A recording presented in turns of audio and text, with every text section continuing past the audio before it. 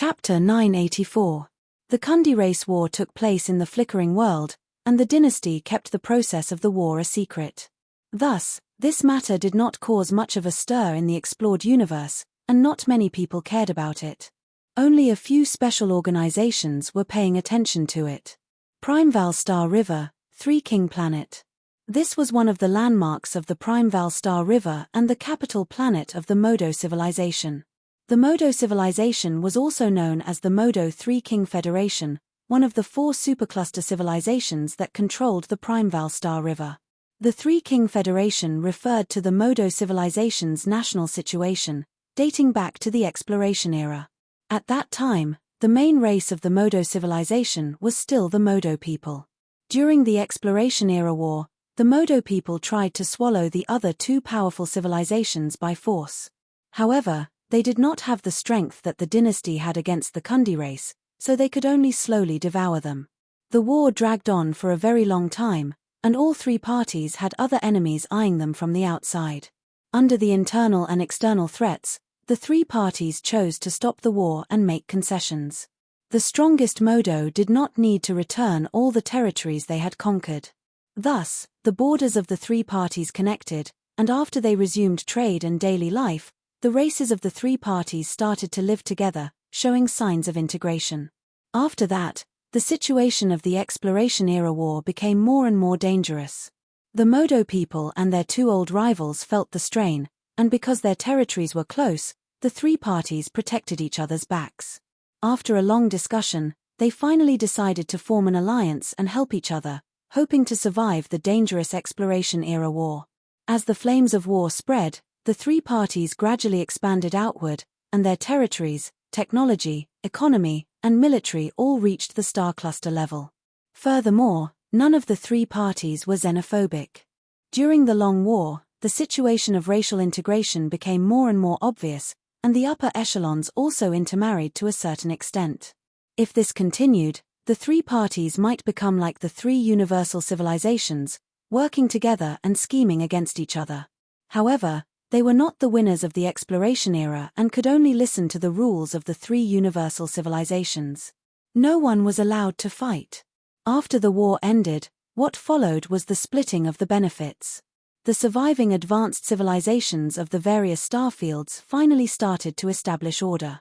In order to establish their position in the new era, every advanced civilization became extremely active in the diplomatic and political arena.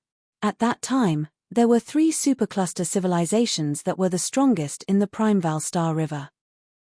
The Modo civilization and the other 2 civilizations were only at the star cluster level and did not have the qualifications to become the starfield manager. The 3 families thought about it. Since you slept with my older brother and I married your older sister, they were basically one family. Their territories were connected, and their races were integrated quite well. Then, they might as well merge. This way, they would have a chance to obtain the title of supercluster civilization, and they would have a lot more say.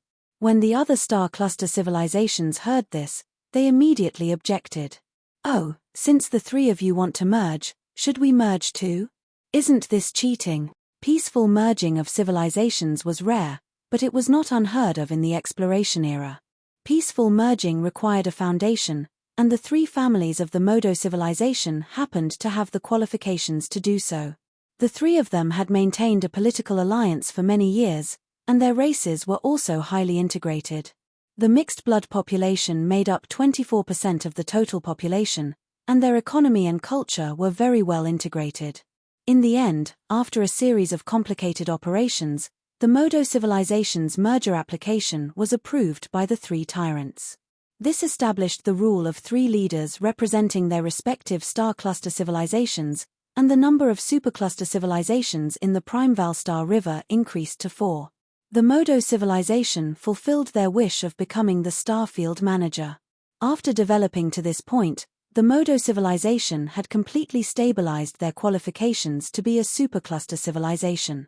They were one of the strongest civilizations in the explored universe. At this moment, on the capital planet, the 3 kings of the Modo civilization were gathered together, listening to a report.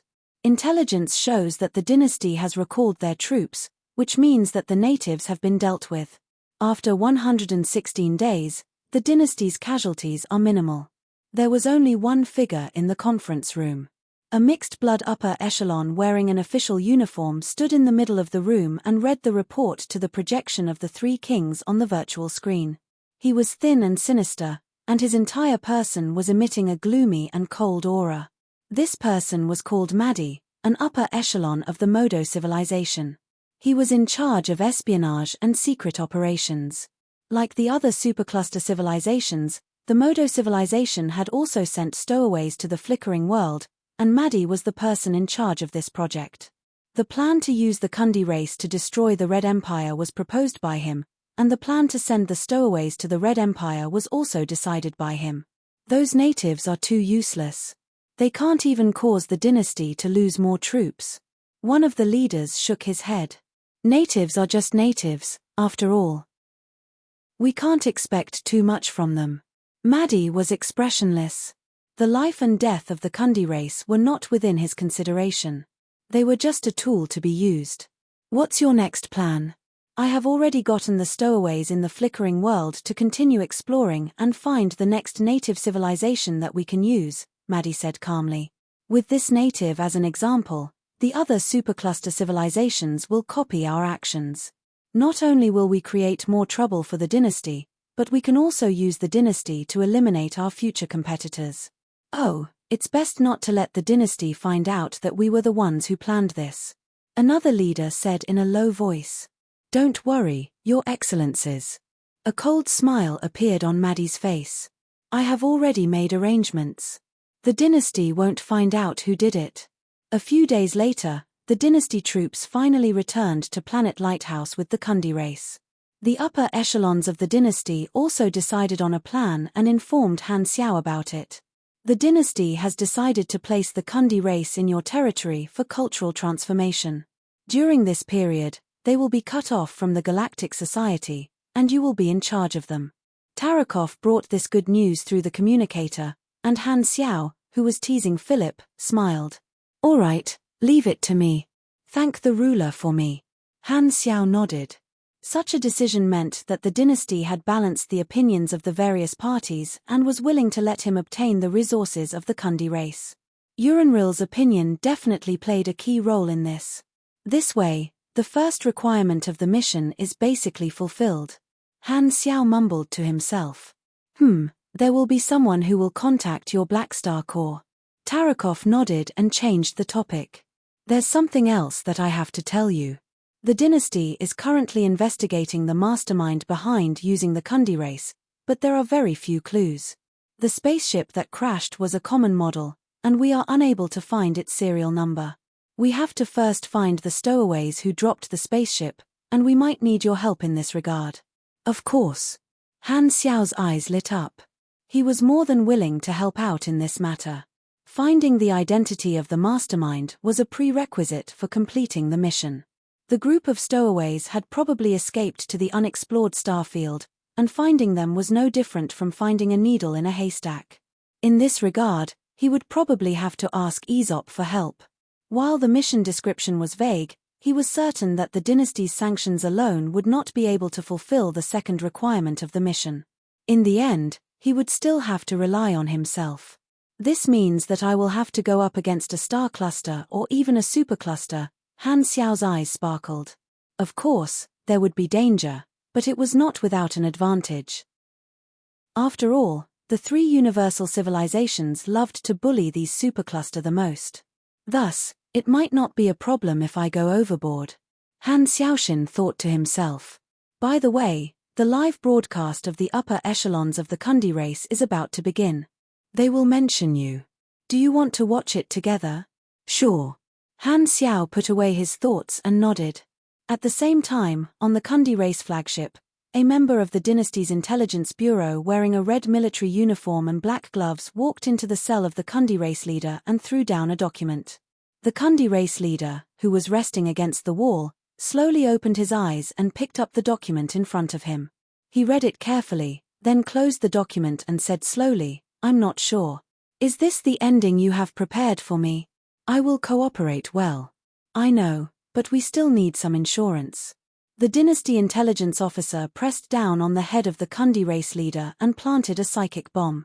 This would not affect the independent consciousness of the Kundi race leader, but it could be remotely controlled to prevent him from changing his mind.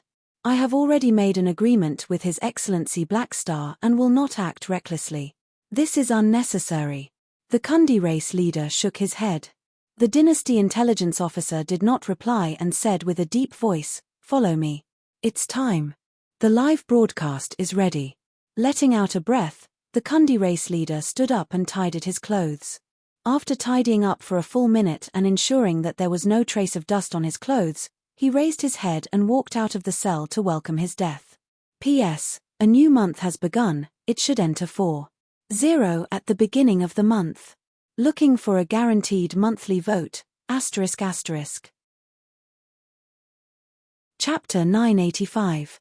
A large number of civilians were locked up in the cabin of the Kundi race flagship, and the ground was covered with simple mattresses. They were either sitting or lying down, with their backs against each other. It was extremely crowded, just like a refugee camp. Swoosh! The hatch opened, and a group of service-type housekeeping robots pushed a cart in. There were buckets of mushy food on the cart. "It's time to eat," the dynasty soldier on duty shouted, and the crowd became restless. Ever since they were locked up, these Kundi race civilians had been living in fear of their future. However, they were not tortured in terms of material matters. The dynasty gave them food on time, and they did not mistreat the captives. This made the Kundi race civilians much calmer, and none of them did anything unwise. The housekeeping robots shuttled through the crowd and distributed food to everyone. These captives all sat up, holding the warm and nutritious porridge and gobbling it down. They whispered to each other and chatted in twos and threes. The atmosphere was quite peaceful. In the crowd, two Kundi race individuals, one big and one small, were huddled together. The small one was obviously a child of the Kundi race, and he was eating porridge in small mouthfuls. The adult female Kundi race individual beside him poured half of the porridge in her bowl to the child. Seeing this, the child raised his head and said, "Mommy, aren't you eating? You eat first. I'll eat after you're full." The adult female Kundi race individual looked at him gently. The two of them were mother and son. "No, let's eat together." The child shook his head and mumbled, "If only Daddy was here." "Mommy, where did he go?" Hearing this, his mother fell silent. Seeing that her child was staring at her, she forced a smile and said, "Your daddy might be on another spaceship and won't be able to come and see us. When we settle down, he will come and find us." "That's great, I miss him so much." The child was overjoyed. "Then, when can we settle down?" "Probably soon." Her smile became more and more forced. She clearly did not have any confidence in her heart, but she had to pretend to be confident. She forced herself to console the child. Seeing that the child continued to eat, she turned her face away and wiped away the tears that almost flowed out. She was clear that her husband might have died, because she was the wife of an officer. After the war started, she and her child were sent away as the family of the soldiers. Because of the empire's manipulation, they were sent back and became prisoners. While the dynasty had sealed off all news, it was not difficult for her to imagine the losses the Kundi race had suffered on the battlefield. Unable to communicate with the outside world, she did not know whether her husband was dead or alive. She still held on to the last bit of hope, but in front of her child, she had to forcibly endure her confusion, anxiety, and uneasiness. She could not show it, and her heart was under great pressure. In the dead of the night, after the child had gone to sleep, she was the kind of person who would weep quietly with tears. She did not know how this civilization called the Red Empire would deal with them, so she could only lie to her child. Di. At this moment, rows of virtual screens suddenly popped up around the shipyard, attracting everyone's attention. All the screens flashed simultaneously, and a familiar figure appeared. "Yes, leader." There was a commotion in the crowd. Many people stood up and stared at the screen. The same scene played out on all the Kundi race prison spaceships. After the dynasty had sealed off all news, most of them did not know about the current situation. This was the first time they had received news from the outside world, and it was the first time they had seen their leader on television. The mother also hurriedly put down her food and pulled her child to the side to watch. On the screen, the Kundi race leader faced the camera and slowly opened his mouth. My brethren, I have a piece of heavy news to announce. We have completely lost this war, and about 70% of our military strength has been wiped out. The numbers of the fleets that have died or gone missing are as follows. He then read out a long list of the names of those who had died, and all the families of the soldiers immediately tensed up, afraid that they would miss out on a single number. As the numbers of the fleets were read out one by one, there would be people who would collapse to the ground in despair from time to time, and heart-wrenching cries could be heard from the crowd. The child was in a daze as he listened. All of a sudden, he felt his mother's body sway and almost pulled him down. He hurriedly turned around and grabbed his mother's hand. "Mother, what's wrong?" "I am fine." The mother's body was trembling slightly. If she was a human, her face would have turned pale.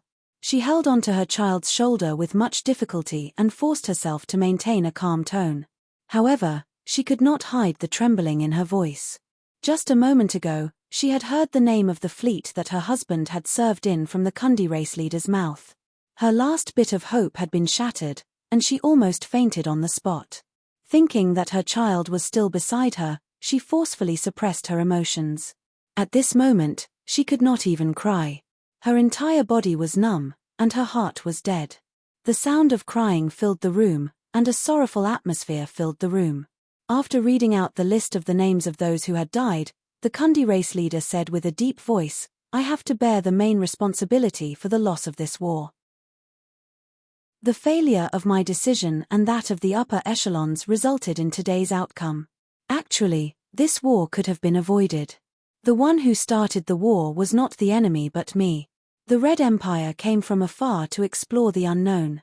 They are actually a civilization that loves peace, but their arrogance and enmity blinded my heart. I was made use of by a third party and viewed the Red Empire as an enemy. I wanted to strike first and gain the upper hand. Thus, I arranged for an attack and incurred the wrath of the Red Empire. We originally had the chance to coexist peacefully without war or bloodshed. There was only the mixing of cultures. It was a pity that because of my mistake, we lost this future. My arrogance destroyed the bridge between the two sides. Everything that has happened today is my responsibility. My mistake in decision has sent the entire civilization into the abyss." As he said that, he took out a document. It was the confidential information of the first psionic bomb trap as well as the casualty statistics of the dynasty's exploration team. This was proof that he was not lying. Following which, the Kundi race leader stood up and bowed deeply to the camera. "I have personally ruined the lives of all of you. Countless families have been destroyed because of this war. I am sorry." Hearing this, everyone understood that this was a declaration of his own guilt. At the same time, he was explaining the reason for this war to the people. Looking at this scene, many people were enraged. "Sorry. You caused the entire race to be in such a state. What's the use of saying sorry? If you did not start this war, those soldiers would not have died, and we would still be able to live a normal life. How would we be reduced to prisoners? It's all because of you that our civilization is facing a life and death crisis, and all of this could have been avoided. You think that a single apology is enough?"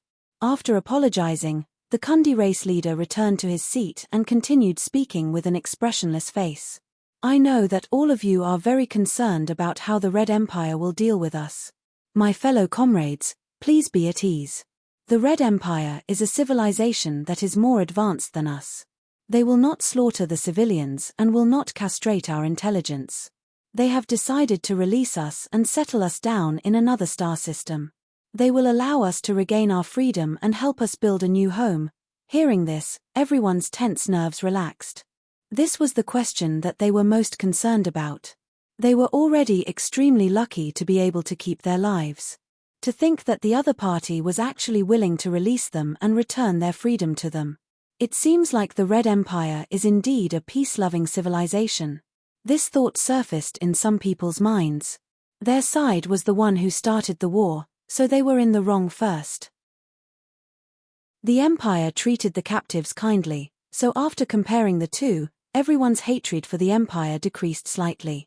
Of course, There was no such thing as rationality and objectivity. Even though they were the ones who started the war, the majority of the Kundi race still harbored hatred for the dynasty. Among them, the family members of the soldiers who had died hated the dynasty the most. However, because of this explanation, their anger was mostly directed at the Kundi race leader. At this moment, the Kundi race leader took out a document with Han Xiao's life history written on it. This was information provided by the dynasty. Our new home is the territory of an important figure from the Red Empire. His name is Black Star, and he will provide us with protection. This is a respectable figure, and it was because of his attitude that the dynasty decided to return our freedom. Everyone looked at Han Xiao's image on the document and remembered this person who had spoken up for them. On the other side, in Planet Lighthouse's office, Han Xiao's projection was watching the Kundi race leader's speech with Tarakov. Upon seeing this, he glanced at Tarakov with a smile. Your help is truly thorough. Not only did you give me the resources of the Kundi race, you even helped me build up my image for free. You're welcome. Tarakov took a sip of the plant-based nourishing drink and smiled. The speech was still going on, and the Kundi race leader introduced the situation of their new home. He misleadingly looked at the future and did not mention anything about the cultural changes and sealing of the galactic network before changing the topic. The upper echelons have to bear a huge responsibility for this, and all the upper echelons involved will be executed. I will use this as a warning and reflect on this lesson. I will use a more rational method to continue leading the race and build our new home. Boom. The moment this was said, the crowd broke out into an uproar. What right does he have to continue leading us after making such a huge mistake? He executed all the upper echelons but did not receive any punishment himself. He's too hypocritical. Is he not going to let go of the position of leader no matter what? Almost everyone was enraged. The race has already been reduced to such a state because of you. What right do you have to continue being the leader? Did we agree to it? All the other upper echelons were executed, and all you gave us was a simple "I'm sorry." What's the point? Even if you don't die, you should at least step down. To be so thick-skinned as to continue being the leader, isn't it all because of your desire for power? The race has been defeated, but you're still sitting in this position. What right do you have? It seemed like he was blaming himself, but he was actually pushing all the blame to the other upper echelons. At this moment, the Kundi race leader stood up and revealed a formal smile. I will head to every spaceship to comfort you and encourage you. I hope to give you the courage to start anew. Failure is not scary. I can make the Kundi race great again. These words should have been inspiring, but at this moment, almost everyone was staring at the Kundi race leader on the screen. The Kundi race leader stood up and walked out with the mechanical camera following him. At this moment, the door of the spaceship opened, and a member of the Kundi race walked in. The civilians present all turned around and whispered among themselves. Who is this person? How can he move freely? I know him. He is one of the secretaries beside the leader. He has appeared on television before. The secretary clapped his hands and got everyone to quieten down before speaking. Everyone, the leader will be here to comfort you. I hope that everyone will be grateful and raise the leader's image.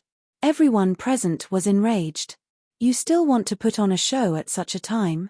We have just found out that our loved ones have died in the war, and we still have to cooperate with you and show gratitude.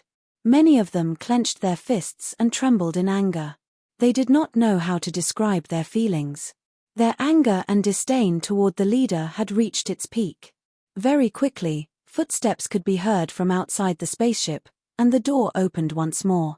The Kundi race leader walked in with his secretary and a group of subordinates beside him. He had a smile on his face. Seeing his smile, many people were so angry that their crayfish was about to boil. Still smiling? What the F***ck? However, looking at the subordinates beside the Kundi race leader, no one dared to say anything. They could only glare at him with hatred. Sweeping his gaze across the crowd, the Kundi race leader maintained his smile and spoke. Everyone, how have you been during this period? I know that you must be in a daze. Don't worry, you can tell me if you have anything on your mind. Whoosh. Just as he was speaking, A black object suddenly flew out from the crowd and smashed onto the Kundi race leader's spotless clothes. Everyone looked down and saw that it was a rice bowl. The nutrition paste inside had all spilled out and stuck onto the Kundi race leader's clothes. Scram! An angry voice sounded from the crowd. With someone taking the lead, the others immediately followed suit and threw the rice bowls at the Kundi race leader. Pa pa pa pa. Balls of nutrition paste landed on the Kundi race leader's clothes one after another. His clothes became sticky, and his original color could not be seen. It was as though he had just been scooped out of a pile of paste. Stop! Stop! The subordinates of the Kundi race leader hurriedly blocked the rice bowls and protected the Kundi race leader. At this moment, the civilians behind also wanted to throw the food bowls at the Kundi race leader. They raised their rice bowls and squeezed forward, causing the human wall to push forward. Don't push! Move aside! One of the subordinates shouted and pushed the crowd in front of him. He could not help but increase his strength. All of a sudden, a female was pushed out by him and fell to the ground. The next moment, a tender roar sounded from the crowd. You hit my mother. I'll fight it out with you. This subordinate suddenly felt a sharp pain on his leg.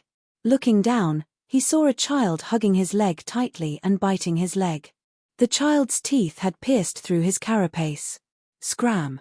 He shivered in pain and could not help but slap the child's face, sending him to the side. When the surrounding people saw this scene, their emotions exploded. You guys dare to hit a child? Beat them up. Everyone could no longer hold back their anger, and they suddenly exploded. Their rationality instantly collapsed, and everyone pounced forward with a roar, using their fists, teeth, and carapace to attack. The crowd was agitated, and the situation turned into a bloodbath. The situation had completely gone out of control. Bang! The Kundi race leader was pushed to the ground by a group of people, and he was in so much pain that his entire body curled up. Right at this moment, he felt a sharp pain in his neck. Someone had bitten down on him, and the sharp teeth had pierced through his carapace and into his throat. Blood flowed out like a fountain. The Kundi race leader's body trembled, and he looked over. The one biting his throat was a female Kundi race member. It was the mother of the child that had been beaten up. The other party refused to let go, and the look in her eyes was deeply imprinted into his mind. What a pair of eyes filled with anger, hatred, and despair. Catcher. Ah! She tore the Kundi race leader's throat apart and held it in her mouth. She then raised her head and let out a sharp roar. Blood flowed out from his throat, and the Kundi race leader's body gradually lost its strength. Looking at the members of his race who were ravaging his body, he felt an unprecedented calmness in his heart. Finally, the show is over. Dong. His brain was suddenly hit by a heavy object, and his consciousness disappeared completely. The dynasty soldiers on duty immediately intervened and controlled the rioting crowd. However, they purposely slowed down the pace and allowed the chaos to continue for a while. Finally, this bloodbath was stopped by the dynasty soldiers. Pools of blood were left on the ground, and more than 10 people collapsed on the ground.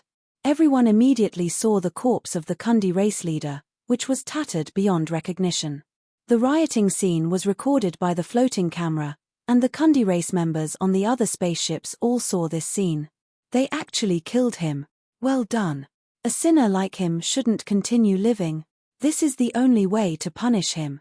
Many of them felt extremely satisfied.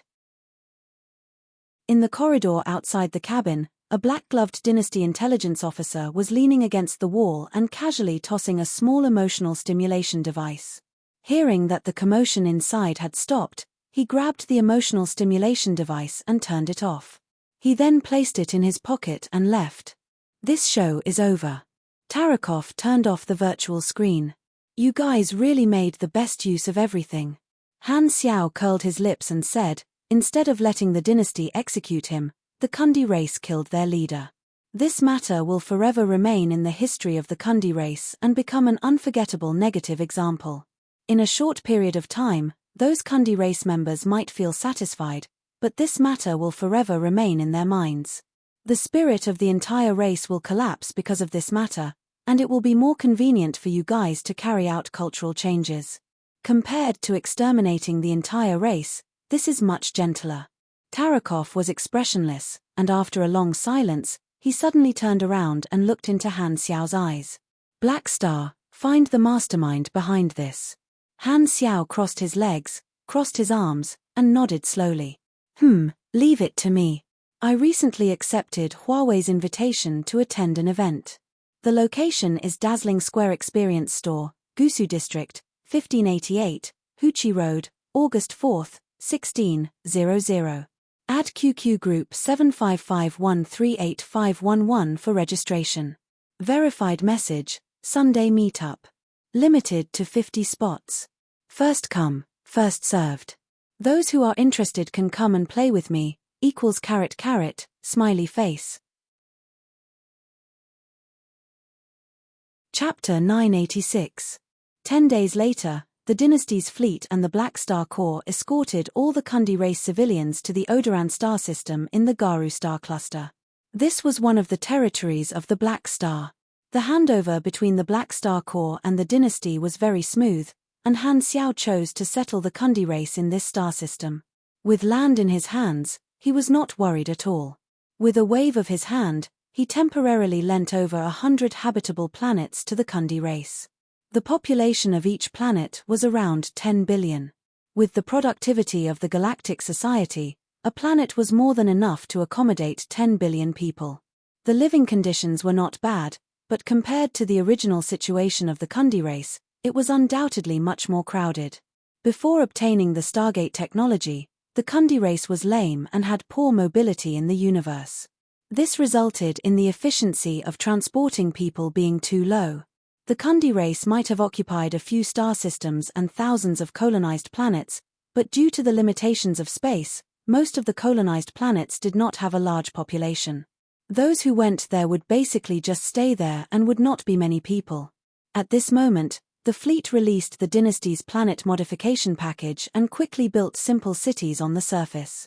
They then landed and transported all the Kundi race civilians to these planets in batches. On the landing platform on the ground, countless Kundi race immigrants obediently followed the dynasty's instructions and walked out of the spaceship, stepping onto the unfamiliar land. It was as though the hatch of the spaceship had been opened, forming a sea of people that stretched as far as the eye could see. Countless people looked left and right curiously, sizing up their future home. At the same time, in the command hall of the Black Star Palace, countless staff members in army uniforms were working in their respective positions. In front of the hall, there was a huge screen made up of hundreds of small virtual screens that was monitoring the migration situation of every planet. Han Xiao stood in the middle of the hall with his hands behind his back. He looked up and saw all the surveillance images. Moving the entire population of a star cluster civilization is truly a huge project. Aurora sighed with her hands on her waist. After the death of the Kundi race leader, they had no leader and could only listen to orders. Thus, the migration was very smooth. Herles nodded. He had also followed the fleet over. He had not seen Han Xiao for a long time and missed him greatly. He would occasionally look at Han Xiao's back view. There weren't many accidental casualties. Very good. Han Xiao nodded. Sylvia's remote projection flicked her hair and asked softly, "How are we going to make use of this sudden population?"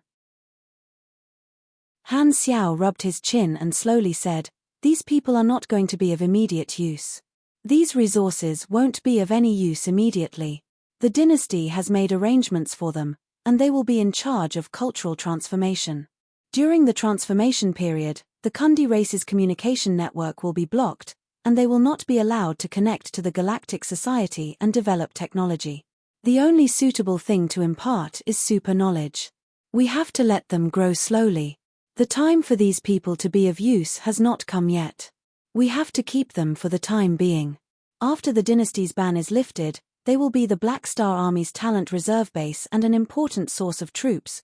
The population of the Kundi race numbered in the trillions, which was more than the members of the entire army. If they wanted to harvest so many leek seeds, they would have to plant them first. Thus, they had to increase the status of the Black Star Corps in the hearts of the Kundi race.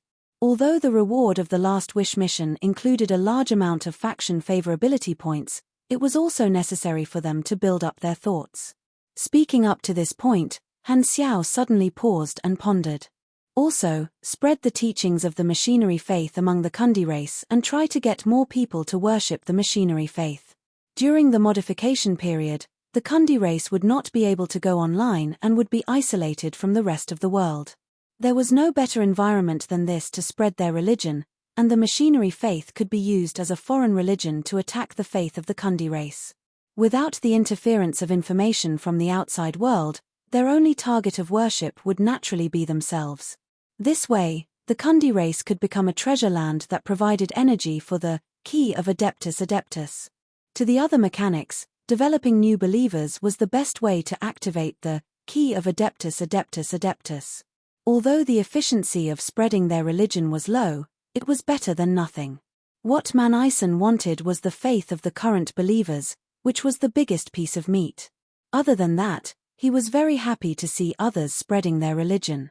After all, he was sitting in the position of the strongest mechanic, and it would only benefit him if the plate expanded. There would definitely be believers flowing to him, and he would not lose out no matter what. To Manison, developing new believers was like planting leeks for him, and he only had to harvest them at the right time. Thus, as long as they did not want to snatch his position as the main god of the machinery faith, Manison would not appear. He could not wait for the machinery faith to have more believers. Just as everyone was chatting casually, one of the operators beside them reminded them. Army Commander, the migration is complete. Han Xiao turned to look at the screen, which showed that all the Kundi race civilians had stepped onto the surface. It's done. Release the virtual screen. The moment he said that, the spaceships of the various planets projected a virtual screen above the heads of the Kundi race immigrants, and everyone looked up. Han Xiao's figure appeared on every screen with a smile on his face. He then opened his mouth and spoke in a loud voice. Friends of the Kundi race, I am Black Star. From now on, I will be in charge of settling all of you down. Thus, for a long time in the future, you will often see me on the television. Today, all of you will be moving to a new home. These planets are all my territory, and you can seek help from the Black Star Corps members stationed on the various planets at any time. You don't have to worry about your safety. I also express my regret for what happened to all of you. The dynasty is currently investigating the mastermind who made use of all of you. I will do my best to find them and punish them to seek justice for all of you. In any case, I hope that all of you will be able to get rid of the pain of the past and embrace a new life as soon as possible. Han Xiao did not give a long speech. He did not have the qualifications to make the Kundi race feel grateful, so he did not say much. The virtual screen then disappeared, and the Kundi race immigrants looked at each other with a slight commotion. Compared to the dynasty, most of them had a decent impression of Black Star, but they could not be considered friendly. Did he say that he would help them seek justice? They did not know if he was just joking. After experiencing such a huge change, the Kundi race already found it hard to believe the promises of outsiders. After ending his simple speech, Han Xiao nodded toward Hurlus, who then walked out of the room. After a while, footsteps could be heard from outside the hall. Hurlus brought a group of graduates with Nero as the leader. They had returned with the fleet and were now meeting with Han Xiao. You guys are here. Han Xiao looked at this group of students. After 4 months of experience in the flames of war, many of them had shed the childishness they had when they first met them. Their temperaments had changed a lot. After falling into the trap of their enemy, Nero had learned his lesson and reflected on his actions. He now had a more mature aura, and MIA also seemed much more capable. However, Han Xiao could not help but look down at the hands of this adulterous couple. Sensing Han Xiao's gaze, MIA awkwardly let go of her hands and pretended to play with her hair. The two of them were originally classmates and close friends, but their relationship was a little ambiguous. However, after the previous incident, the ambiguity index had skyrocketed. Although no one had revealed the truth, they had been behaving like a real couple recently. Why do I feel like I've become a matchmaker? Han Xiao's mouth twitched, and he calmed himself down before praising them. Seeing the changes in all of you, I'm very pleased. You are now qualified army warriors. Hearing that, the students could not help but straighten their backs and feel proud. After giving them a few words of encouragement, Han Xiao turned to look at MIA and said with a smile, "I promise to find you a calamity grade teacher. From today onwards, Hurlus will be your teacher, and he will do his best to teach you." Hurlus had already known about this matter. He was the most loyal to the army and did not have any complaints. He smiled and nodded. "Although I'm usually very busy, I will still try to find time to teach you. Don't worry, I'm different from Reynold. I prefer a more relaxed education." "Thank you, Your Excellency Black Star." "Hello, teacher." MIA hurriedly thanked Han Xiao before greeting Hurlus. Seeing this, the students behind could not help but reveal envious expressions. Who was Hurlus? He was one of the upper echelons of the army and one of the elders who had followed Blackstar since the beginning. To be able to become his student, one would definitely become the backbone of the army in the future. It was undoubtedly a bright future. However, these people were not the most envious. Nero clenched his teeth in jealousy. "I want a normal teacher too. Why did I have to meet Reynold?" Han Xiao retracted his gaze and stared at Nero. "What's with that expression?" "Nothing." Nero felt bitter in his heart but did not wish to say it. He paused for a moment and suddenly thought of something. "By the way, Godfather, I obtained an enemy weapon during a battle some time ago. I feel that it's a little strange and would like you to take a look at it." "What's strange about it?"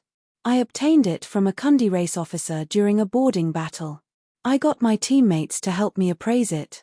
Nero scratched his head and said, "It seems to be a high-level enchanted weapon." Han Xiao was stunned. Enchanted weapon? This was very common in the galaxy, but the Kundi race did not have a super system and was a pure technological civilization. They did not know anything about magic. Then, where did the Kundi race officer get his weapon from? "Let me take a look." Han Xiao was instantly interested. "I left it in my room and did not bring it with me. I will bring it over to you later." Nero scratched his head.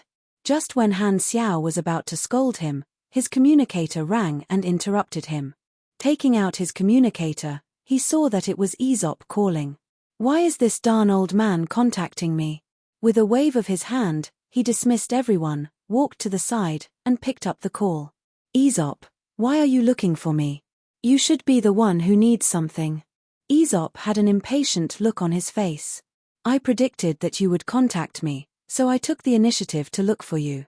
Han Xiao's face cramped up. Striking first to gain the initiative is still fine. "This ability of yours is really useful. That's right, I do need your help.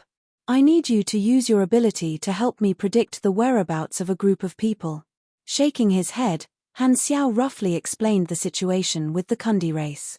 Aesop was also very straightforward. "Send me the information later. The more information you have, the more accurate the prophecy will be." "Got it." Han Xiao nodded and paused for a moment before changing the topic. "How are Ames and Hella?" "They are adventuring everywhere. What else can they do?" Aesop rolled his eyes. "It's not like you can't contact her.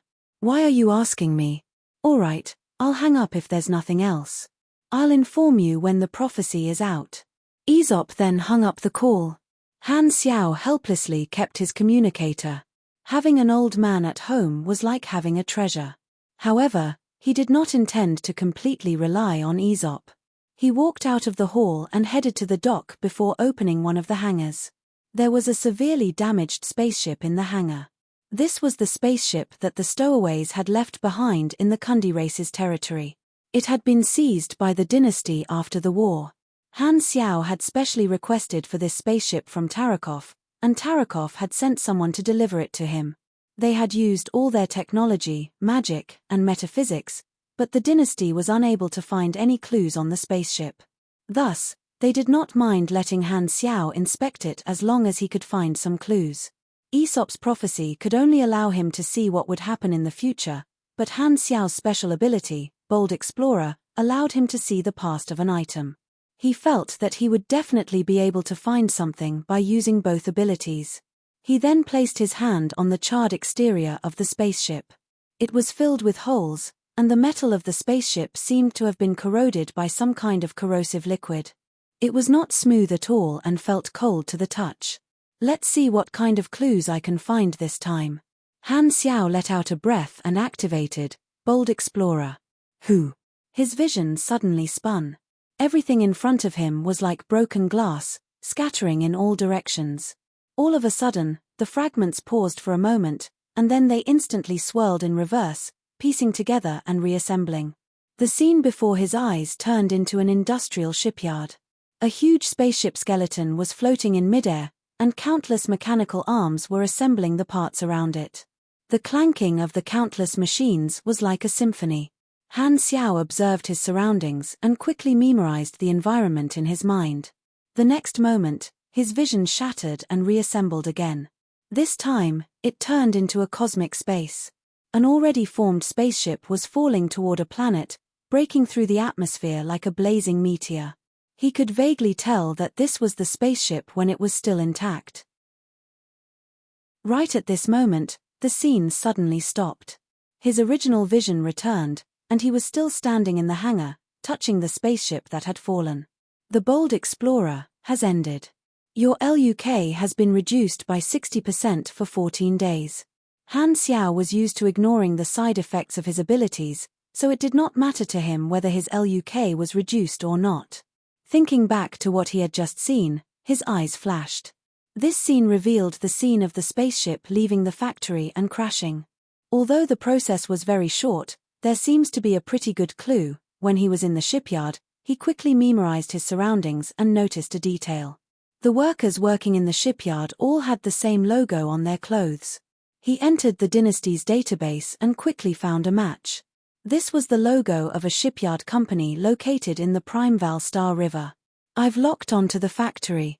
Han Xiao's eyes flashed. Normally, shipyard companies would keep the serial numbers of all the spaceships that left the factory. Although he did not know if the serial number of this spaceship was correct or not, it was at least a clue. Looks like I'll have to send my mechanical army to the Primeval Star River. At this moment, Han Xiao suddenly thought of something. Right, the Primeval Star River is Manison's nest. Recently, I accepted Glory's invitation to do an activity. The location is Suzhou Reni Planet Dazzling Plaza Experience Store, Gusu District, 1588, Huchi Road. The time is August 4th, 16:00. The registration method is to add Q Group 7551385511. Confirmation message, Sunday meetup. There are still some empty spots, so those who are interested in playing with me can come over.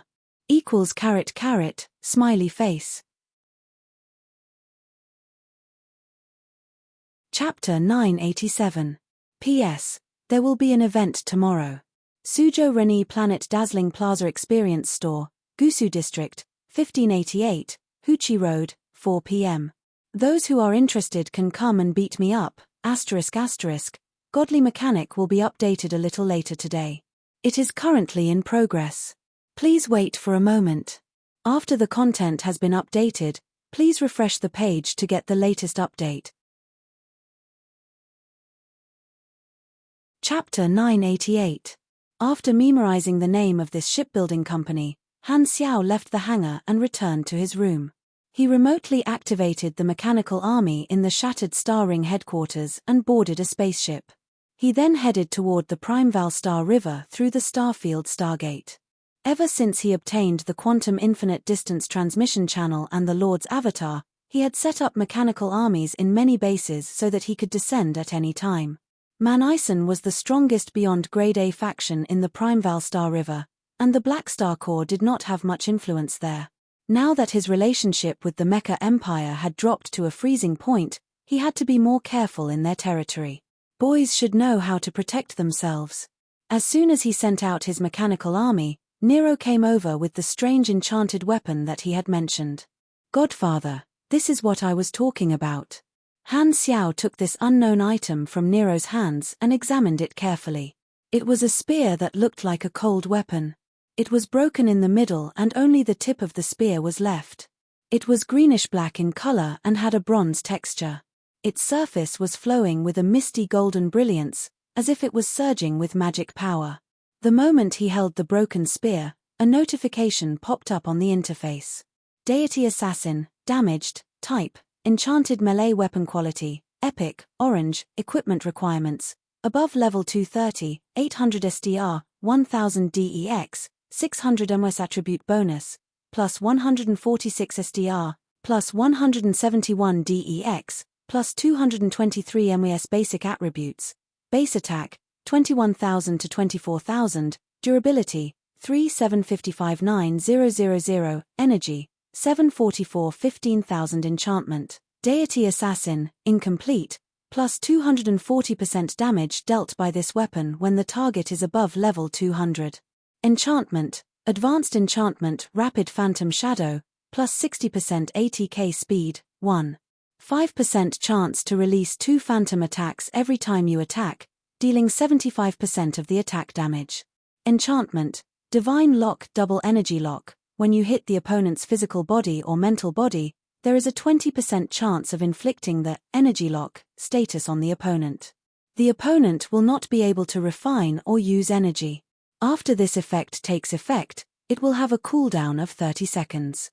Enchantment, psionic wave, this rune can absorb various types of energy to replenish its energy and maintain various enchantments. When the energy is above 50%, your attacks will have a large range of splash damage. Enchantment, molecular penetration, basic armor penetration plus 1600, 1600 defense penetration, enchantment, mana rampage, plus 33% basic critical hit rate, 20% of critical hit damage converted into true damage. Remaining 16 enchantments, collapse expand, remarks, this weapon is in a damaged state.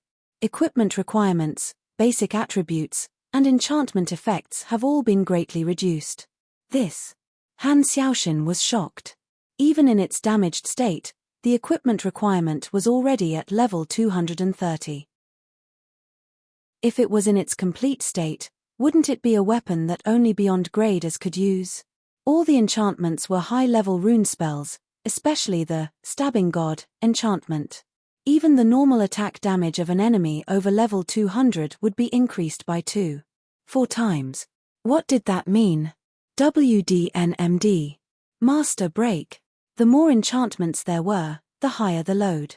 The fact that this weapon could withstand so many high-level enchantments meant that the material was extremely tough. It must have used very rare materials.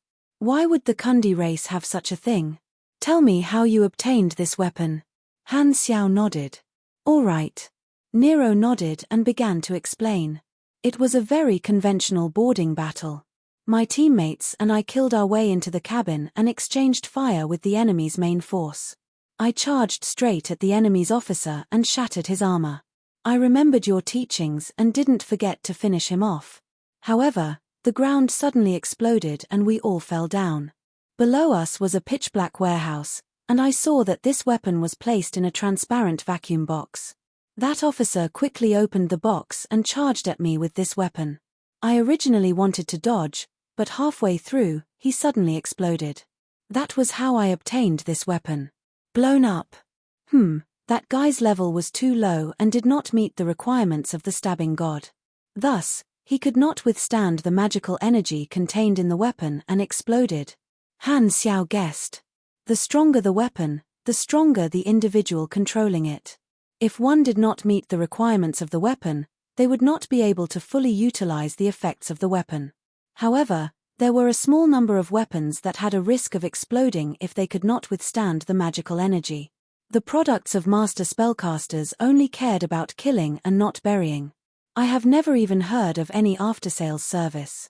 How could they have such a conscience like me? Han Xiao shook his head. The Stabbing God is most likely used by a beyond grade A super. Since it's a weapon with a name, perhaps there are records of it on the internet.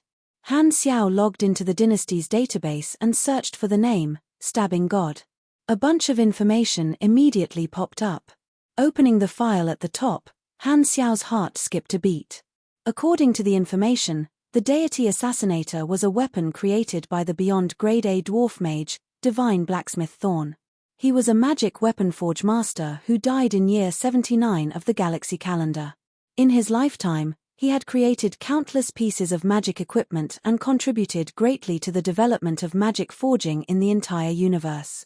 He was a figure that all mage students would definitely see in their forging and enchantment textbooks. According to the file, the stabbing god was a beyond grade A weapon that Thorn had made for his friend. Furthermore, it was only a part of the stabbing god set. The Godslayer set was a legendary work left behind by Thorn. It was ranked third in the list of Master Thorn, top 100 legendary works. The individual pieces of equipment were only orange epic grade, but the entire set was a gold universal treasure. In history, the stabbing god set only had one owner, and that was Thorn's friend, a beyond grade A pugilist with the nickname Holy Spear. Holy Spear disappeared in Galaxy Calendar year 103, and the set disappeared with him. No one knew the reason for his disappearance, and this was an unsolved case. At this moment, Philip appeared. Lord, I've detected a weak multidimensional energy remnant in this weapon. Should I conduct a detailed inspection? Han Xiao nodded, took out all kinds of detectors, and scanned the deity assassinator.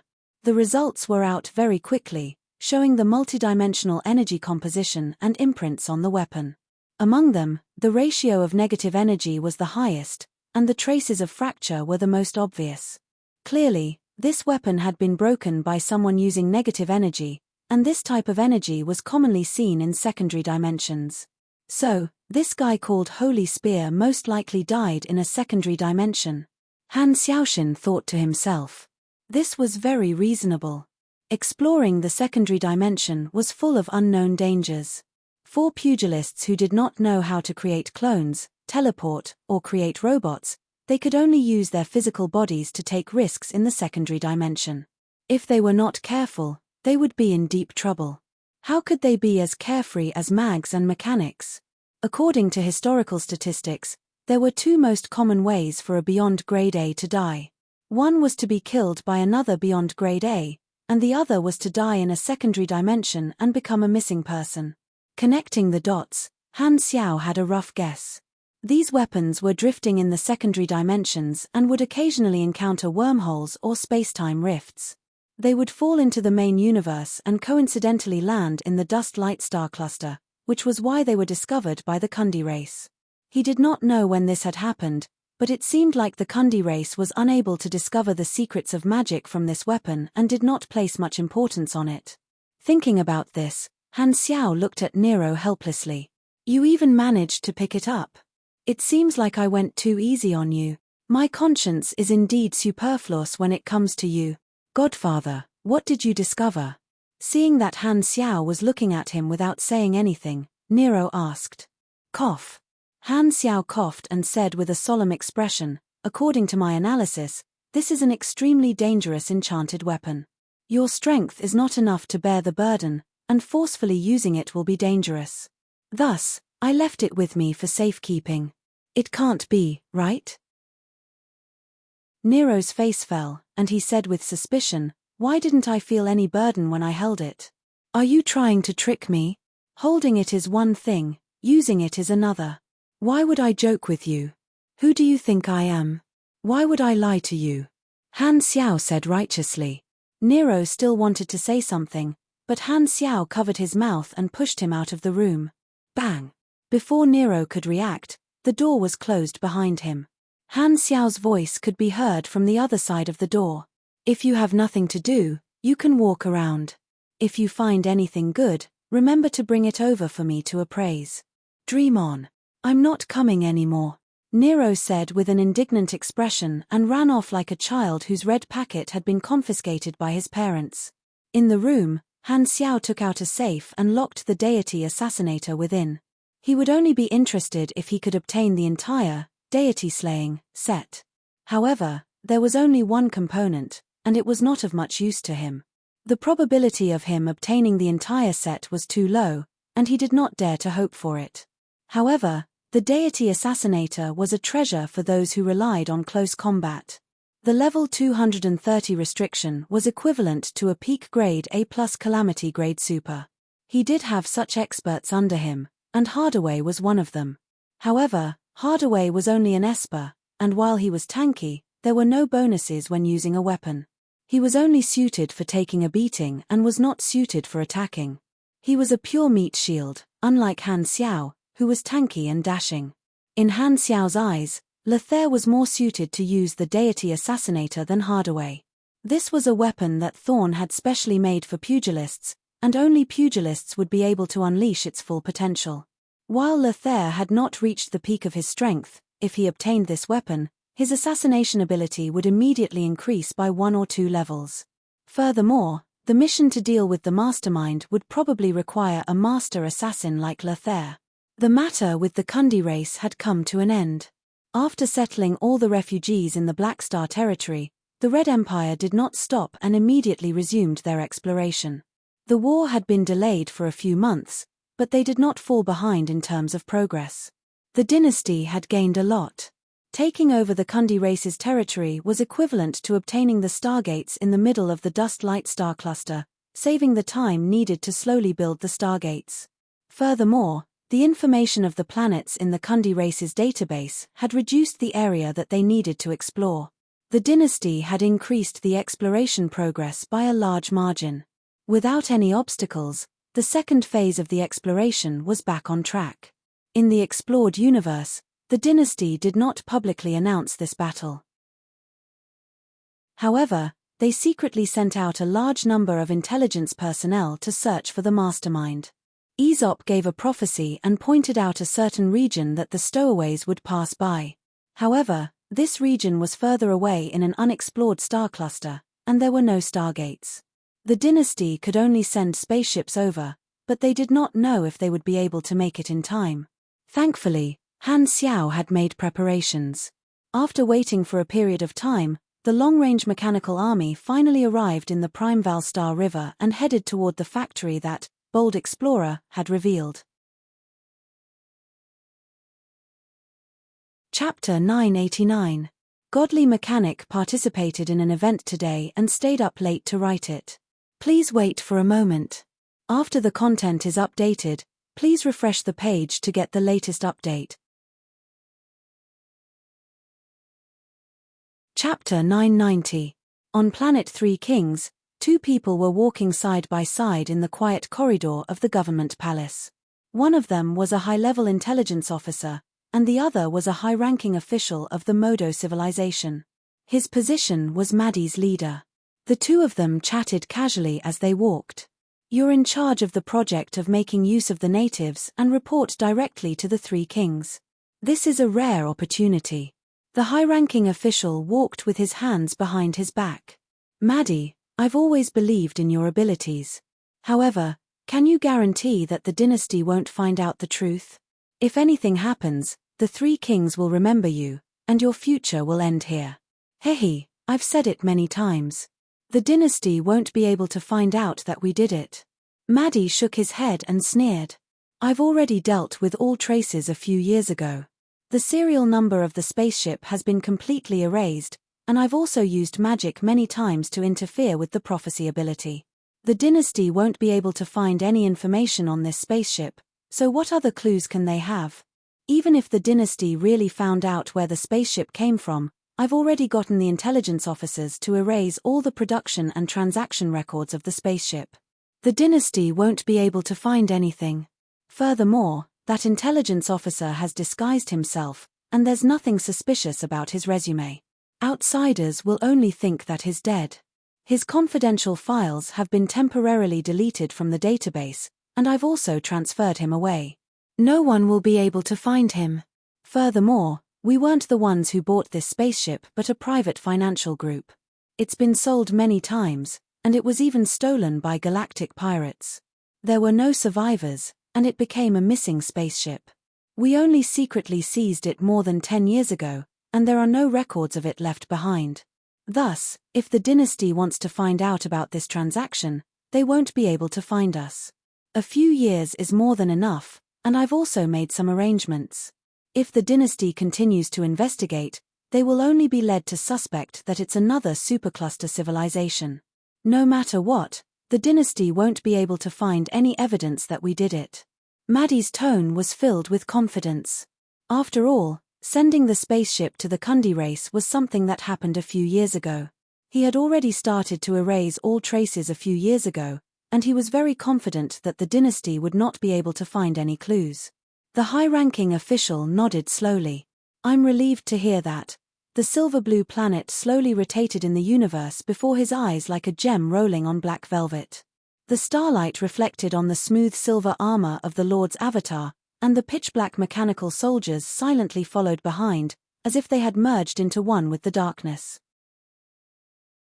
This was a comprehensive industrial planet in the Primeval Star River, and a large number of financial groups had set up factories here. Bold Explorer revealed that it was a division of labor under a shipbuilding company. It was located on this planet, and it was the origin of the fallen spaceship.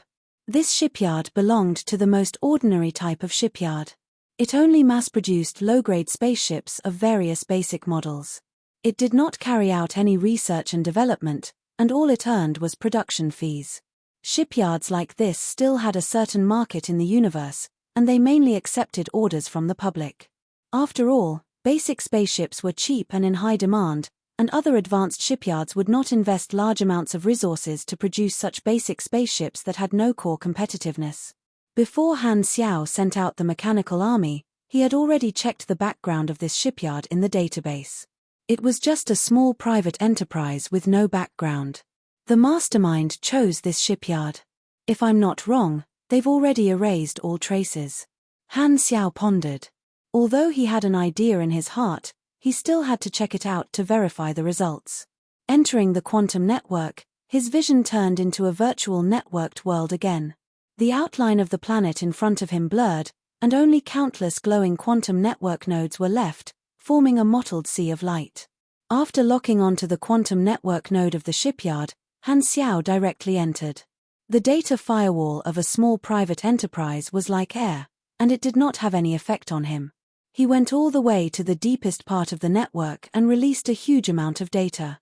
In just an instant, Han Xiao had destroyed the database of this shipyard, and all the information was leaked to Han Xiao.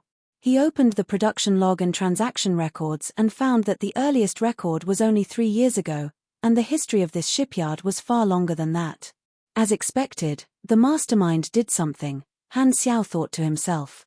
He checked the other records and found that this shipyard had an accident 3 years ago. During the production of the spaceship, there was a problem with the energy source, which caused the entire shipyard to explode. The mainframe was destroyed, and all the data was lost. The paper records were also gone, and it almost affected the surrounding enterprises. After the investigation, it was found that there was a very small chance of a natural failure. Han Xiao did not believe that it was a man-made disaster to destroy evidence. If he was the mastermind, not only would he have to erase the records of where the spaceship was produced, but he would also have to turn the spaceship into a ghost ship that had no records for a long time. There are no records, and I still don't know the serial number of the spaceship. This lead is more than half broken. Han Xiao's Lord's avatar's eyes flashed. However, it's not like I didn't find anything. At the very least, this lead revealed that the spaceship was produced in the Primeval Star River. Then, the biggest suspects in the Primeval Star River would be the 4 supercluster civilizations. The range of possibilities had been narrowed down from the entire universe to just a starfield. Of course, there was also the possibility that the civilizations in the other starfields had purposely bought spaceships from other civilizations with the intention of framing them. However, he had to consider the possibility of this happening first.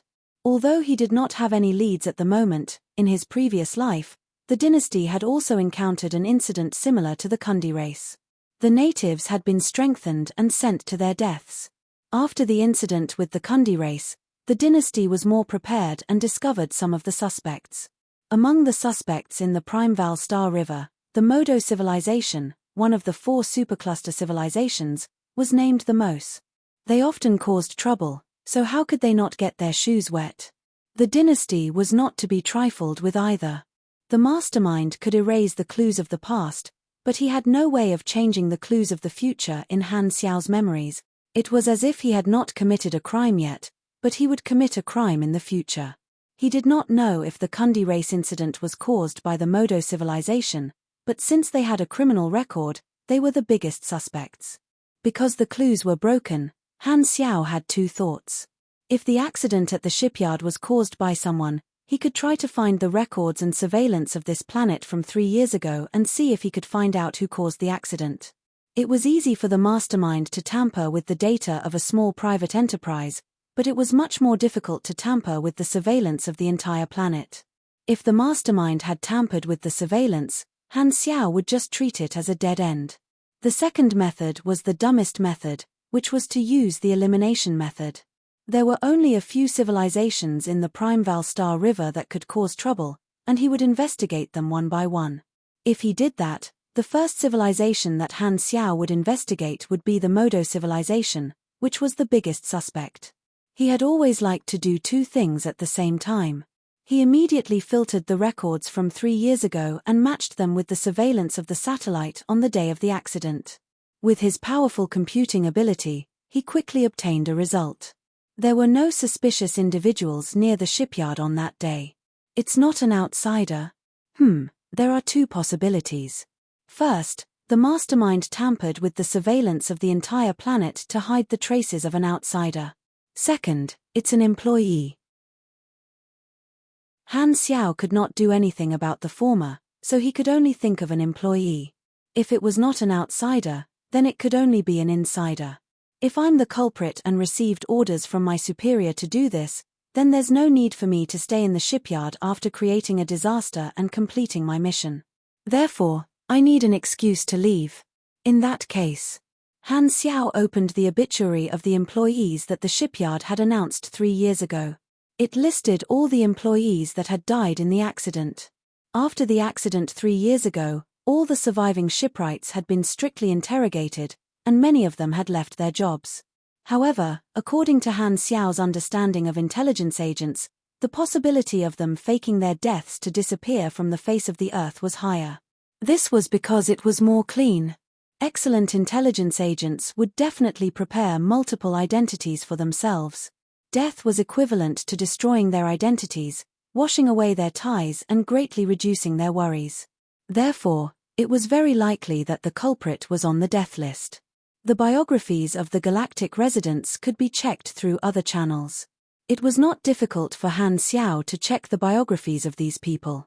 Their professional experience and immigration records were all very clear. What he needed to confirm now was whether anyone's biographies were fake. It was easy to tamper with information, but it was not difficult to verify it. It was just more tedious, and that was to visit the companies and relatives shown in the biographies and ask if there was such a person. If someone was found to have faked their biographies, then they could be listed as a suspect. The next step was to use the elimination method that he had just thought of. He would compare the biographies of the suspects with the biographies of the Modo civilization and the other supercluster civilizations to determine if they were the culprit and what organization they belonged to. If the culprit was hiding in the shipyard, they would have definitely used a fake identity and disguised their appearance. However, this was not impossible. The data of the shipyard was gone, but the satellite surveillance of the planet was still there.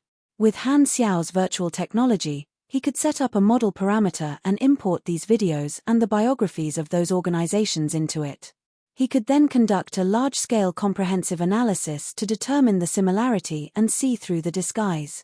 This way, he could complete the comparison with the biographies of the civilizations. Then, the question was, how could he obtain the biographies of these supercluster civilizations? The Black Star Core did not have much influence in the Primeval Star River. Han Xiao patted his metal head. He did not know about the others, but someone like Man Ison, who had a strong desire for control, definitely had a large amount of the biographies of these supercluster civilizations. Even the Radiant Federation had to guard against the virtual intrusion of the Mecha Empire, so Han Xiao most likely had a record. How could these supercluster civilizations be spared? With the number one virtual technology in the universe, it would be a waste not to be the next-door neighbor.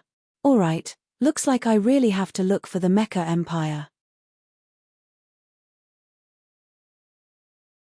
Chapter 991.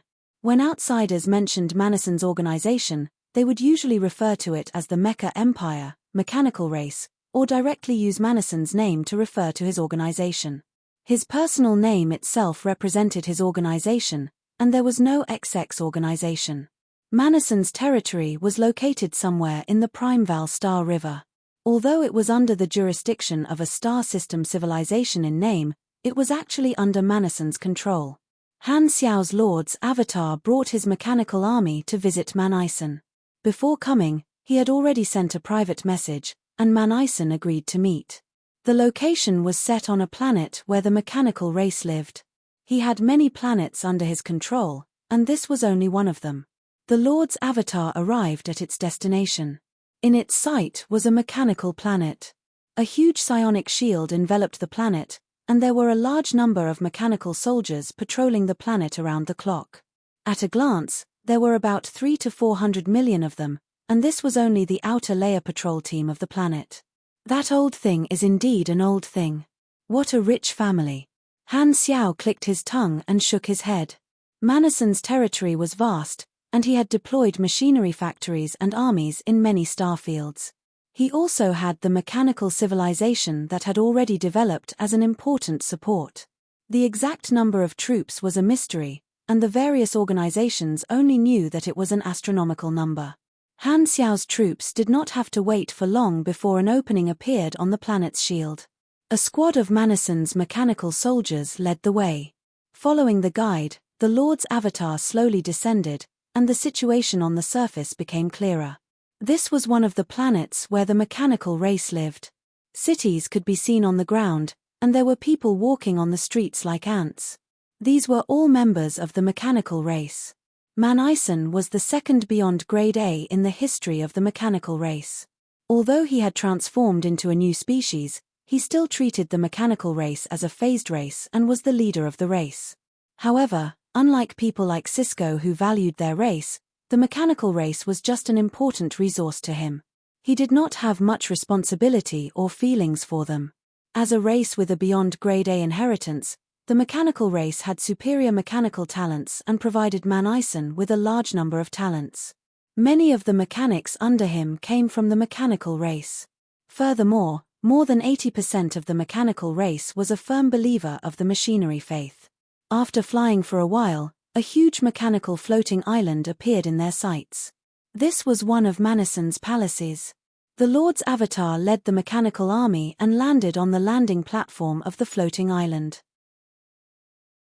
Dang dang dang dang dang, the soles of his feet stepped on the ground, producing a heavy metallic sound. As soon as he landed, he heard someone talking not far away. "Hehe, Blackstar, I didn't expect you to take the initiative to visit me." With a series of footsteps, Manison's sovereign's avatar walked over. This time, it wasn't his main body that had come to meet him. Seeing this, Han Xiaoxin sneered. "Hair, brittle skin, what a coward." After complaining to himself, Han Xiao calmed himself down and said, "Don't worry. You invited me to your place a few years ago, but I kept delaying it. It just so happened that I was on the way, so I came over to take a look." His tone was calm, and he did not mention the unhappiness between the two of them. The electronic voice of the Lord's avatar was also emotionless. Manison smiled and did not mention the previous grudge. He had defeated more than one divine throne mechanic. In the eyes of a big shot like him, this conflict had not reached the point where they would fight each other to the death. That was that. As someone at this level, even if there was a competitive relationship, they could still sit down and talk about things calmly. "In that case, come with me. I'll take you on a tour of my base." Manison turned around and led the way. Due to the previous virtual battle, the relationship between the two of them had dropped to the freezing point. However, Blackstar was a peak beyond grade A after all. Since he had specially come to visit him, Manison would not be rude, nor would he refuse. The two of them walked around the base and saw very common facilities. There was nothing special. Manison was not interested in showing his various trump cards to a potential competitor, just like how Han Xiao did not show him the spacetime amber back then. Han Xiao had already expected this. He knew that Manison was not the kind of person who liked to show off his trump cards, so he did not have any other fantasies. The main reason for this trip was to happily do business. After walking around for a while, he entered the conference room with Manison, sat down, and talked about the main topic. "Since we're all using our avatars, There's no need for drinks. Man Ison leaned back in his chair and said calmly, "Why are you looking for me today?" "I want to borrow some information," Han Xiao said slowly. "What is it?" "I want to borrow the confidential personnel files of the Primeval Star River's 4 supercluster civilizations and other star cluster civilizations." Man Ison was a little surprised. He sat up a little straighter. "What do you want this for?" "To find someone." Han Xiao's words were concise. He had already gathered the information in his plan. On the list of casualties, there was indeed someone who had forged his resume. Now, he only needed to compare the confidential personnel files. For this, the best choice was to look for the Mecha Empire. The Primeval Star River was not a lame civilization like the Kundi race but a proper supercluster civilization. Their technological strength was only second to the 3 universal civilizations. Not only would it take a lot of time and effort to infiltrate, but the success rate was also very low. Even if he managed to infiltrate, he would be discovered at any time, and he would not be able to obtain complete information. Furthermore, the files that he needed to compare were not limited to just one. In order to complete the selection, he would have to infiltrate all 4 supercluster civilizations. Even if he managed to find the culprit, he would offend the other 3 civilizations. If he could not find the culprit, it would be even worse. He would be making enemies for no reason, and Han Xiao did not want to do such a loss-making business. On the other hand, Han Xiao felt that the mastermind had definitely done something and might have deleted the files of the culprit. If that was the case, it would be useless even if he managed to infiltrate. The Mecha Empire was different. As the big boss of the Radiant Federation, his role in the Primeval Star River was equivalent to that of a leader. He had always been collecting intelligence for the Radiant. With 4 such good neighbors, Old Mike would occasionally sneak into other people's homes to steal and back up a large number of confidential documents. Thus, in the Mecha Empire, he would be able to obtain the complete files of the 4 supercluster civilizations. Man Ison pondered for a few seconds before shaking his head. "It's impossible for me to lend it to you. I only accept transactions." "That's fine. What do you want?" "The space-time amber." Man Ison brought it up again. "Impossible." Han Xiao rejected immediately. "You old fogey, you must be dreaming. You want to exchange a piece of intelligence for a universal treasure? You're really a business genius. Only the Heaven and Earth Bank can accommodate a genius like you. Not even one? Hee hee." Hearing this, Man Ison spread his hands and did not say anything else. His meaning was clear. "Since you don't want to accept my offer, what are your conditions?" Han Xiao pondered for a moment before saying, "I can publicly announce that I support you to be the strongest mechanic in the universe." "I am. Why would I need your support?" Man Ison asked. "Isn't it good to strengthen your position?" "I don't need it." Man Ison waved his hands. "I'm the great Mecha Empire. Why would I need an army? What a joke." Han Xiao stroked his chin and said, "Or we can make an agreement. I will not challenge your position for the next 50 years.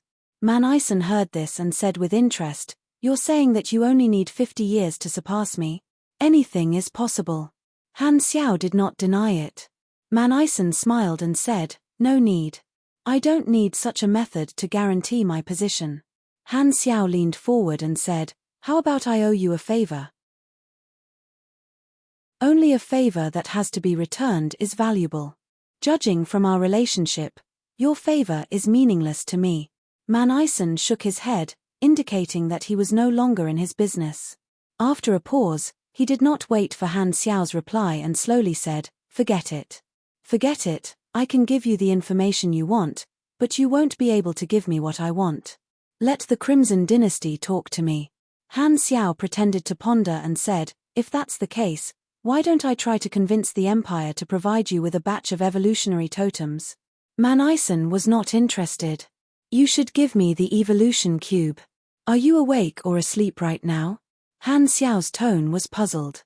Man Ison was thick-skinned and did not mind. "But the totems are useless to me." "Are you sure?" Han Xiao knocked on the table. "You don't need the totems, but you're still leading the mechanical race. The totems should be useful to them, right?" Hearing this, Man Ison started to plan. Seeing this, Han Xiao shrugged and said, I can't give you any more. You have to know that the other organizations have more or less obtained some of the secrets of these civilizations through various channels. Yours is just more complete, but it's not the only one. If you don't agree to this condition, this deal can only be cancelled. All right, I agree. Man Ison nodded lightly. He could get as much information as he wanted, and it was a piece of cake for him. Man Ison felt that it was still acceptable for him to obtain additional evolutionary totems. Although he did not value this deal, the totems were indeed somewhat useful to the mechanical race. Then it's settled. I'll try to get it from the Empire, Han Xiao said. This was against the rules, but as long as the number of totems sold was controlled, the Empire would not be bothered by such details. Due to the suppression of radiance and ethereal, there were many totems being circulated. Although the Empire did not sell them publicly, if he could obtain the required intelligence, the Empire would not be too rigid. With Han Xiao's position, these were all negotiable. He had originally intended to use the evolutionary totems to exchange for this intelligence. As for the verbal agreement, if Man Ison dared to agree, he would dare to say it. Han Xiao was not someone who cared about his face like Heba. According to his plan, he still had a lot of room for improvement, and he did not intend to continue fighting with the Mecha Empire. Thus, he did not care about this verbal agreement. If Man Ison agreed, he could even save the evolutionary totems. Man Ison only knows that I have great potential, but he does not know how fast I can accumulate strength. His impression of me is still the same as the last time we fought, and he does not know that I have already obtained perfect mechanical sense. As long as I do not fight with him, it will be difficult for him to discover. Han Xiao thought. The reason I'm exchanging for this information is for the mission reward of the Kundi race. Man Ison might think that this is just a job for the Empire, but he does not know how much I can earn from it. After the two of them reached an agreement, Han Xiao sent out an application to the Empire. The upper echelons knew that he was investigating the identity of the mastermind, and after some discussion, they decided to approve Han Xiao's application. After some discussion, they decided on the number of totems that would be provided. There would only be 100 of them, and it was not a big deal. Man Ison didn't want to dwell on the details of the deal, so he directly threw the information over. With the information in hand, Han Xiao stood up and said, "The totems will be sent over soon. I'll take my leave first." Okay. Man Ison did not have any objections and watched as Han Xiao left before secretly leaving the quantum network. Although he had defeated Black Star in the previous virtual battle, that did not mean that Man Ison did not have the slightest bit of fear. He was worried that Han Xiao would come prepared and imitate his virtual intrusion. Thus, he had already made preparations and reinforced the quantum network node layer after layer, preparing a trap. For a virtual mechanic of their level, they could only attack head-on if they wanted to invade the other party. There was no way for them to go around the firewall without being discovered. If Black Star did not admit defeat and wanted to invade, things would not end well for them. He did not expect that Han Xiao would come and go in such a hurry without any intention of causing trouble. All these preparations were for nothing. Looks like he really has no intention of continuing to compete with me. It should be the dynasty that has brainwashed him. Based on Han Xiao's performance earlier, Man Ison had a guess. The spaceship was far away from the mechanical race's territory. Han Xiao immediately took action. He took out the parameter model that he had prepared long ago, inserted the data that he had prepared, and started matching. With the support of his efficient computing power, the matching was completed very quickly. He locked onto a target. Modo civilization? It really is them. Han Xiao glanced at it and raised his eyebrows. The screen showed that the person who forged the resume was an intelligence officer of the Modo civilization. If it's the Modo civilization, Han Xiao searched his memory for a while and thought of some famous people of the Modo civilization. He took out his communicator and contacted a number. After 2 rings, the call was connected. Only soft breathing could be heard, and the other party did not speak first. Lethair. Yes. Come to the Primeval Star River. I have a mission, and I also have a gift for you. Okay. After exchanging a few words, Lothair hung up. He was a man of few words. He did not need to give any instructions to a reliable adult male and would be able to call him over with just a word. He could now confirm that the Modo civilization was the instigator of the Kundi race incident. However, Han Xiao did not know who the instigator was. However, it did not matter. The mission requirement was to take revenge on the mastermind as much as possible. In that case, he might as well cut the Gordian knot. The current and future famous people of the Modo civilization from all walks of life, one after another. They were all slaughtered by you. P.S. I haven't been on Weibo for a long time. I only opened it at the end of last month. Search for Chidian Chi Paijia. Chapter 992.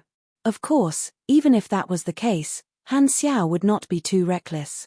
Although the mission requirement was to take revenge on the entire Modo civilization, most of them were innocent. If not for the mission, he would not have wanted to do such a thing. The main culprit was still the leaders of the Modo civilization, so Han Xiao decided to target the important officers first. As for the Modo civilization's other celebrities, he decided to observe the direction of the mission first. There was no need to be so extreme at the start. Assassinating a famous person from a superstar cluster civilization would be fine if the person was someone with potential who had yet to mature. However, killing someone with high authority would definitely cause a backlash. After all, the other party was not a pushover. Furthermore, if the officials and officers of an advanced civilization were assassinated on a large scale, the impact would be too bad. Not only would the Modo civilization be enraged, but the other star cluster civilizations would also join forces. In such a situation, everyone would feel threatened and stand on the same side. Therefore, the benefits of having a backer were obvious. Although the dynasty would not do such a large-scale assassination personally, they did not mind having an ally do such dirty work. This was especially so since the Modo civilization was the culprit behind the Kundi race incident. Although the dynasty's losses were small, it was not zero. If they did not cause a storm of blood, how could they be worthy of the soldiers killed by the Kundi race? Furthermore, under the three universal civilizations, suppressing these supercluster civilizations had always been a form of political correctness. If not for the dynasty's endorsement, even if he was the leader of a region, he would definitely have gotten himself into trouble. Assassination had always been an underhanded method, but it had always been effective. From ancient times to the present, history had proven that there was no one who could not die. Without anyone, the wheel of history would still roll forward. The only difference was whether it rolled faster or slower. If the dynasty suppressed the Modo civilization in various fields, although it would be difficult for the supercluster civilizations, it would not hurt them much. Unless the dynasty did not care about their own economic and political losses and was willing to pay a huge price. As for assassination, the cost was low, the method was ruthless, and there was enough intimidation. It would also be effective. Han Xiao decided to do this dirty work. On one hand, it was for the key mission reward. On the other hand, it was because the dynasty wanted to punish the mastermind. Thus, he wasn't afraid that there wouldn't be any impact, but he was afraid that the impact wouldn't achieve the effect of killing the chicken to warn the monkey. Not only did he have to let more people know about the assassination, but he also had to make the other factions suspect that this was done by the Empire. This way, the other supercluster civilizations would know that they would not be implicated. Even if they were dissatisfied, they would not do anything. The Modo civilization started the trouble first, and their opponent was an organization that was stronger than them. Who else could they blame? In this way, the other civilizations would not be on the same side as the Modo civilization.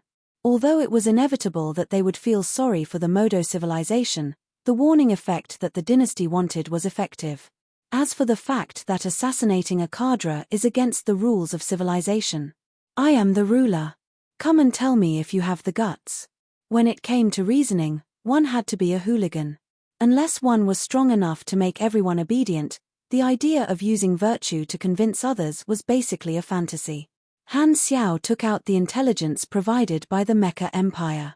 The files of the confidential personnel were used to confirm the target of revenge, and now, they could be used to choose the target of assassination.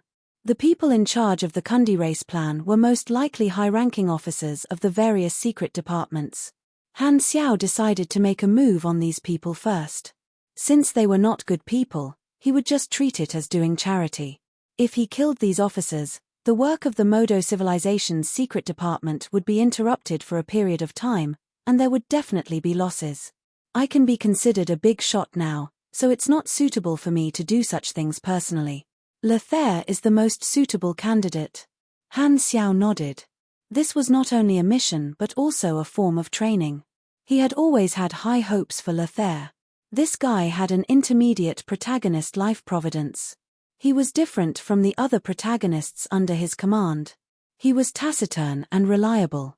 At first glance, he seemed reliable and worth nurturing. Not long after, in a desolate universe belt in the Primeval Star River, Lothair and Han Xiao's mechanical army connected. Your Excellency Black Star.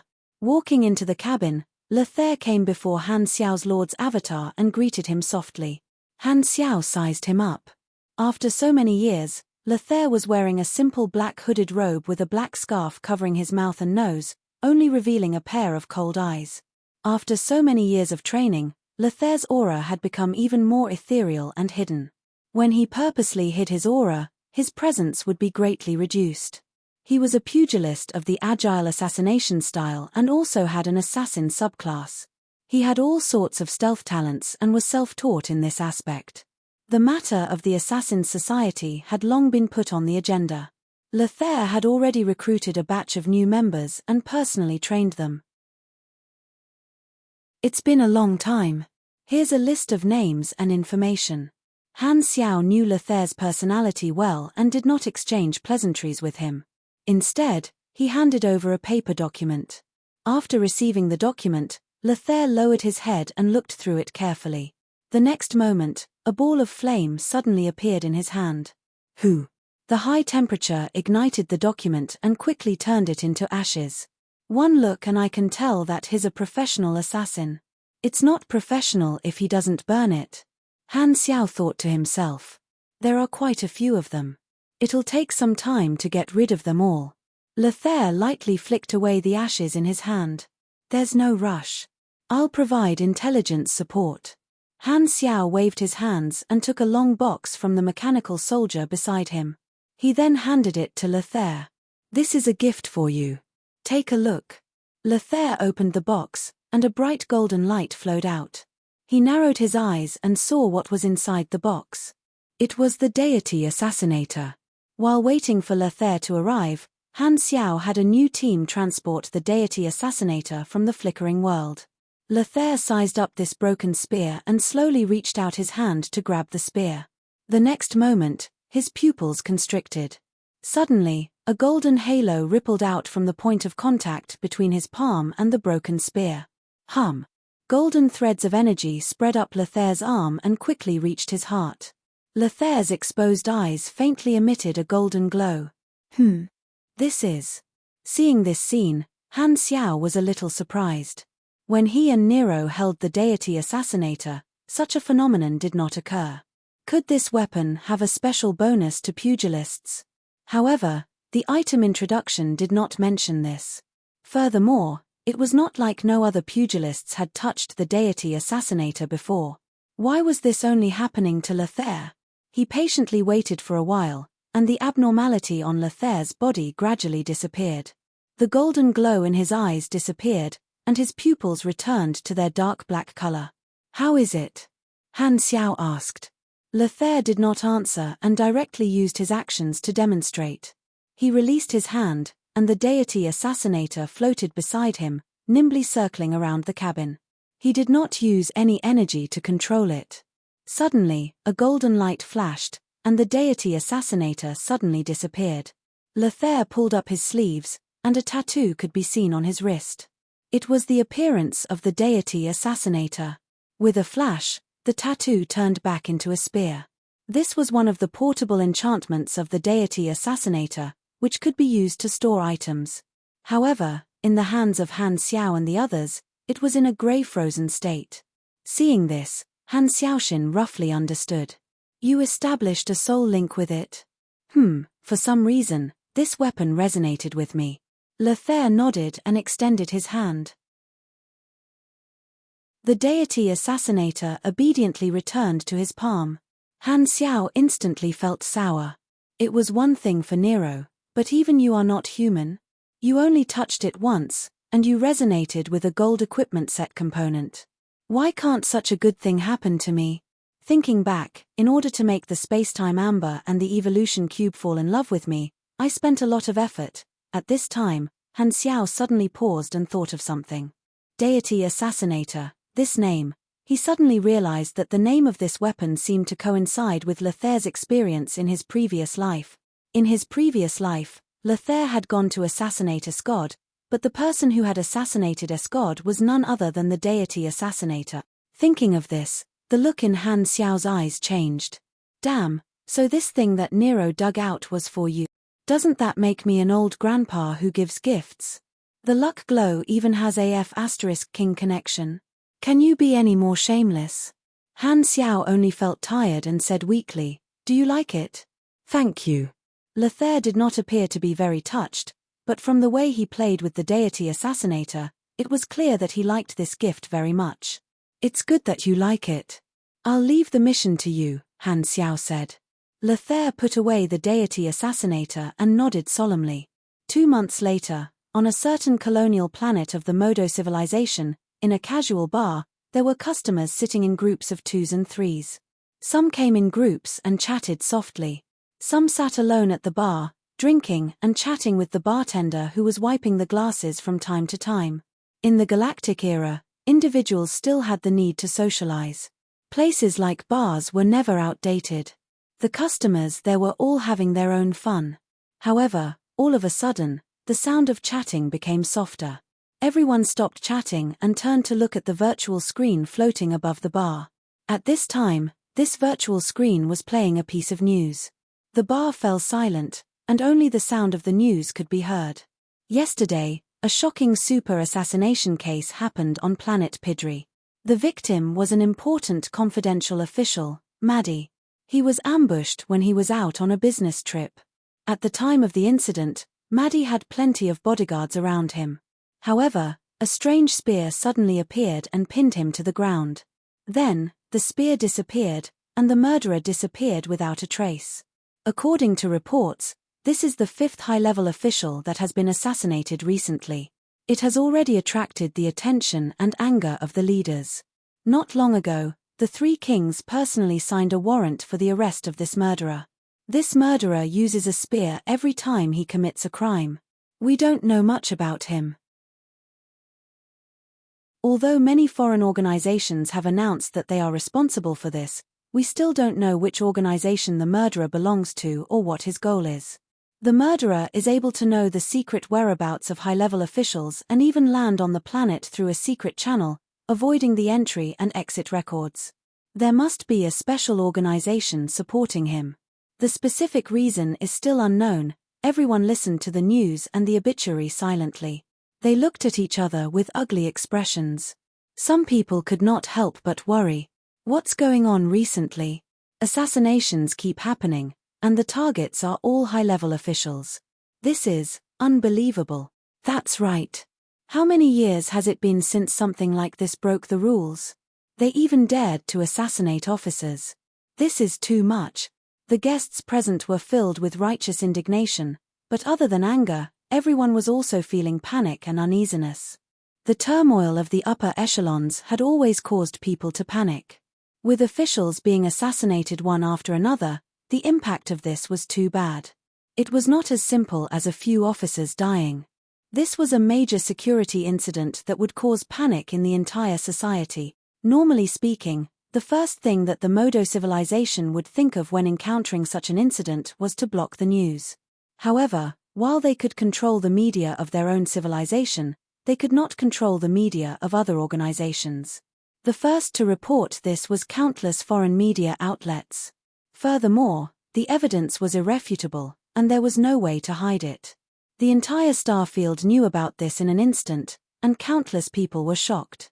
The Modo civilization did not even need to think to know that this was the doing of the organization behind the assassins.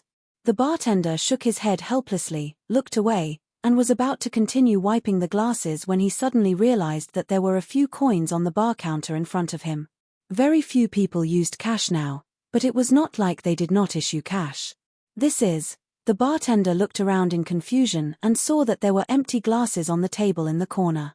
He could not help but scratch his head with an uncertain expression. Was there a customer at that table just now?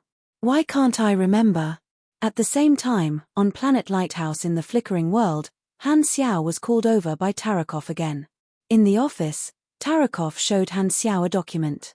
According to Aesop's prophecy, we caught the stowaways who dropped off the spaceships in an unexplored area a few days ago. After interrogating them, we confirmed that your information is correct. The mastermind behind this is indeed the Modo civilization. Thank you for your help this time. Han Xiao smiled and nodded. He had already reported this to the dynasty, but the dynasty was more cautious and only acquiesced to his assassination operation. They did not completely confirm that the Modo civilization was the mastermind behind this. It was not until they captured the stowaways and searched their memories and interrogated them that they officially confirmed it. Also, we found out who the person in charge of the project is from their memories. He's a senior intelligence officer of the Modo civilization, Maddie. We'll need your help to get rid of this person, Tarakov said with a deep voice. I'm afraid not. Why? Tarakov was surprised. Because the dead cannot die a second time. Han Xiao shook his head with a smile. He then played the news from the Prime Valstar River and said, "This guy has already been killed. You're too late. You're really fast." Tarakov was speechless. You shouldn't be looking for me today just to talk about this, right? I can't hide anything from you. Tarakov laughed. I'm mainly here to convey the intentions of the ruler and the upper echelons. Good news or bad news? I don't know, Tarakov said slowly. The mastermind behind this has been confirmed, and the dynasty is about to take action. The ruler approved of the recent assassination operation, and this has caused some damage to the social stability of the Modo civilization. Don't worry about this. If the Modo civilization has any objections, we'll talk back and won't affect you. However, the dynasty won't provide you with any practical help, so don't go overboard. Just do the assassination appropriately. If you force the Modo civilization into a corner, it won't be easy. I know that. I'll know what to do. Han Xiao waved his hands and mumbled to himself. If not for the fact that I still have a plan, the three kings might have been on the assassination list. Also, the dynasty is preparing to impose certain sanctions on the Modo civilization in the economic field, but don't have too much hope. We won't invest too much in this area. After all, you know that radiance and ethereal are still suppressing us. Furthermore, we still have to bear the expenses of exploring the flickering world, so we don't have much energy to focus on the Modo civilization. Therefore, we're mainly expressing our attitude and warning the other supercluster civilizations. Han Xiao frowned. If that's the case, the warning effect won't be enough. It'll also let the outsiders see that the dynasty is unable to do anything at the same time, which might make things worse. The dynasty wanted to send out a warning but did not want to spend too many resources. This was not in Han Xiao's interest. The mission requirement was to cause as much damage as possible to the Modo civilization. His assassination operation might be effective, but this Grade S mission was too simple.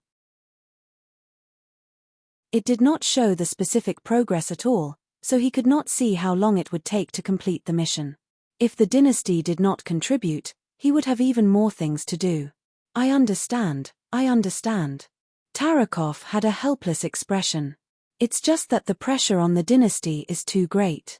If the target was an ordinary star cluster civilization, the dynasty might be able to deal with them easily. However, it was not so easy to deal with a supercluster civilization. If the pressure is too great, just release the rights to sell the evolutionary totem. Han Xiao shrugged. The Radiant Federation and the Arcane Church were pressuring them step by step for the sake of the evolutionary totem. If the dynasty did not give in, the pressure would naturally increase. The great mechanic Han did not care. The dynasty had even blocked his benefits. If he let go, he would be able to welcome a large wave of new orders, as well as the service fee for long-term charging. He would be able to make a huge profit, and his funds would be endless. Whoever controlled the evolution cube would be able to grab this huge business opportunity. Some of the upper echelons of the dynasty still wanted to exchange for the cube from Han Xiao so that the dynasty could reap huge profits. Therefore, during the second exploration phase, the Limitless Financial Group did not rest and continued to compete with the Germinal Financial Group under the army. Hehe, this is not something that I can participate in. Tarakov was not willing to talk about this topic and changed the topic. However, you don't have to worry about the Modo civilization. The dynasty just doesn't have the time, but it doesn't mean that we won't punish them. I can tell you that the dynasty will completely settle this matter in the fourth exploration phase. Hearing this, Han Xiaoxin's heart skipped a beat. Wasn't the fourth phase the flickering world opening up to the outside world? This was a very good time for the dynasty to settle this matter. Weren't those supercluster civilizations trying to obtain more benefits in the flickering world?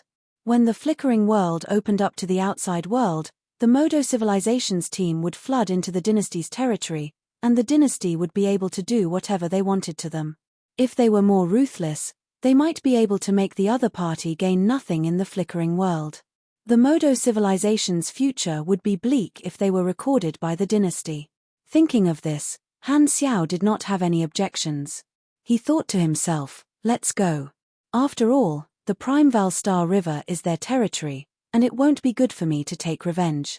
When they come to the flickering world, that will be my home ground. If that was the case, the first requirement of the Kundi race mission might not be easy to fulfill, but the second requirement would most likely be completed in version 4.0. Han Xiao had originally planned to keep a low profile and accumulate his wealth during the version update period, so he could accept this time. In fact, this was in line with his original plan. Various thoughts flashed through his mind, and Han Xiao smiled at Tarakov. All right, when they come to the flickering world, I'll entertain them properly.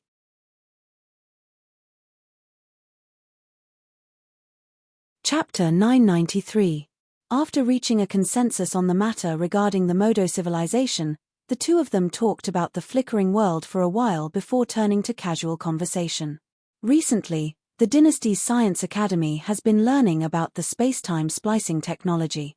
A few of my old friends in the Science Academy told me that this will be a new research direction for the theory of space-time and will allow us to obtain a new trump card in space-time. This is all thanks to you. Tarakov took a sip of tea and casually chatted with him. That's a good thing. However, even without me, the dynasty would still be able to obtain this technology. Han Xiao lowered his head and looked at the cup in his hand.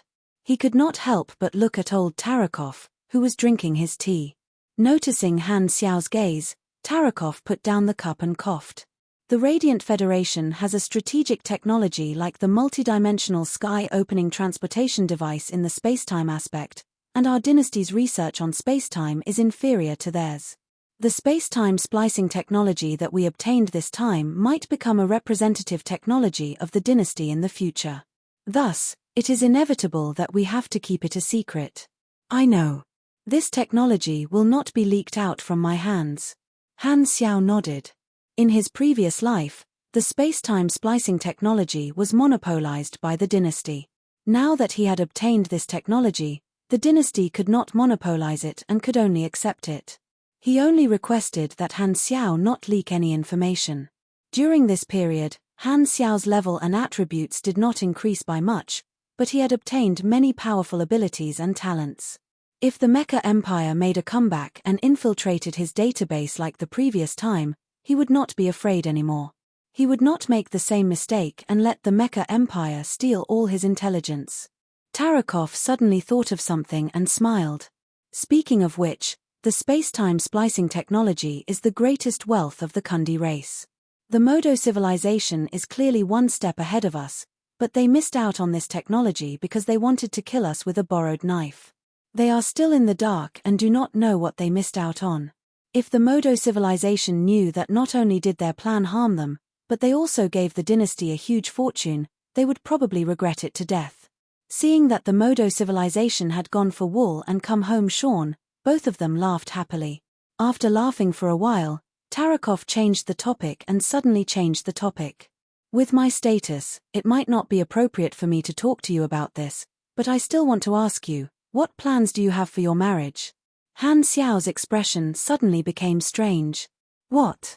You want to be a matchmaker? With our identities, it's not good for you to ask me such a private question. Tarakov's expression was a little awkward, but he still continued, the dynasty values the alliance with you and pays close attention to your life. You might not know, but you are very popular among the children of the dynasty's upper echelons. Many of them want to get to know you. Seeing his helpless expression, Han Xiaoshin suddenly understood. The universal civilizations would not interfere with the private lives of the beyond grade as. However, the Black Star Corps and the Red Empire were currently in the honeymoon phase of cooperation. The potential that Black Star had displayed had already caused countless upper echelons to place their hopes on him. Furthermore, Han Xiao had always been a golden bachelor, so the idea of a marriage alliance had started to surface. However, it could not be forced. The dynasty did not have a royal family, but a marriage alliance was still a method that would never go out of date. Some of the upper echelons had such thoughts, and others were also happy to see it happen. With a marriage alliance, the relationship between Black Star and the dynasty would change qualitatively. This way, the issue of the evolution cube would also be easier to deal with. After the marriage alliance, the upper echelons would not find it too difficult to accept letting Black Star keep the evolution cube. On the other hand, the universal civilizations had always valued the beyond grade A races. This was the cradle of supers, and the dynasty also wanted Han Xiao to leave behind his descendants as soon as possible. Simply put, they were urging him to get married. The idea of a marriage alliance might not be Uranril's idea. It was probably many of the upper echelons who found Tarakov and asked him to pass a message to me, saying that they wanted to give their daughters to me. Han Xiao thought to himself. Seeing that Han Xiao was not speaking, Tarakov could only brace himself and continue. If you have time, you can also attend some of the banquets held by the dynasty's upper echelons. Many of their children would like to get to know you. Just to get to know me. They probably want to sleep with me. Humph, boys have to protect themselves when they're outside. I won't give them a chance. Let's talk about this in the future. Han Xiao laughed and changed the topic. Has the dynasty made any other movements recently? Let me think. Tarakov pondered for a moment. By the way, a Beyond Grade A from the Arcane Church has not appeared for a long time. It's not normal. Who is it? Han Xiao had not been paying attention to this recently. Ninja. Do you still remember him? He was also one of the members who attacked Planet Lighthouse. He was the only one who managed to escape with the 10,000 deity scepter. Oh, it's him. Han Xiao recalled.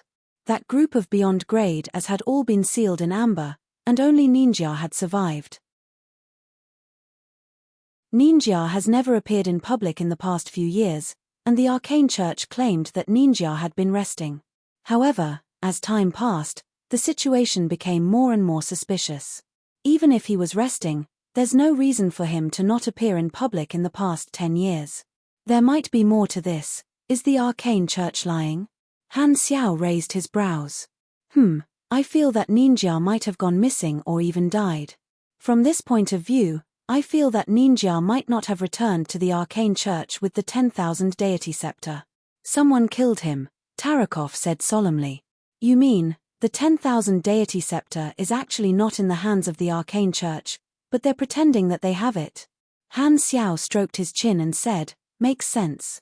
Over the past few years, I've already unsealed the Beyond Grade as of the Arcane Church, but they have not requested to unseal the 10,000 deity scepter. They said that they thought that the dynasty would definitely not agree to it. However, thinking about it, this is very strange. That's right. Tarakov shook his head. However, it doesn't matter who has the 10,000 deity scepter. Without your help, no one will be able to use the 10,000 deity scepter and pose a threat to us. Han Xiao pondered and said, if that's the case, the dynasty will be the only one who can use it. We might even have a chance to exchange the 10,000 deity scepter from someone else. This way, one of the trump cards of the arcane church will become our weapon. It won't be that easy. We still have to see what the upper echelons think. Tarakov was not optimistic. The two of them chatted for a while. Tarakov had a regular meeting, so Han Xiao did not disturb him. Han Xiao deactivated the remote projection, and his vision returned to his own room. Thinking back to the conversation earlier, Han Xiao muttered to himself, the Mogadorian civilization will only target the Mogadorian civilization. Our revenge against the Modo civilization will have to wait until the 4th exploration phase. Let's make more preparations before the start of version 4.0. As he said that, Han Xiao opened Philip's database and looked at the current size of the Black Star Core. After all these years of development, the Black Star Core had stabilized their position as the leader of the Shattered Star Ring. Although they had met some challenges, as long as he was around, their position would not be shaken so easily. In the flickering world, the army had also obtained a territory and had a lot of room for development. In the other star fields, the Black Star Core had more or less established branches, but their scale could not be compared to the Shattered Star Ring and flickering world. Their main forces were still in those two star fields. Now that the 2nd exploration phase was back on track, although there would be more people entering the 3rd exploration phase, without an obstacle like the Kundi race, the universe would be able to develop steadily for more than 10 years. It would only become restless in the 4th exploration phase. During this period, the army will have enough time to build in the flickering world and gradually perfect all aspects of the territory. The machinery civilization and the Black Spirit race will also be able to develop greatly. The same goes for the Kundi race's modification. Han Xiao thought to himself. These were all important chips for the army to develop to the next stage. He could not help but think about the external pressure he was facing. Needless to say, the Mecha Empire had a conflict of interest that was difficult to resolve. The Limitless Financial Group had always been fighting for the market and would probably not stop. The dynasty was facing the problem of the evolutionary totem, but it was not easy for him either. The World Tree coordinates were also a ticking time bomb that could topple the entire universe at any time. Now that the Modo civilization has been added to the list, there are really many problems that need to be dealt with. Han Xiao shook his head and let out a sigh. There were many enemies, and they were extremely powerful. In order to deal with them, his faction and personal strength were indispensable. When the players return, my combat strength will quickly increase again. Only then will I be able to deal with these problems more securely. Han Xiao nodded. Although his efficiency of earning experience was not low, it could not be compared to the terrifying speed of harvesting leeks. He did not plan to just wait. Since he could not level up, he planned to use this time to explore how to create universal treasures. A mechanic would always have a way to increase his strength. It was already very good for a Beyond Grade A to have one universal treasure, but Han Xiao had two. He did not mind having a third. Speaking of which, the next batch of Beyond Grade As will be born in version 4.0. I've become a senior. Han Xiao shook his head and smiled. Thinking of this, he could not help but think of Hela, who was cultivating in seclusion. It had been a while since they last met, and he missed her a little. Ever since they left that small place called Blue Star, the two of them rarely met. She'll probably be able to step into the Beyond Grade A realm in version 4.0, allowing the Goddess of Death to reappear in the universe. Han Xiao had high hopes for Hela. Among the officers, the one with the highest chance of becoming a Beyond Grade A was Hela. Hardaway, Lethair, Fu Ding, and Lagi also had potential, but they were still too far away from becoming a Beyond Grade A. Maybe I can think of a way to strengthen the officers of the army. Han Xiao thought about it and pulled out a piece of information. This was Escod's inheritance, information about the Primal Chaos Mysterious Energy. According to the information, the Primal Chaos Mysterious Energy would appear in version 4.0. Although he could not use this special Esper ability, it would not stop him from capturing it and slowly finding a suitable host. This opportunity was very rare, and he did not plan to miss it. Red Empire territory, a certain transit hub in the Constellation corridor. The strip club was lively and noisy, and the music was deafening. However, in a remote booth in the corner, the atmosphere was completely different. The two of them sat opposite each other. One of them was wearing a hooded windbreaker, so no one could see what he looked like. The other was an intelligent creature covered in lumps. He looked a little like an upright toad and wore a pair of glasses. "This is what you want." The Toadman took out a small memory chip, pushed it in front of the other party, and said in a low voice, "The information is all in there. Find a matching machine to check it." The hooded man took the chip and pretended to leave. This time, the Toadman could not help but stop him and ask with a deep voice, "I don't understand. I've been clean for many years and have long cut off contact with the people in the intelligence organization. Very few people know my identity. How did you find me? Who are you?" The hooded man's voice was hoarse as he said coldly, "Don't you think it's redundant to ask the identity of a person who's covered his face?" Then, he strode out of the transaction site, took a few turns in the hub, and quietly boarded a galactic flight, leaving this place. In the cabin, he took off his hood and revealed a pale face. It was Gord. He took out a machine, disconnected from the network, and inserted the memory chip he bought from a special person. Very soon, a piece of information appeared on the screen. After looking at it for a while, Gord's lips curled up.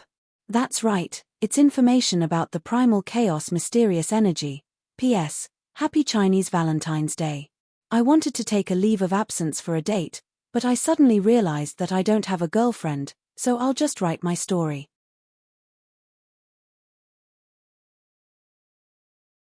Chapter 994. Primeval Star River, Modo Civilization, Three Kings Planet. Recently, there have been a lot of assassinations of officials, which has caused an extremely bad impact on society. The identity of the murderer is unknown, but judging from the clues, the Red Empire is behind these incidents. Clearly, Maddie failed, and his methods were not able to hide from the dynasty. In the Internal Affairs Pavilion, an important meeting was going on. Many ministers were gathered to discuss the recent events, and everyone had an ugly expression. The series of assassinations of officials had affected the stability of society, making countless Modo citizens feel anxious. The entire ruling class also felt ashamed. With their own safety threatened, all of these high-ranking ministers were furious beyond words. Too arrogant. Does the dynasty really think we're those low-level civilizations that can't fight back? If we join forces with the other supercluster-level civilizations in the Primeval Star River to become independent and separate this star field from the rule of the three universal civilizations, let's see how they'll deal with this. A bad-tempered military minister slammed the table furiously. "Don't say such things out of anger," someone reminded him. The others present did not take this seriously. Although all the supercluster-level civilizations had a grudge against the three universal civilizations for a long time and wanted to replace them, there was no turning back for independence. Unless they were confident, no one would support it. After venting for a while, they returned to the main topic and discussed how to deal with this. "No matter what, we have to stop more assassinations from happening first, but we can't give in to the dynasty. There's nothing much to say to them. They'll definitely want to prove that we're using the natives and compensate us for their losses. Dream on. That's right. Declare that this incident has nothing to do with us. If the dynasty shows us evidence, we'll insist that it's fake. Also, we have to prove that the dynasty assassinated our officials without any reason and submit a request to the Civilization Conference to punish this despicable method. Radiance and Ethereal should be on our side, and we can also rope in more supercluster-level civilizations. The universe isn't ruled by the dynasty alone." Someone shook his head, not optimistic about this plan. "The flickering world is about to be opened to the outside world. I don't think anyone will want to openly fall out with the dynasty. Then, what do? We can't just let the dynasty kill our officers. Humph, let's just give them an eye for an eye. They assassinated our officers, and we'll assassinate their officers. It's as if we don't have supers." Someone could not help but object. "Assassinate the dynasty's people? Have you all forgotten the tragedy of the Pinnacles incident? Hearing this, most people's faces filled with anger. They had not forgotten this shameful history from thousands of years ago. The beyond grade as of the three universal civilizations had hurt each other, and because they were worried that they would lose the strategic advantage of individual strength, they made up a groundless accusation and slaughtered all the beyond grade A allies of the superstar cluster civilizations, including the Modo civilization, before leaving. This move not only greatly damaged the strength of the superstar cluster civilizations at that time but also left a long-term negative impact. Many beyond grade as were worried about their personal safety and did not dare accept the recruitment of the superstar cluster civilizations. The three universal civilizations used this to capture even more beyond grade as, which was almost a fatal blow to them. Therefore, the Modo civilization knew that the other party could assassinate their people as revenge and a warning.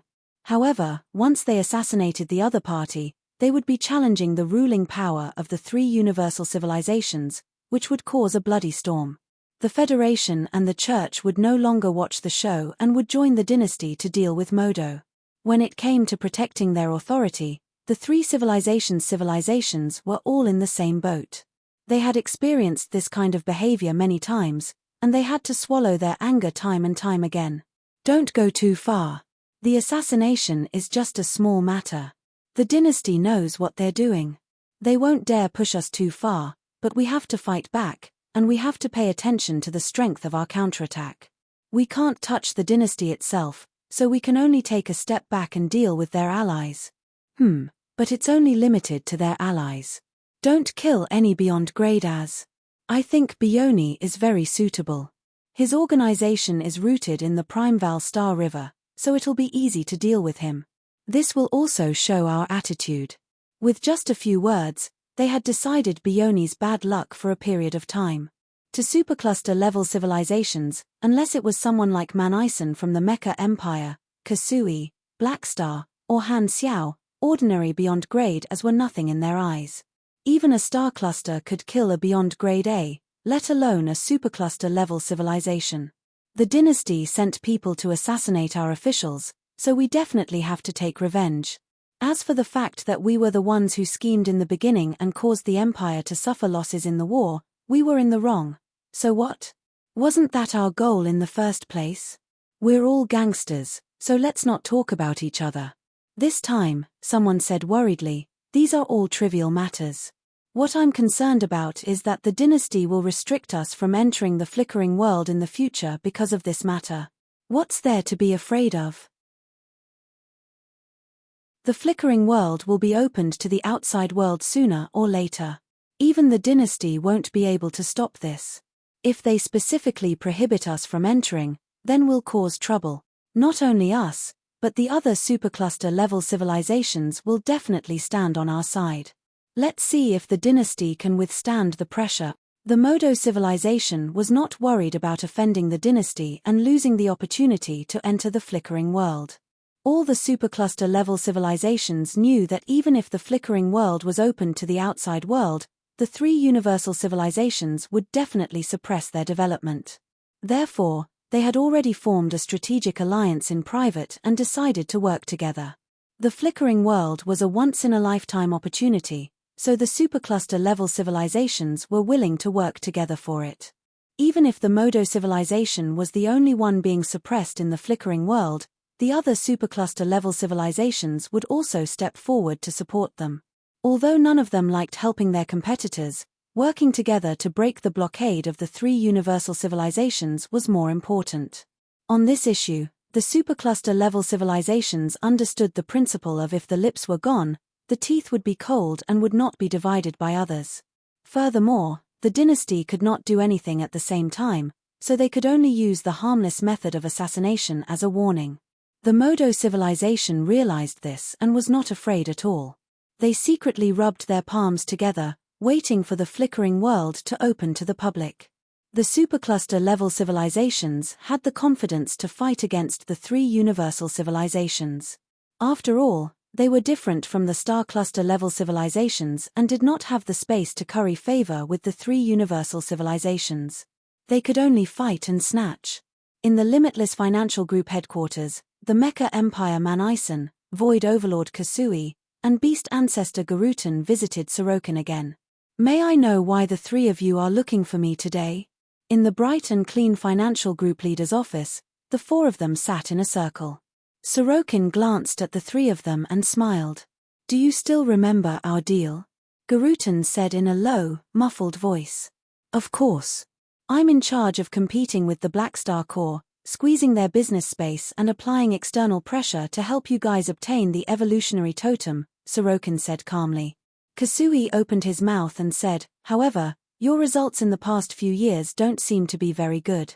The Black Star Corps withstood the pressure of the Limitless Financial Group and did not achieve the desired effect. This made the organizations behind the three of them very unhappy, and Manison and the other two were here to hold them accountable on behalf of the organizations behind them. Hee. Sorokin did not mind and slowly said, as I said, the Black Star Corps is not so easy to deal with. We hope you can increase your efforts. No problem. Sorokin chuckled. However, I have already shown my sincerity. Now, it's your turn. The three of them understood that Sorokin was asking the organizations behind them to fulfill a part of the cooperation agreement. Otherwise, they could not voice their opinions. It's not a big problem, Manison said calmly. Those resource support, preferential policies, and deep cooperation projects will be implemented very soon. Then, I'll wait. Sorokin smiled. It just so happens that my next plan also needs to wait for the right time. What plan? Garutan asked. Sorokin cleared his throat and slowly said, after several years of competition, the Black Star Corps has been in the past few years. After a few years of competition, the Black Star Army and I have reached a stalemate. It is very difficult to find a new breakthrough in the shattered star ring. Therefore, I'm aiming for the flickering world. That will be the new development center of the Black Star Corps. I have insider information that the dynasty will open the flickering world to the public during the fourth exploration phase. At that time, it will be a carnival for the entire universe. Countless organizations will enter and form a new structure, especially in the area of commerce. Countless financial groups will be waiting to seize the market. This is also my chance. He had long had his eyes on the development of the flickering world and was waiting for the Limitless Financial Group to enter and seize the market. At that time, he could use economic means to pressure the Black Star Corps. After the army obtained the benefits of the territory, they would have to bear the responsibility and risk of managing it. Sorokin wanted to open up a new battlefield in another base of the army. The production, demand, and circulation of resources in the territory were huge markets. The Limitless Financial Group had plenty of ways to use their wealth to seize market share and squeeze out the survival space of other normal enterprises in the Black Star territory. At that time, whether it was remotely controlling some galactic enterprises to affect the efficiency of resource circulation, using trade means to increase obstacles for the economic development of the Black Star territory, or building smuggling and intelligence channels around different industries in the Black Star territory, all of these could bring more pressure to the Black Star Corps. These were the methods that the Limitless Financial Group was familiar with. Of course, Sorokin's main goal was still to expand the Limitless Financial Group. Compared to the benefits of the flickering world, the cost of suppressing the Black Star Corps was not worth mentioning in his eyes. The small conflict between the Red Empire and the Modo civilization did not develop into a more serious conflict due to the restraint of both sides. It did not have much of an impact on the peaceful development of the entire universe. The main theme of exploration and expansion affected many aspects. Most civilizations and civil organizations were content with their lot and had been paying attention to the development progress of the flickering world. They were also silently preparing manpower and resources for the opening of the flickering world in the future. Due to the influence of the overall environment, the situation in the galaxy remained peaceful. Occasionally, there would be small conflicts, but they were not harmful to the overall situation. In such an environment, the dynasty's second exploration phase was successfully completed, and the third exploration phase began. The dynasty used this as a bargaining chip to sign more allies and vassals, making the third exploration phase's army grow even stronger. During peaceful times, the The footsteps of time seemed to be even more silent. It was as if one would only realize that 1 year had passed when they turned around. Without too many twists and turns, the dynasty completed its goal on schedule, and the third exploration phase smoothly came to an end. On July 15, year 729 of the galaxy calendar, the Red Empire finally released an official decree that the entire universe had been waiting for. Not long after, the fourth exploration phase, the flickering world, would officially open to the public. It was like detonating a psionic bomb. The universe that had been peaceful for more than a decade instantly boiled over.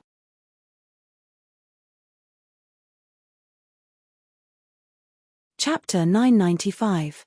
The news that the flickering world was about to open in the fourth exploration phase swept across the world like a hurricane. The entire universe had been waiting for this day for far too long. Every starfield was bustling with activity, and the civilizations and organizations in the various regions were all recruiting. Apart from the organizations, countless galactic residents were also on the move, eager to travel to the new starfield. Many people wanted to try their luck and find opportunities to make a fortune or choose a place to settle down. Countless troops and resources were mobilized, and the dynasty had only confirmed the time. Before the flickering world was truly opened, so many people and resources would be waiting in the shattered star ring. It was obvious that the shattered star ring would quickly become saturated and bustling. The birth of a new starfield would share the population and resources of the entire explored universe. Even the original structure of the various starfields would be affected. A massive wave of immigrants gradually took shape, swarming toward the flickering world from all directions. Like a new gold rush, the tide of the era swept the living beings forward one after another. The surface of the reddish-brown ore planet was filled with excavation wells. Transport vehicles passed through the collection factories, and prisoners wearing the prison's special miner armor were excavating ores in the ore veins. Streams of industrial waste rose from the various refineries like fingers pointing to the sky. A deep and gloomy ring-shaped prison sat in a ring-shaped mountain range. The deep galaxy in the sky cast a cold glow on the iron-gray walls of the prison. Congratulations, you're out of prison. Stepping out of the line between freedom and imprisonment, even the air filled with industrial waste seemed to have become fresh and sweet. Seeing the usually strict prison guard smile at him, Evans felt as if a lifetime had passed. The heavy, stuffy, and stinky prison miner armor finally left him. He was only wearing simple clothes and carrying a light suitcase. He could not remember how long it had been since he was so relaxed. Not far away, a hovering vehicle was parked. This was the prison's shuttle, responsible for transporting prisoners to the spaceport outside the atmosphere. At this time, a man in military uniform was standing beside the vehicle, waving toward this direction with joy on his face.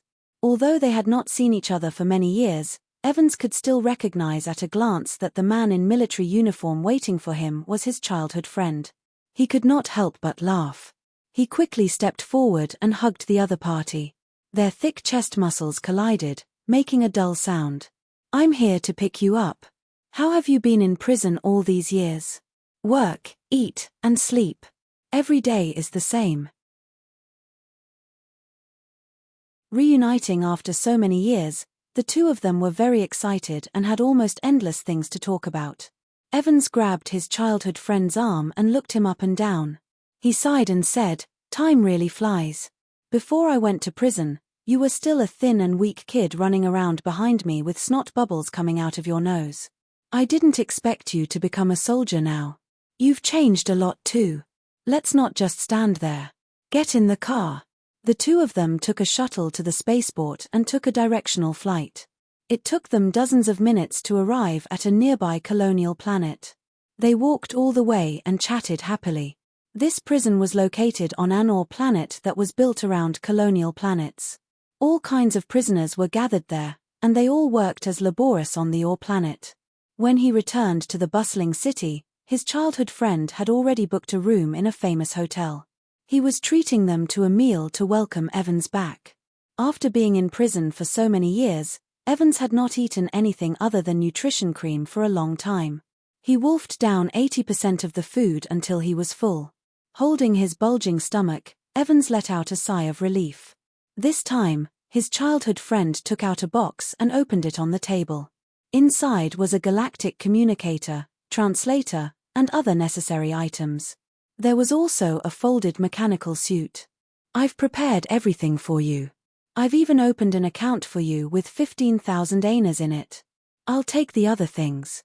You can take the anas back. I don't need them.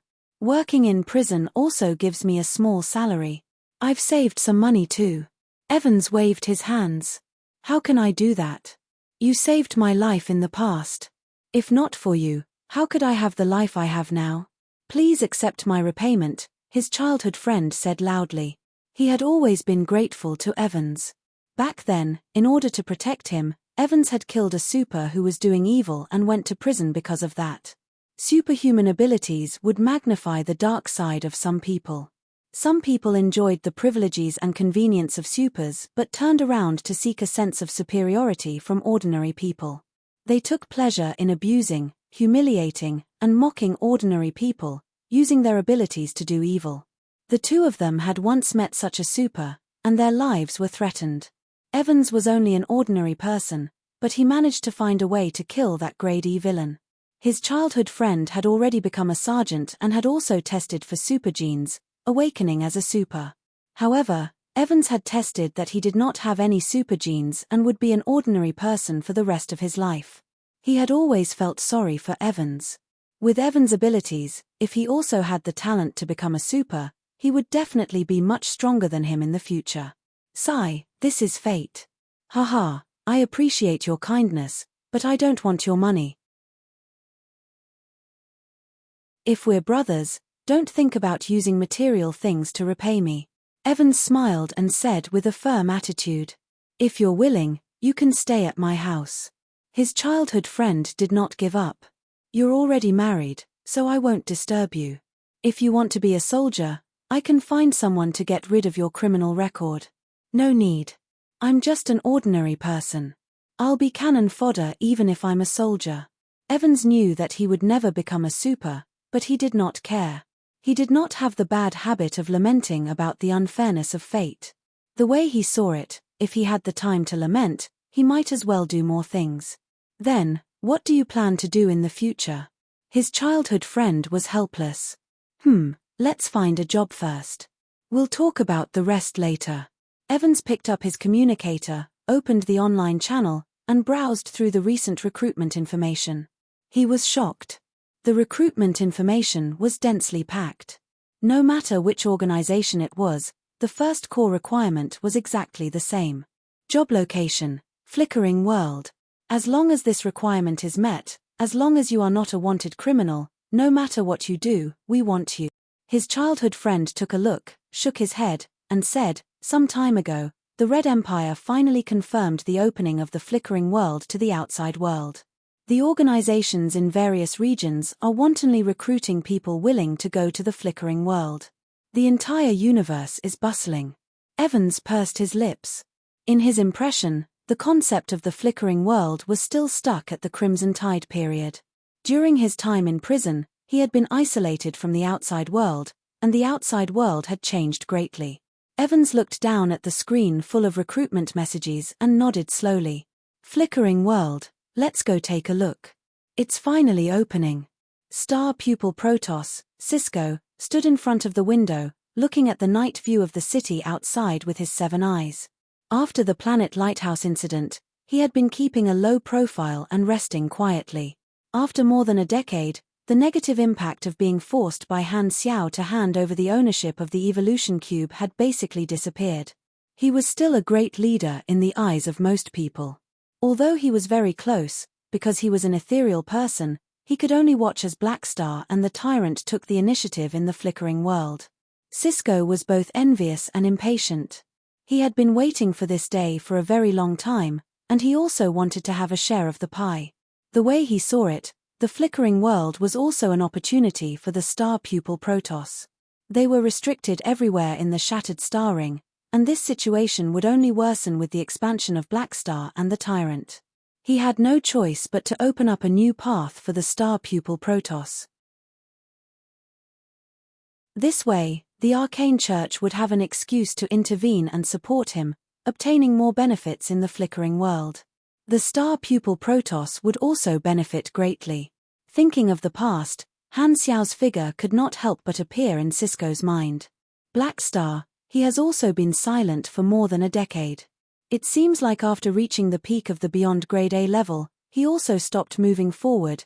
P.S. Organizing the follow-up outline today, I did not write much. By the way, a book about espionage warfare, The Old Alley, written by a veteran master of concealment. 300,000 words have been published, bringing you into 1936, which is about to welcome the flames of war.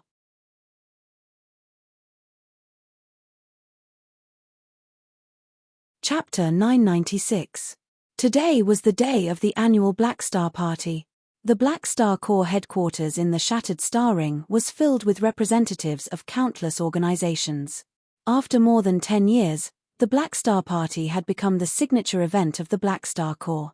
Compared to previous years, the number of guests attending the party today was many times more. Many of them came from organizations from other starfields, and they were all organizations that were preparing to head to the Flickering World for gold. Now that the Flickering World was about to be opened, even more people came to check it out and try to befriend Black Star. After the third phase, the total number of star clusters that had been explored had increased to 9. Among them, the Dawn Star Cluster was the entrance to the Flickering World and was under the control of the dynasty. Garu, Reno, and Crown in the first phase were mostly given to their important allies. The 5 star clusters explored in the second and third phases had a lot of room for development. The dynasty had a large number of vacancies and was prepared to share the construction costs among the organizations in the universe. The dynasty's official announcement stated that the Black Star Corps would be given 2 new star systems. They would be located in the Russo Star Cluster in the second phase and the Mark Star Cluster in the third phase. As for the other allies, only a small portion of them would be given territory in the later phases. Compared to the first phase, the dynasty would not give out too much territory to be distributed. They were more concerned about placing national pillars and powerful allies in the subsequent star clusters to maintain the dynasty's control over the various star clusters after the opening. With 9 star systems in their hands, the Black Star Corps was currently the largest organization in the Flickering World, second only to the dynasty. Therefore, many organizations hoped to curry favor with the Black Star Corps in order to gain more benefits when exploring the Flickering World. The banquet hall in the headquarters was packed with people, and it was extremely lively. Different intelligent species were chatting with each other everywhere, and their outfits were even more bizarre. It was like an exhibition of all races. Many of them were attending the Black Star Party for the first time. They gathered in groups of 2s and 3s, observing the venue, whispering, and identifying the officers of the Black Star Corps. That woman surrounded by the representatives of the Star Cluster civilizations is the Chief Administrative Officer under Black Star, Sylvia. She's the General Manager of the Black Star Corps and is said to be very capable. The one beside her is the Fleet Commander Hurlus, and the one beside him is his student, MIA. She stepped into the Calamity Grade a year ago and single-handedly eradicated a galactic rebel army with a Calamity Grade. She's said to be the lover of the young Commander Nero. Look over there. That's the Vice Army Commander Lagi, the former Forbidden Sorcerer Commander of the Hidden Red Robe Abbey, the Honorary Minister of the Magic Department, and he manages tens of thousands of Black Star Super Academies. Last year, he made it onto the list of Beyond Grade A seeds of the Shattered Star Ring. The one beside him is Tomar, a magic genius. I heard that Austin wanted to poach him a few years ago but was rejected by Black Star. The one looking at the blueprints in the corner is Reynold, who's in charge of the logistics department. The one beside him is the vice director of the intelligence department, Shazik, and the one with a mustache is the upper echelon of the Germinal Financial Group, Interpais. The people in charge of most of the departments and important officers of the Black Star Corps are here. There are more than 30 Calamity grades here. And this is only a portion. I heard that the most elite Black Star guards under Black Star are stationed in the Flickering World. Powerful fellows like Hardaway and Fu Ding are not here. The entire Black Star Corps has an estimated 60 to 70 Calamity grades and 2 Beyond Grade A seeds. Black Star has been living in seclusion for the past few years and rarely appears in public. I can only see him at Black Star's gatherings. I wonder if I'll have a chance to talk to him later." Just as everyone was chatting softly, a remote projection suddenly appeared on the stage. Many guests were paying attention to this side, and their gazes were immediately attracted. They all bowed and greeted this figure. "Your Excellency Black Star." Han Xiao nodded, smiled, and said softly, "Welcome to the Black Star Corps." 10 years was just a blink of an eye to his lifespan.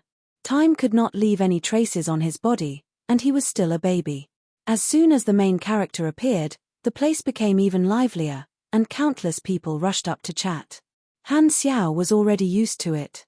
He smiled and chatted with those who were either respectful, excited, or greedy while observing these people. In his impression, there were quite a few organizations that were quite active in the flickering world. Other than the 3 universal civilizations and the supercluster level, some neutral civilizations and civilian organizations also played an important role in the flickering world. The complicated interests built the stage for the players to be active in version 4.0, and it also gave the players the opportunity to make trouble. Now, because of Han Xiao's hard work, the army had obtained an advantage in the flickering world.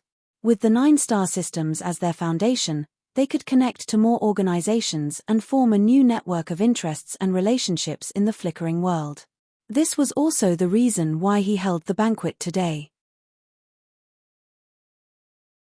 Han Xiao talked to the crowd while taking note of these organizations and comparing them to the situation in his memory. After sending off the guests, the officers followed Han Xiao to his office. "Army Commander, the flickering world is about to be opened to the outside world. This day has come. We need to make more preparations to welcome the impact," Sylvia said. "Just follow the plan." Han Xiao nodded. The army had been preparing for more than 10 years, and they had done all the necessary preparations. All that was left was to tie up the loose ends. When the flickering world was opened, it would be the start of version 4.0. When the players returned, the cross-starfield mode would be activated, and players from all regions would flock to the flickering world. Compared to the other players who headed to the flickering world for the first time, the Black Star Corps players undoubtedly had an advantage. Han Xiao allowed them to come into contact with the flickering world in version 3.0. Han Xiao had been waiting for this day for a long time. The Black Star Corps now had the confidence to welcome the impact of the new players. At the same time, this was also an opportunity to expand his leak farm. With his efforts, the army had become the largest private organization in the flickering world. It could provide more convenience to the players and was more attractive to them. Over the past 10 years, the combat strength and ability of the officers under his command had improved. Han Xiao did not stay idle either. He expanded the Mech Legion and perfected the Dimension Factory. At the same time, he continued to convert more first-generation mechanical lives to help the development of the mechanical civilization. Although he still had not figured out how to create universal treasures, Han Xiao would occasionally send out mechanical troops to look for opportunities to obtain some easily obtained talents and complete missions. He had accumulated quite a number of random reward chances, and he had also completed quite a few rounds of the Flickering World main storyline mission. The experience he obtained was basically spent on upgrading his skills to obtain potential points to increase his class knowledge. Therefore, his personal level did not increase much and was still around level 300. Other than that, Han Xiao also looked for more energy training techniques from other beyond grade as and slowly increased his upper limit through long-term training. Due to the existence of the interface, the training speed of his skills could be quantified, and the efficiency far exceeded that of other beyond grade as. After more than 10 years of accumulation, Han Xiao's foundation was not weak anymore. He was barely worthy of being a peak beyond grade A mechanic. However, compared to before, many organizations in the outside world probably think that my personal strength has stagnated. Now, everything is ready, and I just need to wait for the start of version 4.0. Then, my strength will truly welcome a new period of rapid growth, Han Xiao thought. Godfather, I have a request.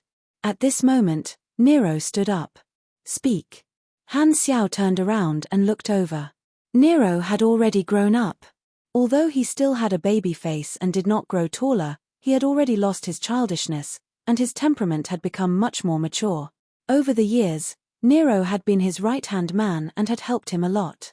I want to take some time off and return to Blue Star to accompany my father and bring Emma back, Nero said with a deep voice. Then go back and accompany him.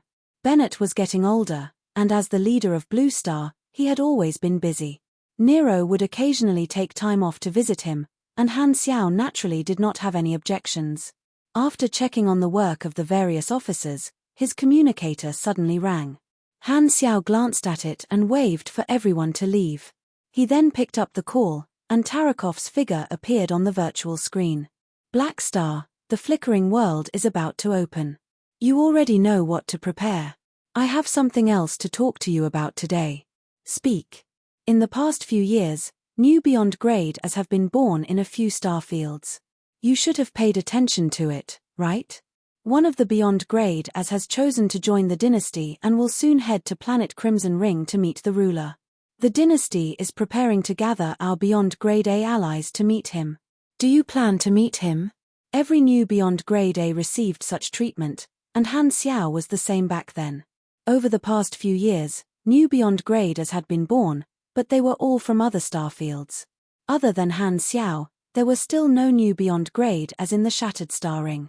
Now, he could not be considered a new Beyond Grade as. Looking at the information sent by the dynasty, Han Xiaoxin's heart skipped a beat. This person was a Beyond Grade A who had joined the dynasty at this stage in his previous life, and he had made the same decision this time. All right, I'll go and meet him then. Han Xiao agreed, but his thoughts could not help but drift away. Version 4.0 is about to open. I wonder how Hela is doing. At the same time, in a certain desolate universe belt, Ames floated in the outer space of a planet, looking down at the ground. Her dark eyes reflected the boundless dark red color. The red energy was like a tide, washing over the surface of the planet. Countless bones were swept by the red energy and instantly turned into dust. The hard ground seemed to have turned into clay, and with the source of the energy as the center, a crater was formed, which was still expanding rapidly. All of a sudden, the overflowing red energy turned into a tsunami-like wave, rushing into the sky. On the tip of the wave stood a red figure, as though she was walking on a sea of blood. Under the transformation of her species, her exquisite face became even colder, filled with the coldness of someone who did not care about life and death. Seeing this, Ames smiled. Welcome to the territory of the Beyond Grade as.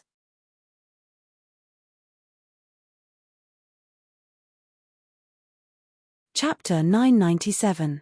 The red energy that filled the sky quickly returned to Hela's body, and the red light in her eyes gradually disappeared. Her aura had completely changed. After training outside for about 20 years, Hela had finally taken this step. In her previous life, she had become a Beyond Grade A even earlier than this, and she already possessed such potential. After transforming into a Beyond Grade A species, Hela's appearance became even more exquisite. Her skin was clean and flawless, and her genes were greatly improved. Although her growth speed could not be compared to that of Black Star, Ames was still amazed by Hela's talent.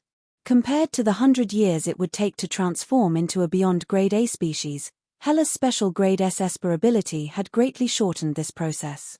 How do you feel? Ames sized up Hela, her eyes filled with appreciation, as though she was looking at a piece of art. Very magical. Hela felt the changes and pondered. So, this is the world in the eyes of a Beyond Grade A super. Everything is different now. Hehe, take your time to appreciate it. We have plenty of time. Ames chuckled. Hela exhaled, and a look of excitement flashed through her eyes. The current me should be able to catch up to Black Star's footsteps. I can go home. Ames controlled the force field, took out a communicator, and handed it to Hela. She smiled and said, "Do you want to share this good news with him?"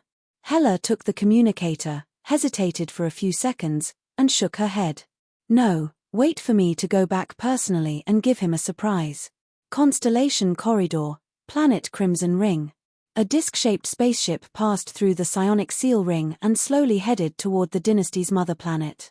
In the cabin, a tall figure stood in front of the porthole, silently looking at planet Crimson Ring. This person's entire body was bright silver, and his skin was like flowing liquid metal. There was only a pair of metallic eyes on his face, and the rest of his body was as smooth as a mirror, reflecting the galaxy outside the window. He was not wearing any clothes, and there were no signs of sex on his body. He was a new Beyond Grade A born 5 years ago, and he was once a Beyond Grade A seed in the Sea of Star Spirits. 100 years ago, he used a special method to lock himself in the core of a dying star and underwent a near-death trial. 100 years later, he broke out of his cocoon and completed his species transformation. What was born from the core was already a new life. He gave up his name and called himself Silver Shadow, establishing his own Beyond Grade A organization in the Sea of Star Spirits. Over the past few years, he had done many things and developed rapidly. Soon, he had a place in the Sea of Star Spirits. Now that Silver Shadow had agreed to the Crimson Dynasty's invitation to join the dynasty, he had come to planet Crimson Ring to meet the ruler and the dynasty's Beyond Grade A circle. At this time, a cadre came behind him and whispered, "Your Excellency Silver Shadow, will be landing soon." Yin Ying's voice reverberated like metal vibrations. His tone was cold and emotionless. The officer hesitated for a moment before asking, "Your Excellency Yin Ying, why do we want to join the dynasty? You're doubting my decision?" Yin Ying did not even turn his head. "I wouldn't dare." The officer hurriedly denied. He had only joined Yin Ying for a short period of time and did not dare offend him. "I just feel that the Radiant Federation and the Arcane Church offered better terms." Yin Ying did not deny it. With the development of the flickering world, the dynasty has the upper hand, causing the Radiants and Ethereal to offer a higher price. "It's not because they value me. However, the forces in the Sea of Star Spirits are close to saturation, and only the flickering world can give me enough room to develop. Choosing the dynasty is more suitable for me. However, this is not the main reason I joined." "Then, what is it for?" "The Evolution Cube, and Black Star." Yin Ying paused. "If not for the fact that Black Star, who has the Evolution Cube, is in the dynasty, I might not have joined." "That's right. The dynasty said that they've gathered some Beyond Grade as to meet you. I wonder if Black Star will be there." "If he's there, you can make a request to him," the officer said. As far as I know, those veteran Beyond Grade as rarely appear in such a ceremony. The most likely to see them is Uranril's guard, Dark Emperor, Clotty. I don't know if Black Star will be there." Yin Ying said calmly. "However, if he's here, I can spar with him." "You want to spar with Black Star?" The officer was shocked. He was already a peak Beyond Grade more than 10 years ago and is one of the mechanical deities. Although he hasn't done much in the past few years, but, I know what you mean. There's no need to say more. The Beyond Grade A circle of the 3 universal civilizations has always had a habit of making things difficult for newcomers. If you want to have the right to speak, you have to speak with your strength. Since we're destined to fight, why don't we find someone stronger? Silver Shadow turned around and said coldly, "That's right. Dark Emperor, Dragon King, and Illusion God. The 3 veteran Beyond Grade as of the Red Empire have the highest status, and the one ranked behind them is Black Star, who only became a Beyond Grade A 20 or 30 years ago. He has a 99% chance of taking over the top 3 positions. He'll be the pillar of the dynasty in the future and hold the greatest right to speak. Even I have to listen to him. In just 20 years, Black Star has grown to such a level. I'm very interested in him and want to ride on top of me. I have to see if he's as strong as the rumors say."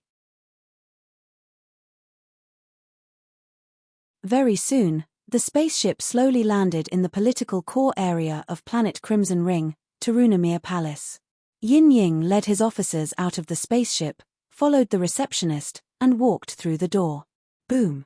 At this moment, a strong Beyond Grade A aura erupted from afar, crushing toward him. Clearly, this was a routine show of strength. Yin Ying did not back down. His unique Beyond Grade A aura rose, and he forcefully fought back. Boom boom boom! Invisible shockwaves seemed to appear in midair. Sensing his attitude, these Beyond Grade A auras retreated like the tide. "Let's go see the ruler first." Silver Shadow glanced coldly in the direction of the eruption of momentum, then followed the receptionist with a faint smile to another direction. At the same time, in a certain room far away, many of the dynasties beyond Grade A allies were waiting. The newcomers these days are really arrogant. None of them are willing to admit defeat, Bioni lamented. That's right. Back then, cough cough. Vairu coughed embarrassedly and secretly glanced at Han Xiao's lord's avatar, who was sitting at the head of the table. Han Xiao chuckled and teased, back then, you couldn't even beat a newcomer like me. That's different. You're a special existence who broke the historical record. You're already a peak beyond Grade A now. Losing to you back then shouldn't be embarrassing, right? Vairu laughed dryly to hide his awkwardness. No, it's embarrassing, Lotus Swordsman coldly added. Everyone present laughed, and the room was filled with a cheerful atmosphere. Over the years, Han Xiao had built a deeper relationship with most of the dynasties beyond Grade A allies. Due to his strength and legendary points, he had a greater say in this circle. His position was only below the Dark Emperor, the Dragon King, and the Illusion God. He had already risen from a newcomer to a veteran. Currently, among the dynasties beyond Grade A allies, only the stubborn Tai did not listen to him. The others were all in awe of him. There were 9 beyond grade as present today. Neither the old dragon nor Cant were present, which was even more than Han Xiao's last time. The last newcomer to experience this was Han Xiao himself. When he saw Yin Ying, he felt like he was looking at himself from back then. He was not interested in bullying the newcomers with this group of beyond grade As, so he was not included in the group. He chose to meet Yin Ying mainly because he recalled his experience in his previous life and was interested in this person. If he remembered correctly, Yin Ying was a special beyond Grade A. He had mutated during the species transformation process and refined himself into an existence similar to a universal treasure. However, at this time, this hidden attribute should not have been awakened. In the later versions of his previous life, Yin Ying had a resounding nickname among the players beyond Grade A bus. According to incomplete statistics, during the World Tree War, there were no less than 20 beyond grade As who had used Yin Ying. The one who had used him the most was that late bloomer Carrot, who had the elegant nickname of Private Bus, Carrot. Although Han Xiao wanted to turn the bus into a private car, this idea was a little unrealistic.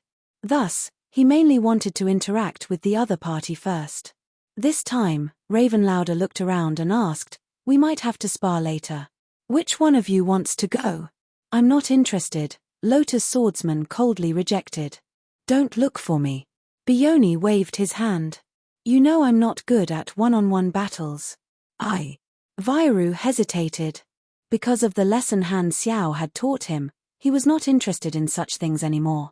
He shook his head and said, "I'm not going either." "Blackstar, are you interested?" Maximila looked over. "I don't want to fight unnecessary battles." Han Xiao waved his hand. He did not want to bully a newcomer who was worth befriending. Furthermore, Planet Crimson Ring was the dynasty's capital.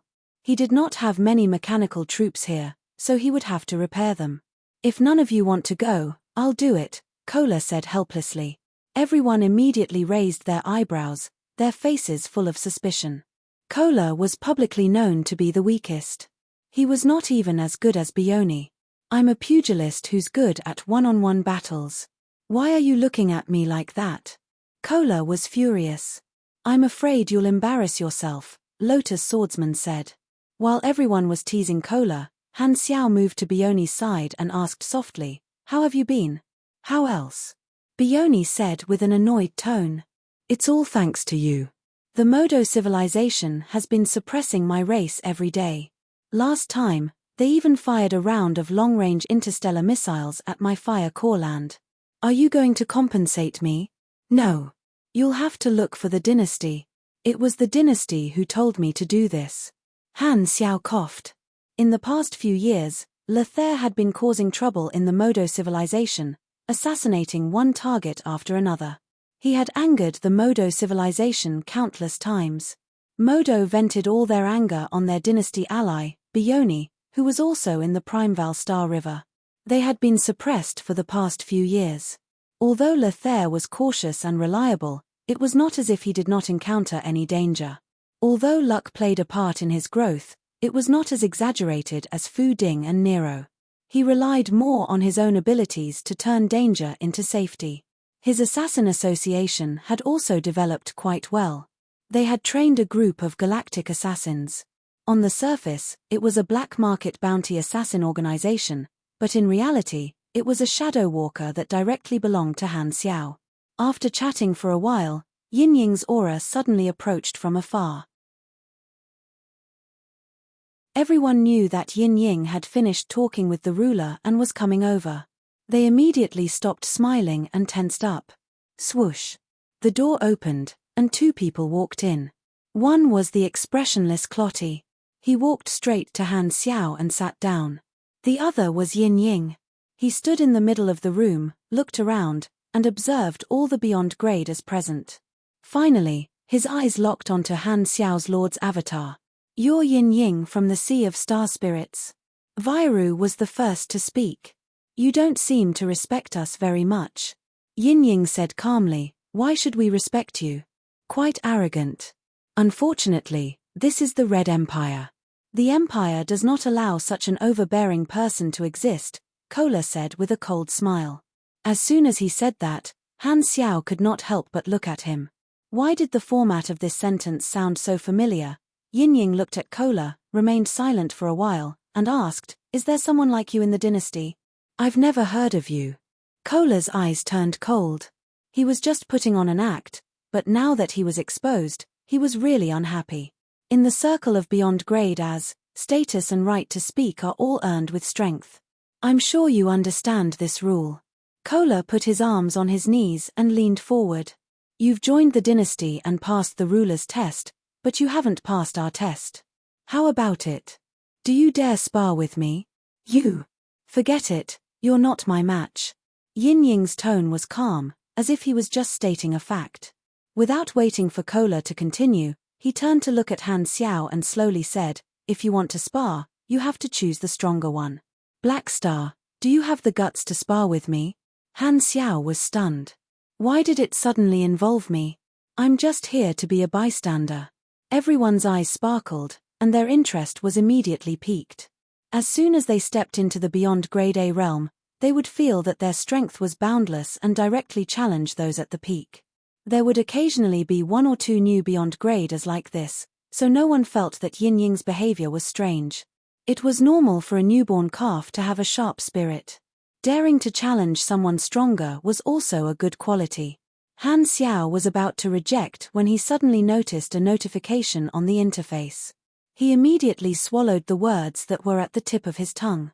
Looking at the notification, he could not help but exclaim in his heart.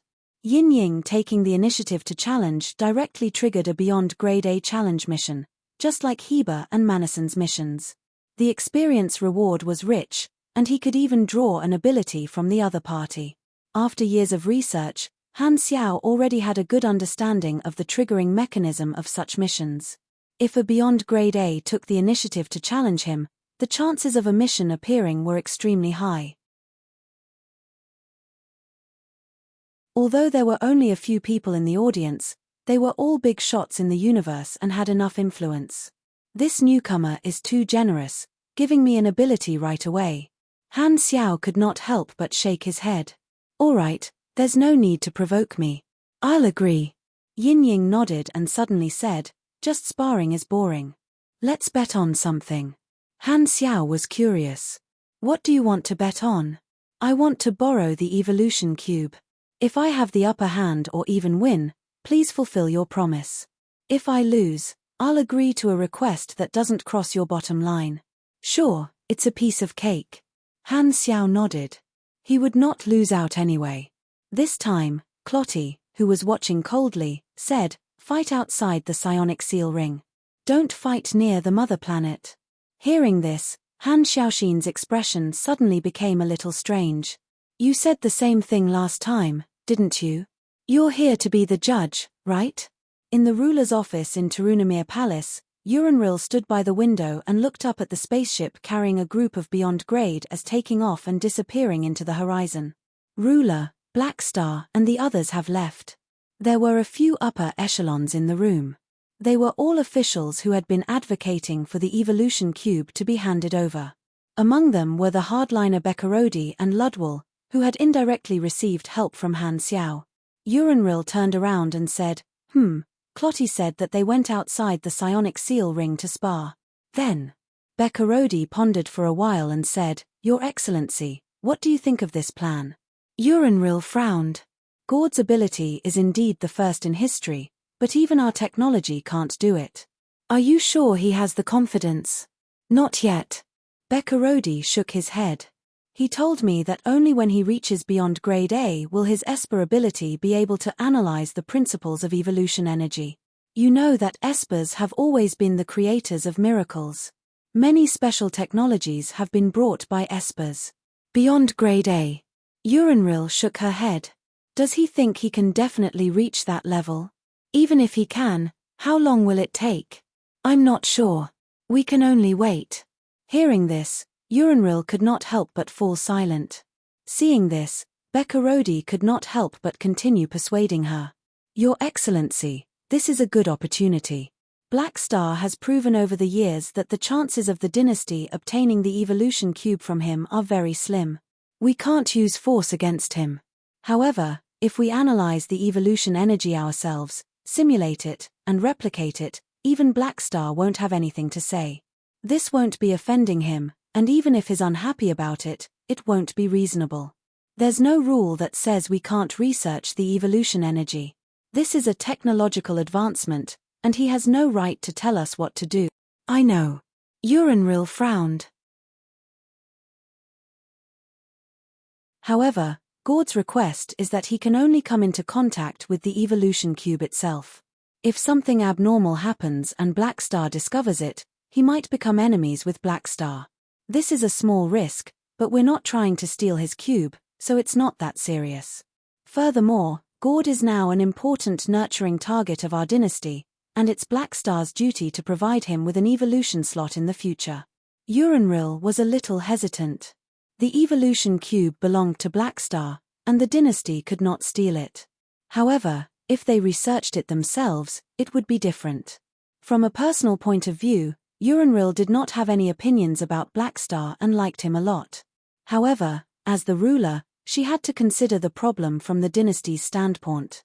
The benefits of the evolutionary totem were too great, and it had to be recharged every 10 to 20 years. Letting an outsider monopolize it would not be safe. Doing this might not be to steal Black Star's benefits but to prevent Black Star from losing the evolution cube one day.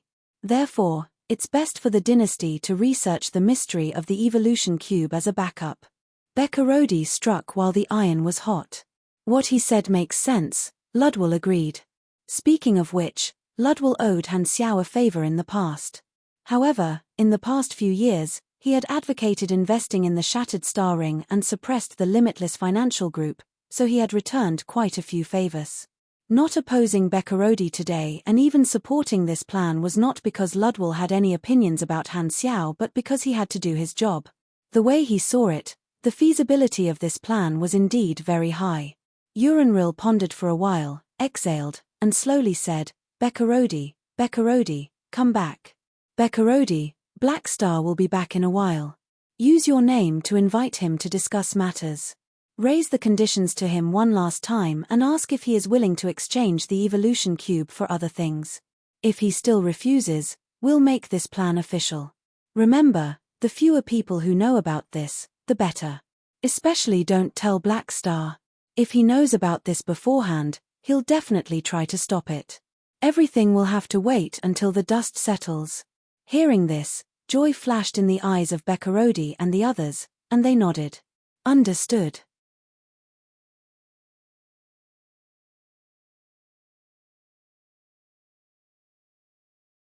Chapter 998.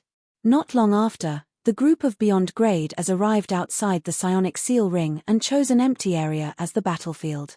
Han Xiao and Silver Shadow walked out from the crowd and faced each other in the middle of the battlefield. The other Beyond Grade as who were watching the show stayed outside the battlefield and watched the drama unfold in the mental chat group that Lotus Swordsman had created. Vairu shook his head and said, Yin Ying actually chose Black Star as his opponent. I wonder how long he can last. Lotus Swordsman coldly said, even if he beats Kola, he'll only be second to last. He might as well choose Black Star. As long as he can cause some trouble for him, even if he loses, it'll be better than choosing Kola. Kola was speechless. Although that's the truth, you won't have any friends if you speak so directly, Raven Louder muttered. Silver Shadow seems to be quite confident, as if he's really confident. Maybe he has some special ability. I heard he's a pugilist. He looks more like an Esper. I've looked into his past. He's extremely fast, and it's said that he has a special flying technique that allows him to constantly accelerate and even reach intermediate warp speed. Plus, he seems to have some void bloodline. Maximila pointed at Yin Ying in the distance and said, also, look at the surface of his body with your microscopic vision. The seemingly smooth silver shell is filled with extremely tiny magic circuits. He should have asked the Beyond Grade A mags of the Sea of Star Spirits to enhance him. Hearing this, the Beyond Grade As adjusted their vision and entered the microscopic state. They discovered that there were indeed dense energy circuits on Yin Ying's body, just like semi-invisible tattoos. There are a few Beyond Grade A mags in the Sea of Star Spirits. With such a wild style, it should be the secret master of the elderly idol group. Although this guy is one of the people behind the scenes of the galactic black market and is half neutral, his fees are not cheap. Looks like Yin Ying has invested a lot. Raven Louder was unhappy. What elderly idol group? They're called the Ancient Ones. Lotus Swordsman narrowed her eyes and said, he has too many enchantments on him. To be able to withstand such a huge burden, his body seems to be too tough. Oh, that is indeed the case. Bioni was helpless. But no matter how tough his body is, can it be as tough as Black Star's? That's true. With Han Xiao in front of them, everyone was no longer surprised by all kinds of meat shields. Speaking of which, ever since the battle with the Mecha Empire, Black Star hasn't fought a Beyond Grade A Super for almost 20 years. At that level, even he won't be able to maintain his shocking growth rate. Vairu shook his head. Clotty, who rarely spoke, casually interjected. Close to the upper limit of an individual's strength. Any higher and you'll have to break the limits of the entire explored universe. How many Beyond Grade As in history have failed to create a new level? How could it be so easy? While everyone was chatting, Han Xiao and Yin Ying were already in formation. The Lord's avatar was hovering in space with a small mechanical army. There were not many of them, and their black armor was surrounded by wisps of blue-gold mechanical force. As a mechanic, he stood where he was without moving. Instead, it was Yin Ying who took the initiative to distance himself. Such a situation was rare. The surrounding Beyond Grade As looked at each other and smiled. In the entire universe, probably only Black Star, a mechanic, could make a pugilist not dare to attack him. Yin Ying circled around Han Xiao from afar, looking for openings and opportunities, but he did not attack. Han Xiao stood where he was and watched him spin around for a long time without showing any signs of attacking. He could not help but ask, how long are you going to circle for? Come here. Yin Ying did not reply. He continued to circle around and gradually accelerated. His flying speed became faster and faster, and his figure gradually became blurry. He was like a silver comet, leaving behind a trail of silver after images, like the flame tail of a meteor. Through the void vision, Han Xiao could clearly see that Yin Ying's speed was not just fast. The space around him was distorted to a certain extent, constantly squeezing behind him, forming a tide-like phenomenon, allowing him to glide on the waves, providing additional acceleration. At the same time, the familiar void energy on Yin Ying's body showed that he also had a portion of void genes.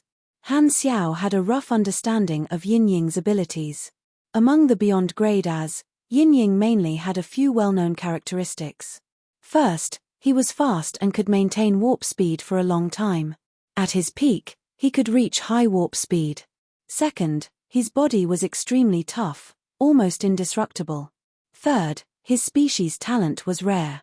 Fourth, he was like a bus. Yin Ying's health was not high, but his defense was extremely ridiculous. Even Heber could not compare to him. This was related to his attributes as a mutated universal treasure.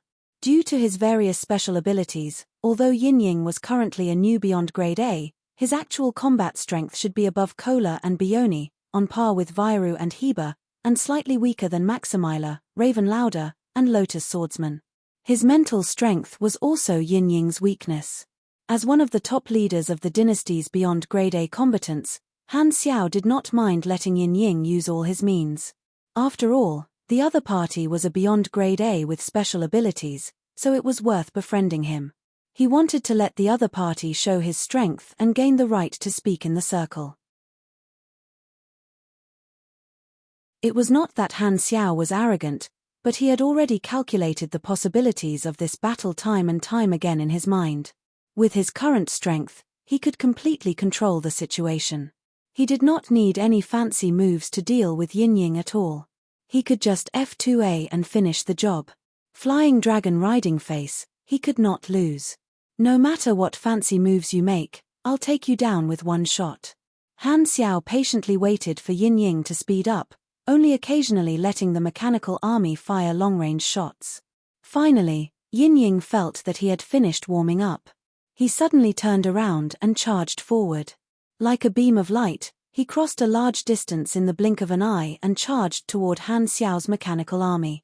After receiving Han Xiao's permission, the combat artificial intelligence Spartan immediately reacted and activated the space-time stabilizing device and space-time stabilizing anchor.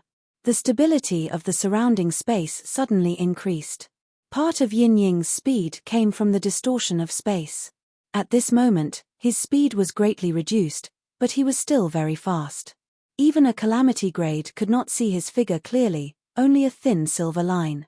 Relying on his high speed, Yin-Ying tangled with the mechanical army. The psionic cannons often missed, and the silver pugilist waves kept hitting the psionic shields of the mechanical army but could not penetrate them. After probing for a while, Yin-Ying turned around and charged toward the psionic shields of the mechanical army like a silver comet. Just as it was about to collide, this silver comet suddenly mutated and split like a cluster warhead, turning into hundreds of tiny silver meteors that instantly scattered in all directions, quickly circling around the surface of the psionic shield, turning around and charging into the formation of the mechanical army from the side where there was no protection. Every subbody was a ball of silver liquid metal, and their appearance had all become a miniature version of Yin-Ying. They were all a part of his body. This was Yin-Ying's species talent. The transformation in the star core had brought him a mutation. His body could achieve the effect of nanosplitting and change shape, all under his control. Furthermore, the split subbodies also had a considerable degree of combat strength.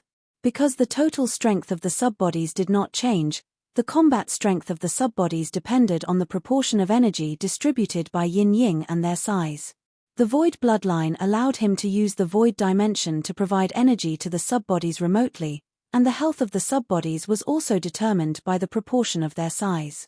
The attribute of Yin-Ying's universal treasure gave him a terrifying defense, which would not be shared equally. Therefore, even if the subbodies did not have high combat strength, they were almost indestructible, which was his advantage. Because of this special ability, Yin-Ying could be considered a rare tall, rich, and handsome pugilist. He did not need to do everything personally. A portion of the subbodies relied on their high speed to charge through the mechanical army.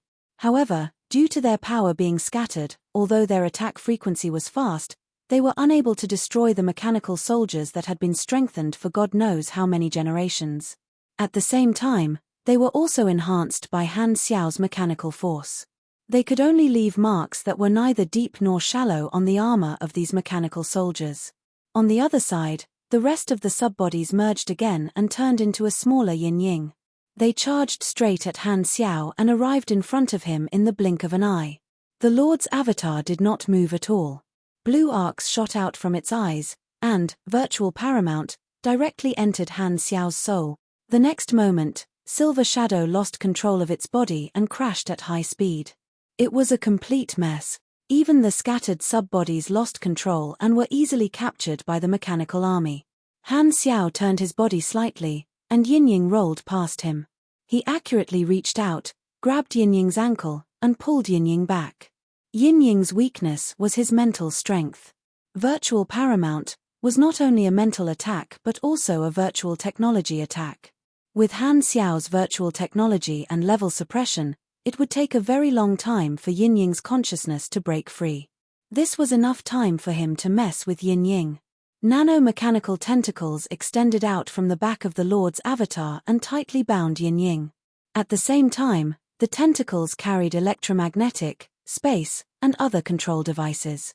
Miniature disc-shaped psionic floating cannons popped out from the shoulder of the Lord's avatar and floated around Yin Ying's head. The mechanical army in the distance also scattered and rushed over.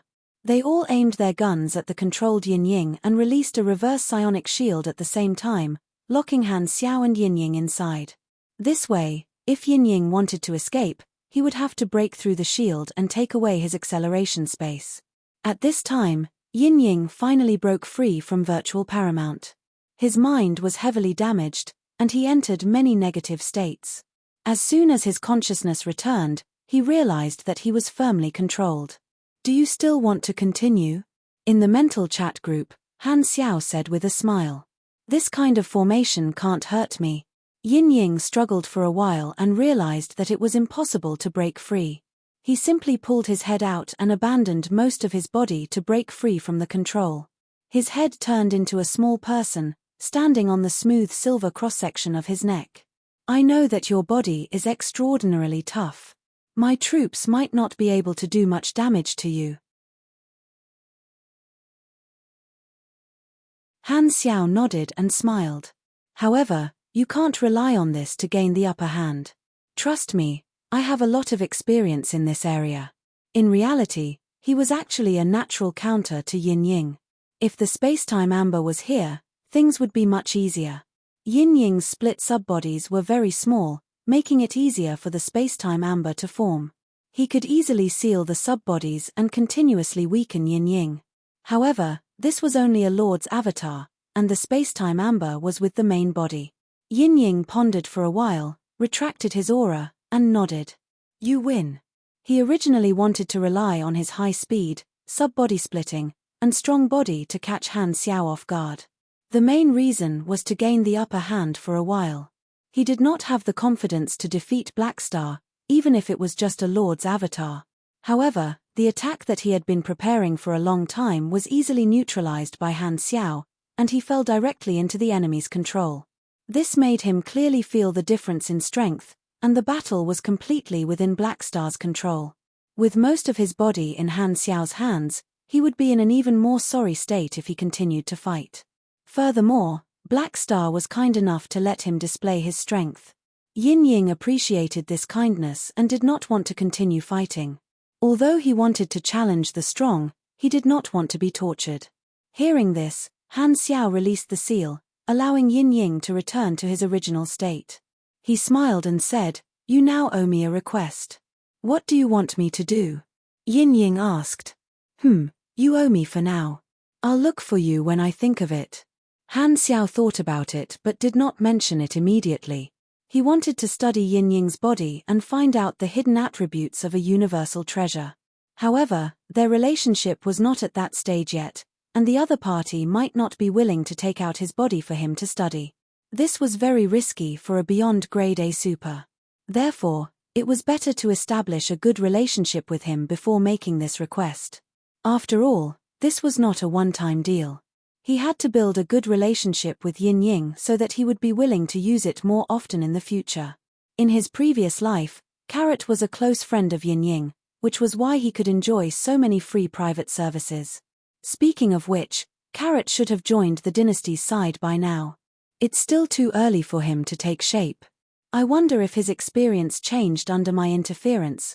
Okay, I'll remember it. Yin Ying nodded. If you have time, you can come to the Shattered Star Ring or the Flickering World to find me. If you encounter any problems, you can also come to me for help. Han Xiao laughed. Yin Ying nodded silently. Black Star's friendliness was very useful to him. He acted like a big brother and almost said, "I'll protect you." He sighed in his heart. The other beyond grade as were deliberately making things difficult for the newcomers, only Blackstar was different. This was the bearing that the future pillar of the dynasty should have. Seeing that the battle was over, the surrounding beyond grade as crowded around. This result was not out of everyone's expectations, but Blackstar's stable performance still shocked many people.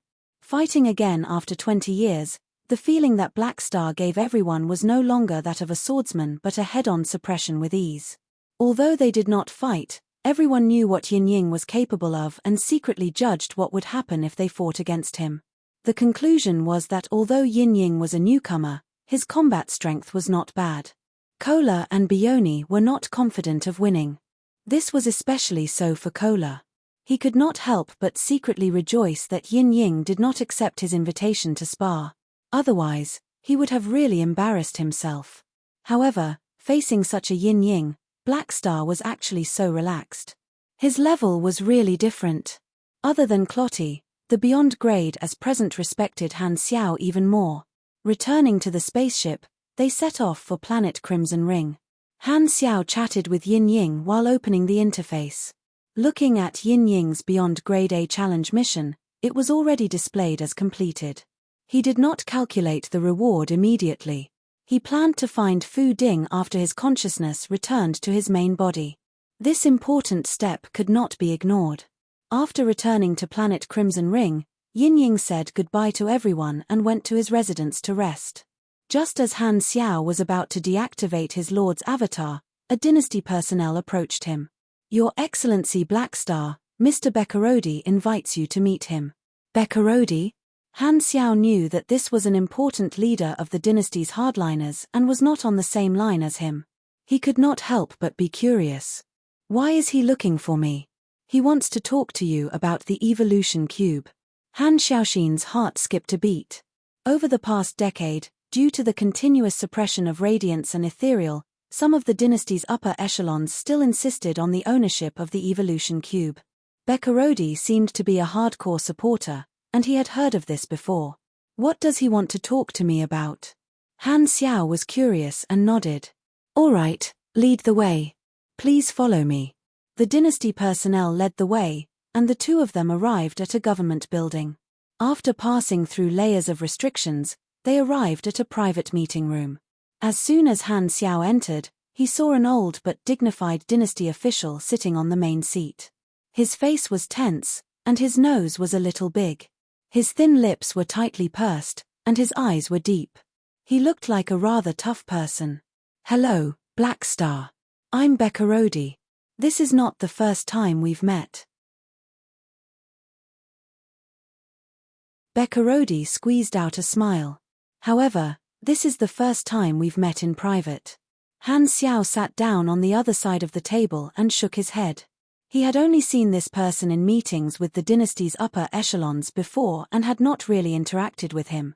I'm not someone who likes to talk nonsense, so I'll get straight to the point. Beccarodi placed his hands on the table and said with a deep voice, the dynasty wishes to use some things to exchange for the evolution cube. You can name your conditions. Want to exchange for my evolution cube? Han Xiao's eyes flickered. In fact, such signs had been there for a long time, but it was only today that the dynasty's upper echelons made it public to him. This isn't your idea alone, is it? Han Xiao smiled faintly. That's right. I hope you understand that this is not a personal grudge. In the past, we would not have done this, and the evolution cube would have been fine even if you had it.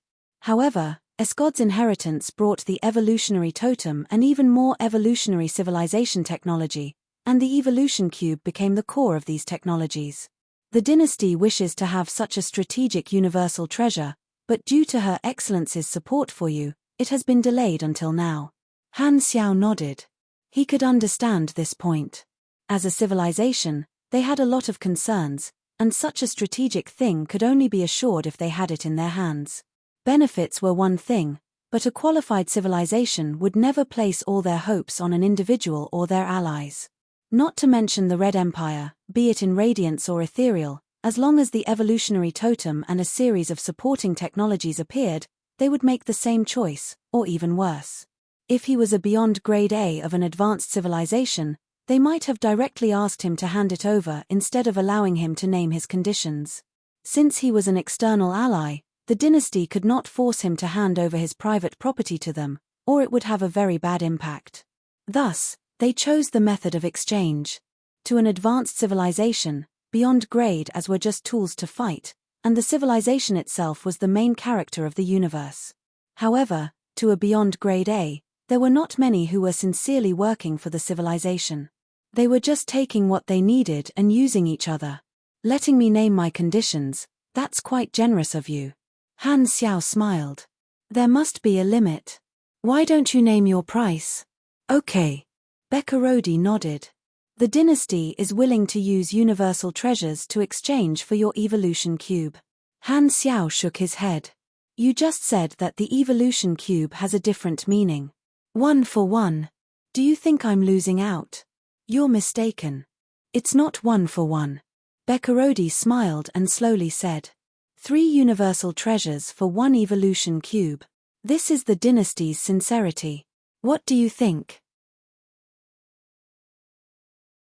I ate before writing today. It's almost past 12, T_T.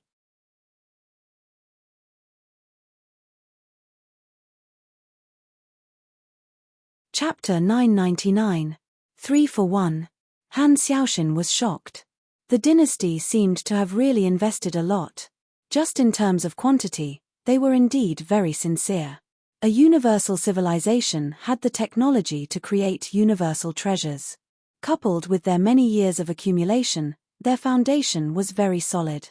Bekarodi touched the table, and a virtual screen popped up in front of Han Xiao. This is the exchange list provided by the dynasty. You can choose 3 from it. Han Xiao took a look and understood that the universal treasures on the list were not all of the dynasty's wealth. After thinking for a while, he asked, what if I want other universal treasures of the dynasty? If you want to exchange for universal treasures that are not on the list, there won't be 3 for 1 treatment. Some of the more important strategic universal treasures to the dynasty cannot be exchanged with you. You have to understand this. Other than that, if you have a custom universal treasure request, you can also bring it up to the dynasty. This will need to be reviewed, Bekarodi said.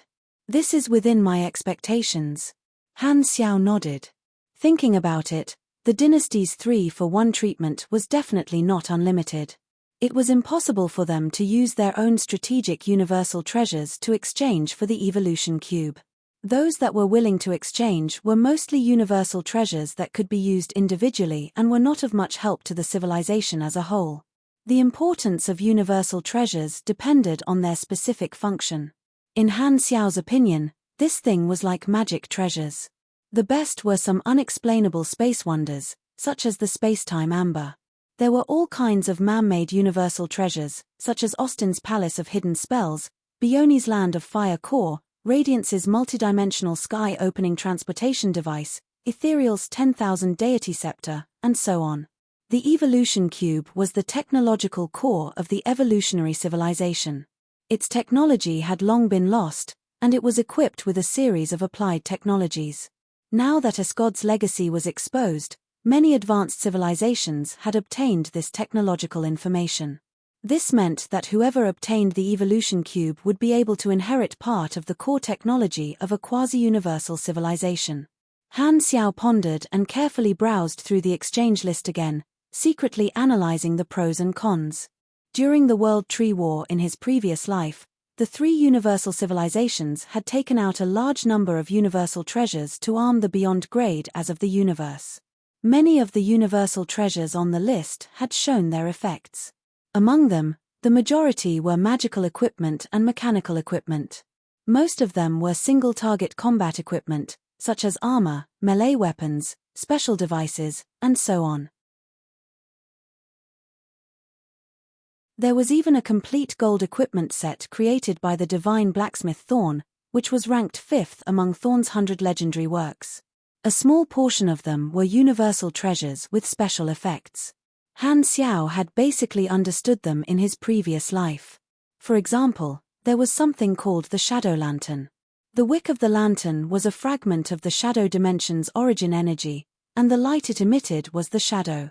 It had many special effects, and the main effect was that it could open a dimensional door and transform the area into the dangerous shadow dimension, changing the nature of the existences of the things in the area.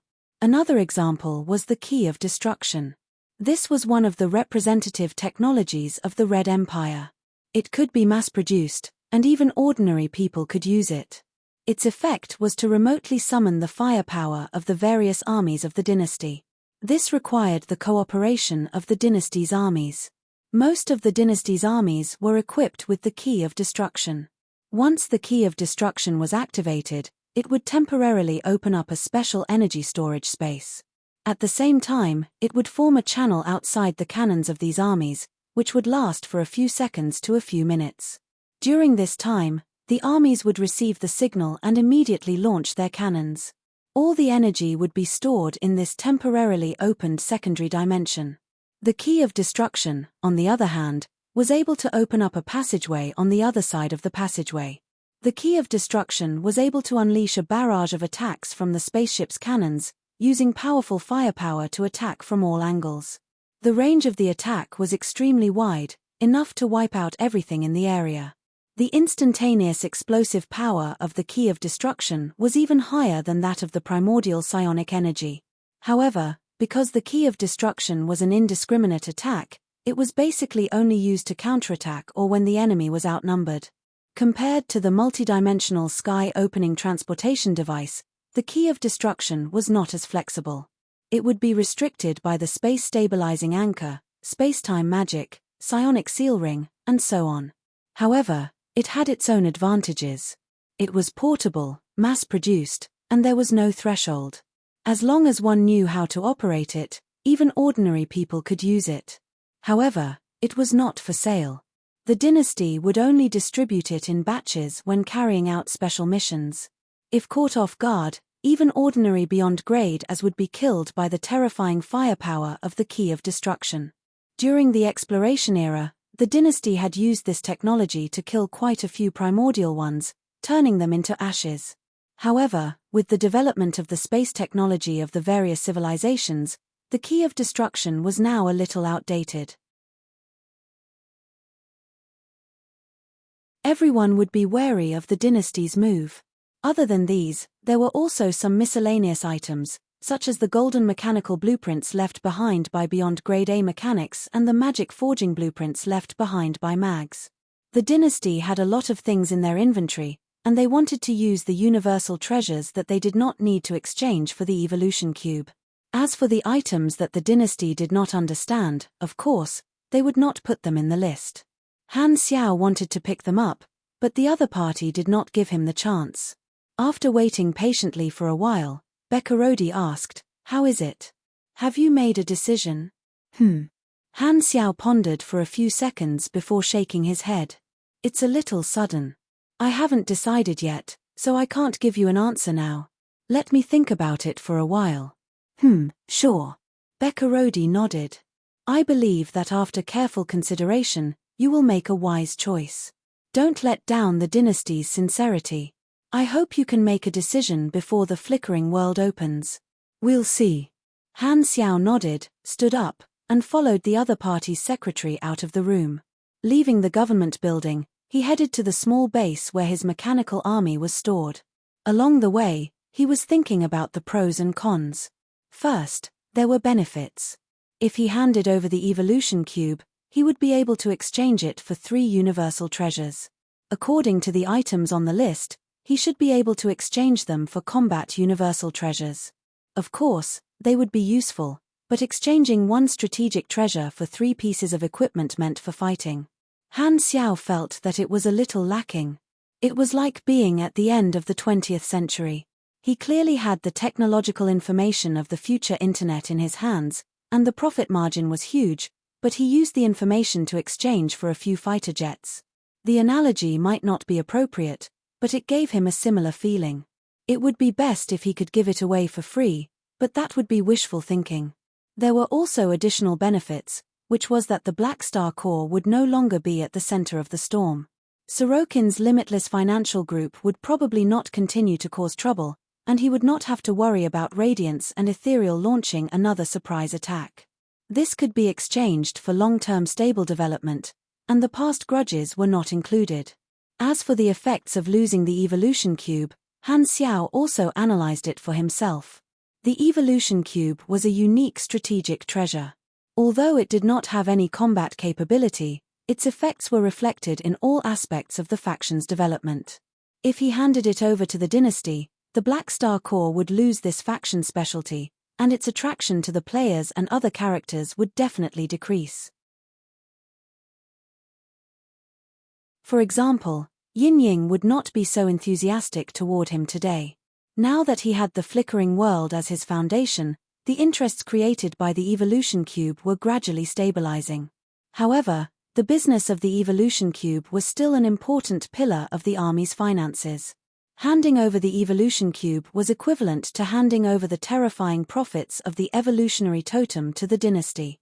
The expansion and maintenance of the Black Star Corps required a huge amount of funds. Without the totem trade, there would be a huge loss of cash flow, which would cause the size of the army to shrink. At the very least, it would slow down the speed of expansion. This was an inevitable outcome. Although he still had to consider the dynasty's intentions when using the evolution cube due to the covenant, he still had the rights to it. Once he lost the rights to it, the meaning would be different. This meant that the other organizations would no longer need to cooperate with the Black Star Corps and could directly approach the dynasty to obtain the evolution cube services. He would be kicked out of the game. This would more or less affect the various businesses of the army, and the financial losses would not only be limited to the totem trade itself. Furthermore, if he wanted the services of the evolution cube in the future, he would have to use contribution points or money to exchange for them from the dynasty. At the same time, without the uniqueness of the evolution cube, the influence of the Black Star Corps would also decrease. No matter how famous he was or how good he was at fighting, if he could not give others the benefits they wanted, the number of people who would buy into him would naturally decrease. In conclusion, if he handed over the evolution cube, it would be much more difficult for the Black Star Corps to continue growing. Han Xiao was not sure if the dynasty had any deeper intentions of restricting the growth of the Black Star Corps. Did they feel that his army had developed to this point and was already sufficient? Logically speaking, that should not be the case. However, the thoughts of those in power were always hard to guess. The Mecha Empire was an example. Although Radiance did not regret it, if they could do it again, they might not wish for the Mecha Empire to grow to such an extent. However, if they rejected the dynasty's proposal, there would be trouble. From Bekarodi's words, Han Xiao smelled a different subtext. The dynasty was in a hurry to obtain the evolution cube. Did they have the intention of publicizing the totem sale rights? Otherwise, why would they wait until now to bring it up? After the opening of the flickering world, countless organizations would swarm in, which would definitely impact the dynasty. If they opened up the sales right now, apart from the massive profits, the pressure on the dynasty would also be greatly reduced. Their control over the flickering world would become unbreakable, and they would not be afraid of external impacts. This was hard to say. Han Xiao did not have enough information in his hands, so he did not dare say what the dynasty was thinking. If that was really the case, then rejecting the proposal would be disrupting the dynasty's strategic deployment, which would be tantamount to not knowing what was good for him. Bekarodi represented the dynasty to show sincerity. His tone was polite, and his attitude could be considered sincere. However, it was actually a disguised form of coercion. If he were to reject it, some of the dynasty's upper echelons might think that he did not know what was good for him and would be dissatisfied. Han Technician believed that if he refused to hand over the evolution cube, the dynasty would not give up easily and would most likely use unknown methods. It was impossible for them to snatch their allies, but they would definitely use all sorts of tricks. This is really a difficult problem for me, Han Xiao sighed.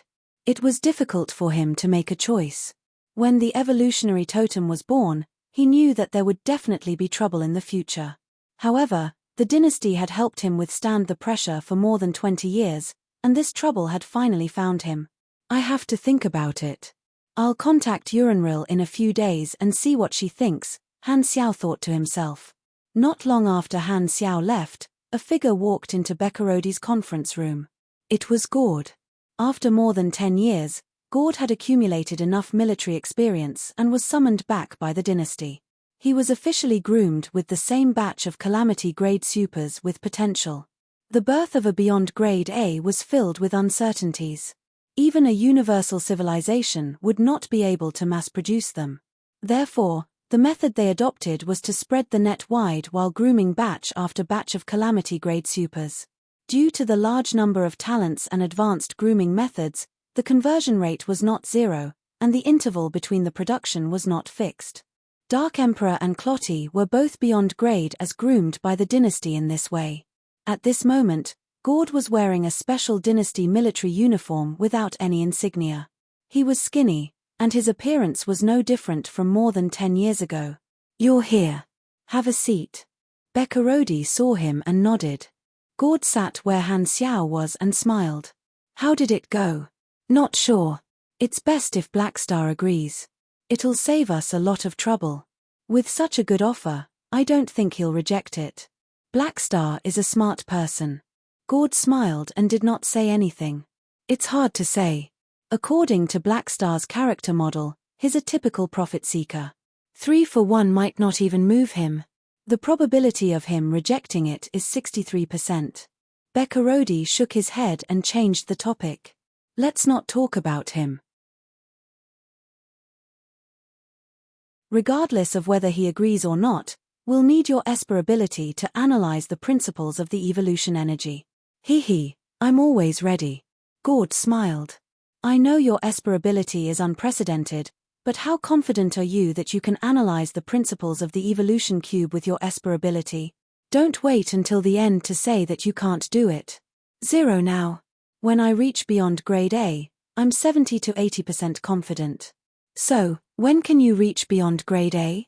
Bekarodi asked. Gord smiled and did not say anything. Seeing this, Bekarodi knew that there was no answer to this question. He shook his head and said, "Anyway, it's good that you know. Remember, as long as you can analyze the mysteries of the evolution cube, you'll have made a great contribution to the dynasty. This will be of great help to your promotion, and Her Excellency will pay more attention to you." He firmly supported handing over the evolution cube. Originally, he could only rely on Sorokin to exert pressure on the Blackstar Corps. However, due to the cooperation between the Blackstar Corps and the Germinal Financial Group, there were not many results. Only when Gord entered his sight did Bekarodi see new hope. As a potential super nurtured by the dynasty, Gord had been roped in by many factions in the dynasty in the past decade or so. Among them, the faction with the closest relationship was the hardline faction that Bekarodi belonged to. They had invested in him long ago and branded him as a faction. After pausing for a while, Bekarodi changed the topic. "Let's put this aside for now. Tell me about the primal chaos mysterious energy you mentioned. This is information leaked from Escod's inheritance. This primal Esper ability entity is very dangerous. If you can't become its host, even a calamity grade will die from the backlash. Isn't your idea too risky?" "It's not risky." Bekarodi frowned. "Are you sure your Esper ability can control the primal chaos mysterious energy when you're a calamity grade?" "Yes, this will allow me to reach beyond grade A faster and grow faster." Gord chuckled. "Humph, you'd better be confident," Bekarodi said in a deep voice. "The primal chaos mysterious energy is information from Escod's inheritance. This copy did not fall into the hands of the dynasty. You obtained this information from other organizations and gave it to the dynasty. This is very good. When the time comes, other organizations will try to snatch the primal chaos mysterious energy, and the dynasty will intervene. I've already submitted your application. The dynasty is still reviewing whether or not you can use the primal chaos mysterious energy." "Not bad." Gord smiled.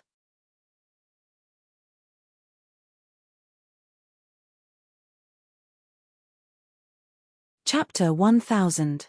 Deactivating the Lord's avatar, Han Xiao's consciousness returned to his main body, and the scene before him changed back to the divine mechanical throne room in the Black Star Palace in the flickering world. He took off the evolution cube from his neck and held it in front of him for a closer look. The small silver cube reflected a faint light. It's been more than 20 years since I got you from Cisco. Han Xiao stroked the evolution cube, and a sense of familiarity rose from the bottom of his heart.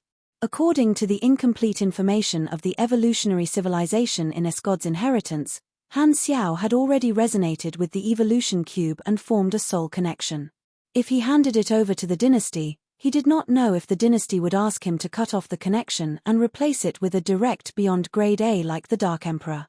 Shaking his head, Han Xiao temporarily suppressed this matter in his heart and slowly considered it. He put on the evolution cube again, stood up, and left the room, heading toward the inner ring base outside the palace to find Fu Ding. Looking at Philip's surveillance screen, he saw that Fu Ding was chatting with Aurora, Hardaway, and the others in the old officers' activity center. Han Xiao took a floating vehicle into the base and came to the exclusive activity room of the Black Star Guards. As soon as he entered the room, he heard Hardaway's triumphant voice. "I can feel it. A few days ago, my Esper ability strength improved again, and there are subtle changes in my genes. I feel that the door to beyond grade A has opened for me." Aurora looked at Fu Ding. How many times has he said this? The 233rd time. Fu Ding chuckled. "That's right. He says he's going to reach beyond grade A every day, but it's been more than 10 years, and there's been no movement at all." Aurora could not help but complain. "You guys don't believe me. Every time I spar with the army commander's apostle weapons, I've improved, just a little." Hardaway snorted. "Spar? You're talking about getting beaten up, right?" Fu Ding shrugged. "What's wrong with getting beaten up? That's my Esper ability." Hardaway was indignant. "At least I lasted longer than you. No matter what, I'm Black Star trump card." Hardaway's Esper ability was to increase his body's defense and toughness. Getting beaten up was how he transformed his species. Using external force to modify his cells and genes was like using the hands of others to forge himself. Because he was already a peak calamity grade super, only now, the attacks of a beyond grade A super could stimulate his transformation. After the apostle weapons led by Psionic Prime appeared, Han Xiao handed over the task of beating up Hadavi to the apostle weapons. As he continued to grow stronger, the strength of the apostle weapons also increased. Since they were able to fight against beyond grade As, they were naturally able to beat up calamity grades.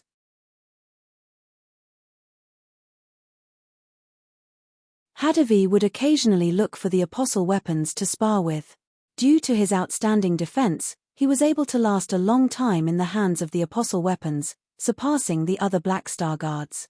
After being beaten up for more than 20 years, Hardaway's improvement had increased significantly.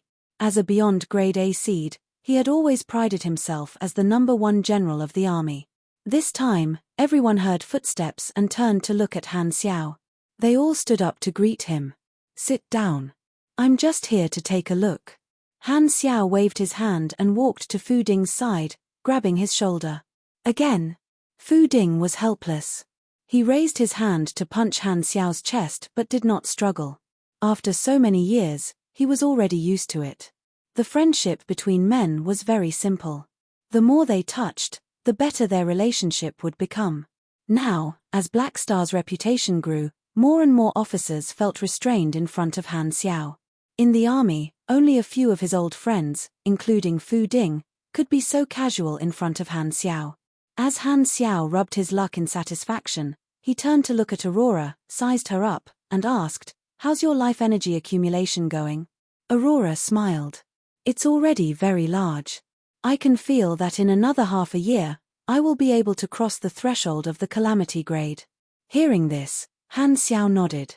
Aurora's life force Esper ability allowed her life force to increase every second, causing her body to constantly transform, improving her physique, genes, and youth.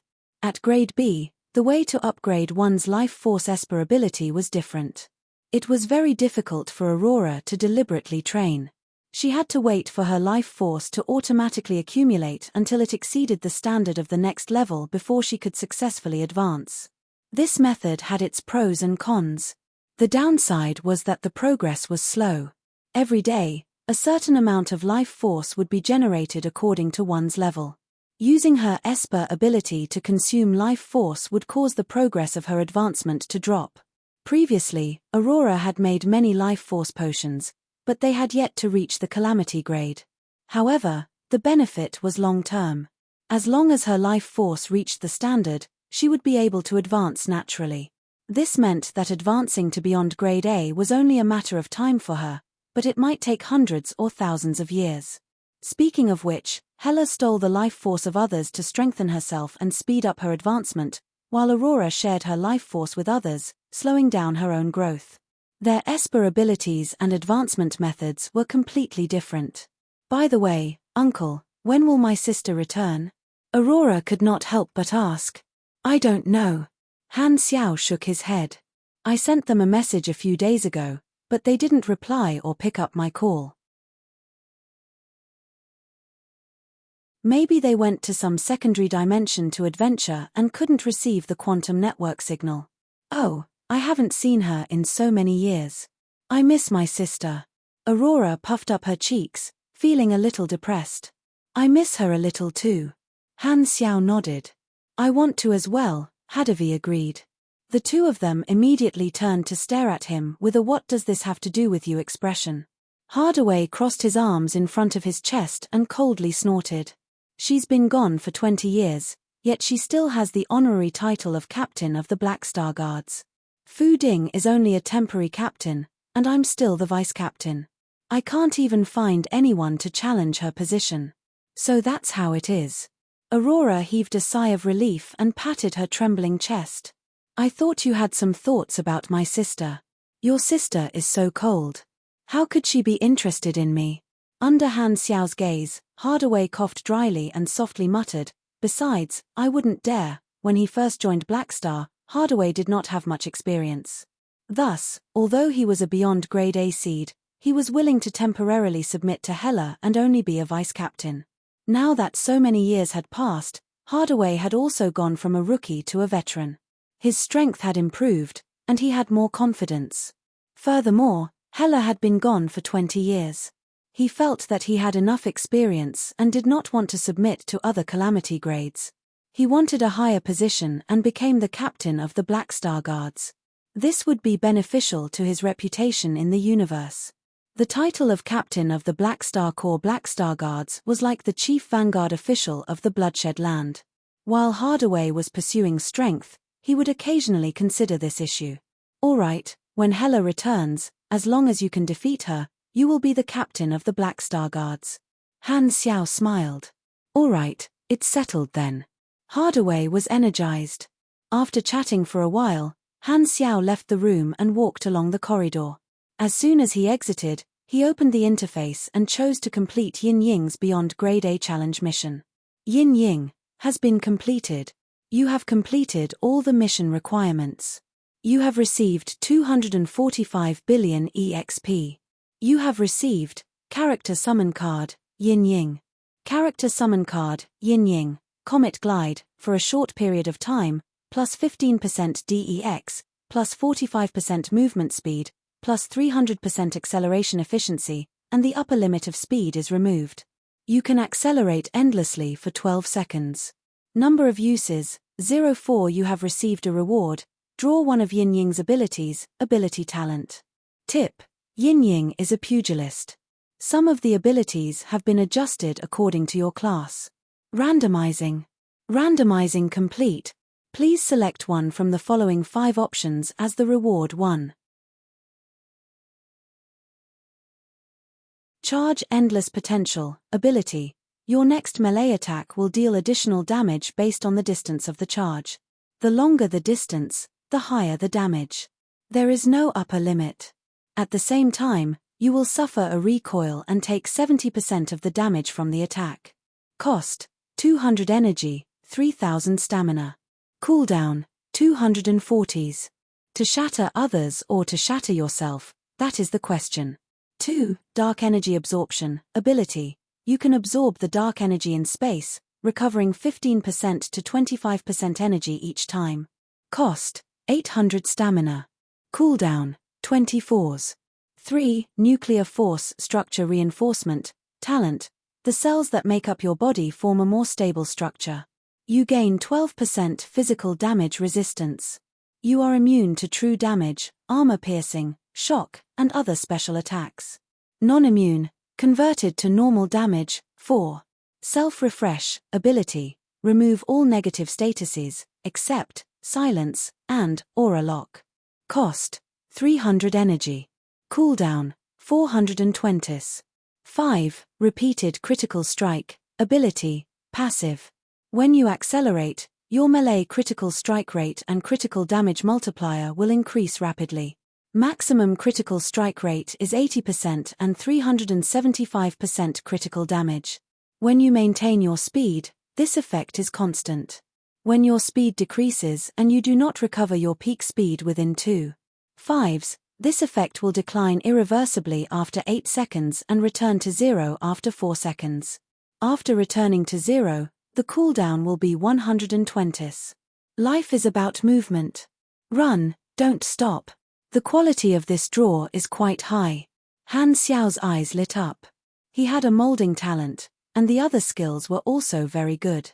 Apart from his luck, the main reason was that Yin Ying's abilities were not low on average. After taking a closer look, Han Xiao first eliminated dark energy absorption. Pugilists relied on energy to survive, and this was a very important way to replenish energy. However, he had a more efficient way to recover energy, so he did not need this. Normally, when there was a molding talent, Han Xiao would usually draw the molding talent. However, the core effect of nuclear force structure reinforcement was immunity to true damage, which was the same as the ability given by the Germinal organization leader.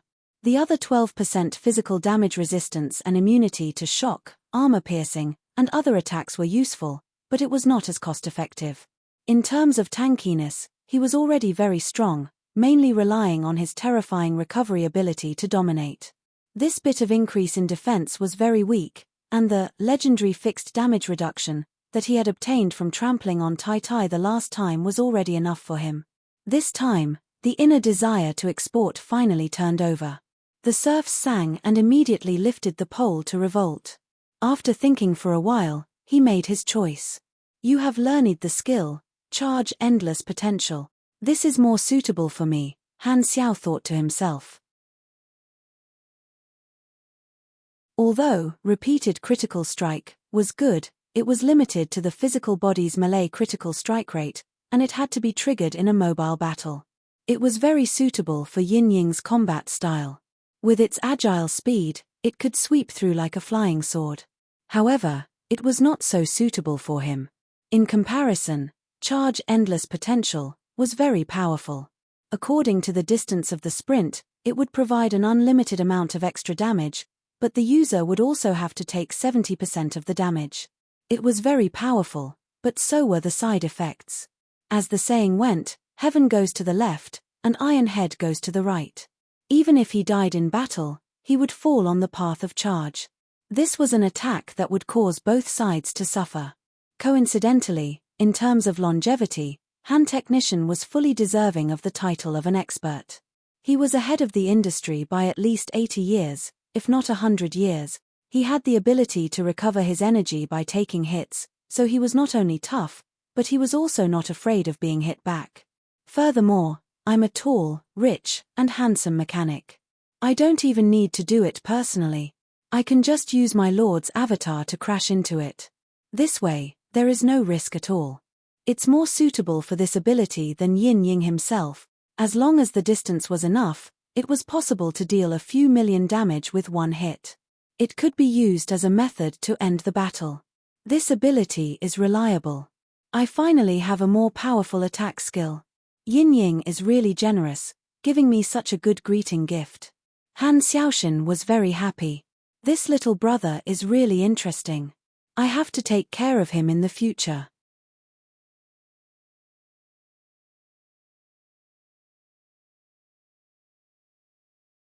Chapter 1001. My current combat style is very complete.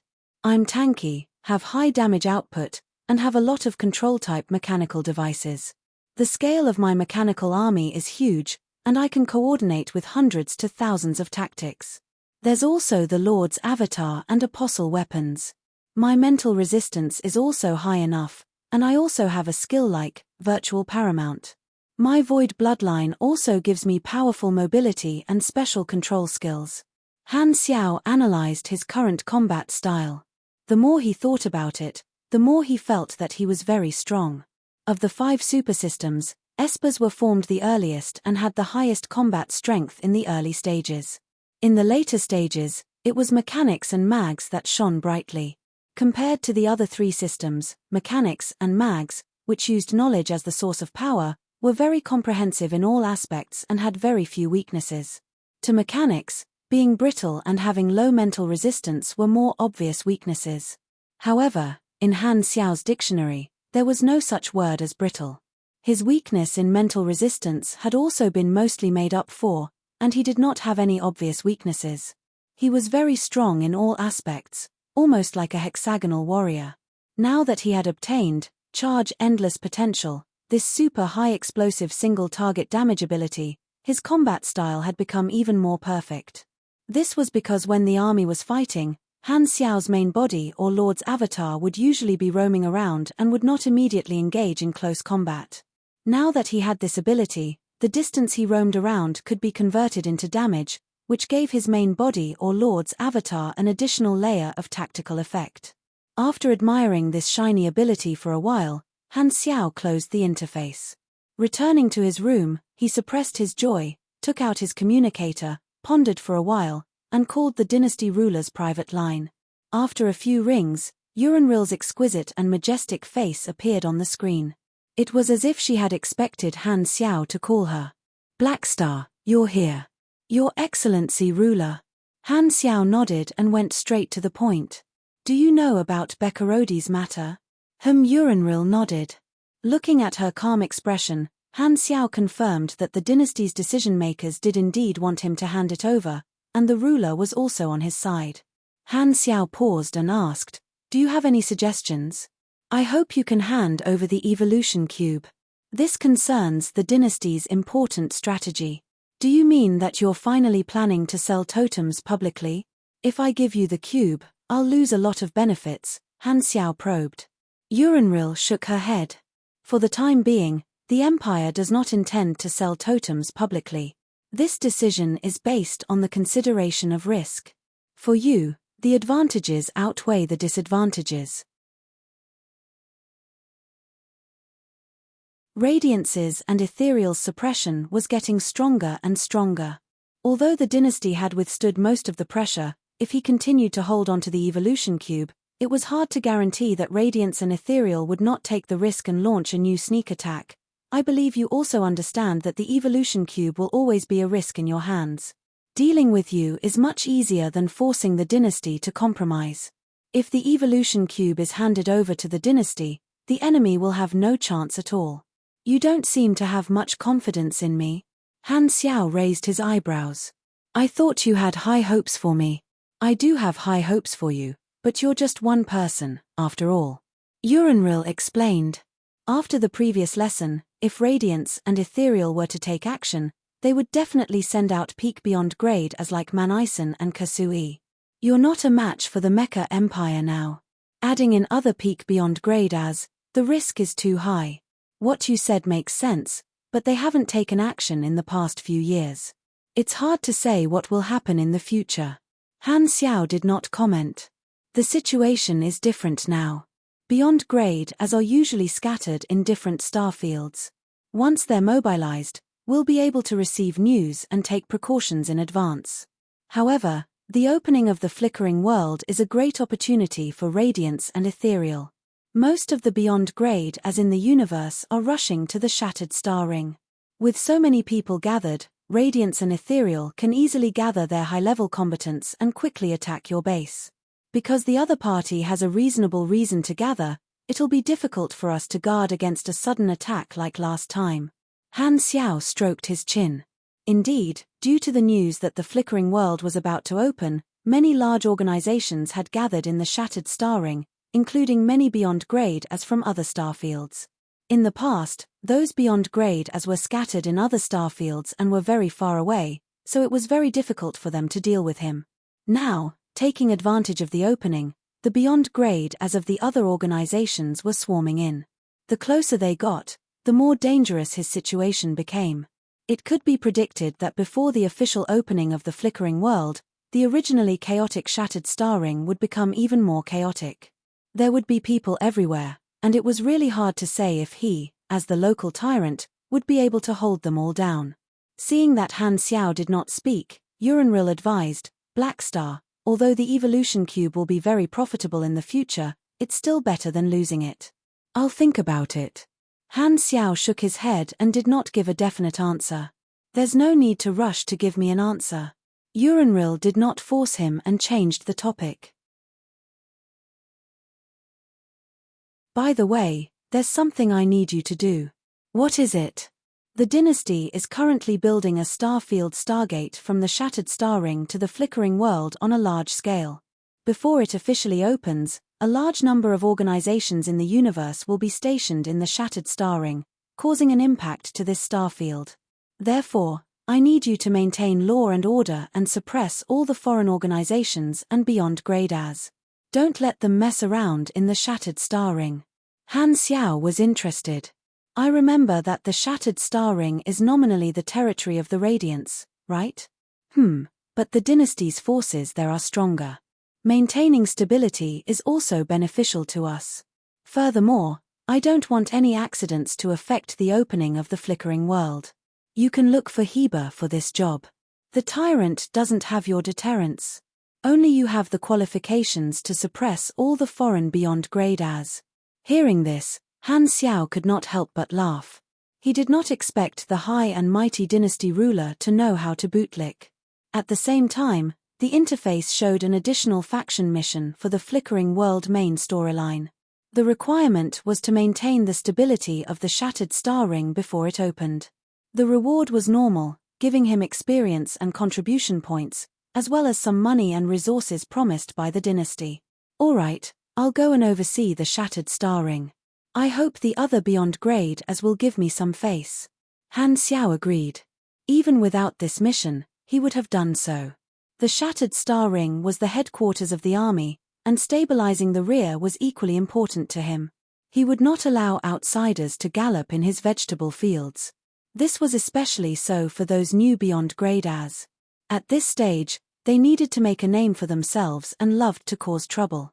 After hanging up, Han Xiao exhaled, activated Lord's Descent, and sent his consciousness to the mechanical civilization's planet. Since he was going back to oversee the situation, the troops left in the shattered star ring headquarters were not enough. He needed to mobilize a new wave of troops. Coincidentally, the mechanical civilization had been developing steadily for 20 years and was on the right track. He planned to bring a group of apostle weapons back. The scene before his eyes changed. He was inside a mechanical palace, and his lord's avatar was sitting on the throne. Han Xiao had left a long-term doppelganger in the mechanical civilization, and he would occasionally descend to inspect the place.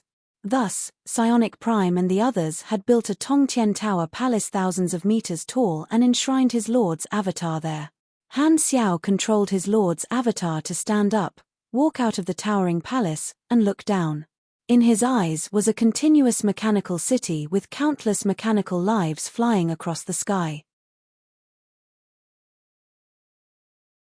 This was the main planet of the mechanical civilization, Planet Apostle. It was even more complete than 10 years ago. After more than 20 years of development, the mechanical civilization had completely transformed this planet. They had built countless facilities on the surface and underground, obtained a strong productivity, and started to develop other planets around it. At the same time, their population increased exponentially. This was the source of soldiers for the Mech Legion. From the perspective of a civilization, the speed of development of the mechanical civilization was like sitting on a hyperdrive spaceship, unbelievably fast. In comparison, the Black Spirit race's development was not slow either. After many years of learning, groups of scholars appeared in the Black Spirit race, and they began to integrate the knowledge taught by the army. Due to the characteristics of the Black Spirit race, as long as someone learned a piece of knowledge, it could be quickly spread. Furthermore, with the resources and equipment generously provided by the army, the Black Spirit race did not need to slowly accumulate productivity. As long as they learned the knowledge, they would be able to use it. Thus, in a short 20 years, they went from the tribal era to the electrical era, completing a 3-level jump. The terrifying talents of their race began to appear. The way he saw it, if the Black Spirit race, Radiance, and Ethereal had started on the same starting line, the ones ruling the universe might have been 4 universal civilizations. The talents of the Black Spirit race were almost all focused on learning and education. To exaggerate, this was a race that had the qualifications to reach the golden age of everyone is a dragon. As for the Kundi race, they were still undergoing cultural changes, but Han Xiao had also gotten people to stuff some good stuff in. Currently, the Kundi race had already started to worship the machinery faith. Although they had not officially converted into believers due to the fact that it had only been 10 years since their defeat, the trend was already there. Han Xiao looked at the scenery of the planet for a while, and not long later, more than 10 black dots flew over from afar. They rapidly grew larger in his vision, revealing the figures of the apostle weapons. Behind these black dots, a mountain-sized shadow slowly approached. It was giant King Kong, and its head was parallel to the gate of Tongtian Tower that Han Xiao was in. "Greetings, Lord." Psionic Prime led the apostle weapons into the gate and stopped in front of Han Xiao to greet him. Over the years, Han Xiao had used up all the slots for the apostle weapons to expand his apostle weapon team. Due to the fact that he had perfect mechanical sense and a series of talents that increased the upper limit of his mechanical abilities, he had far more than 12 apostle weapons. Han Xiao sized them up. The weapons and armor of these apostle weapons were much better than 20 years ago. At the same time, he could sense that the Tinder energy source of these apostle weapons had also become much stronger. Mechanical life forms all had the ability to grow and knew how to strengthen themselves. This was especially so for the first-generation mechanical life forms, which contained the purest mechanical force Tinder energy and had excellent growth potential. With his current machinery affinity, these apostle weapons were all existences that could hold their own against ordinary beyond grade as, referring to Kola and Bioni. Psionic Prime, Silver Flash, Mad Sky Hunt, Crimson Flame, Gold Sovereign, Formless Ghost, Heaven Suppressing Flag, Purple Sky Spirit. Bring a group of troops and return to the headquarters of the Shattered Star Ring. "I might need you to fight," Han Xiao ordered.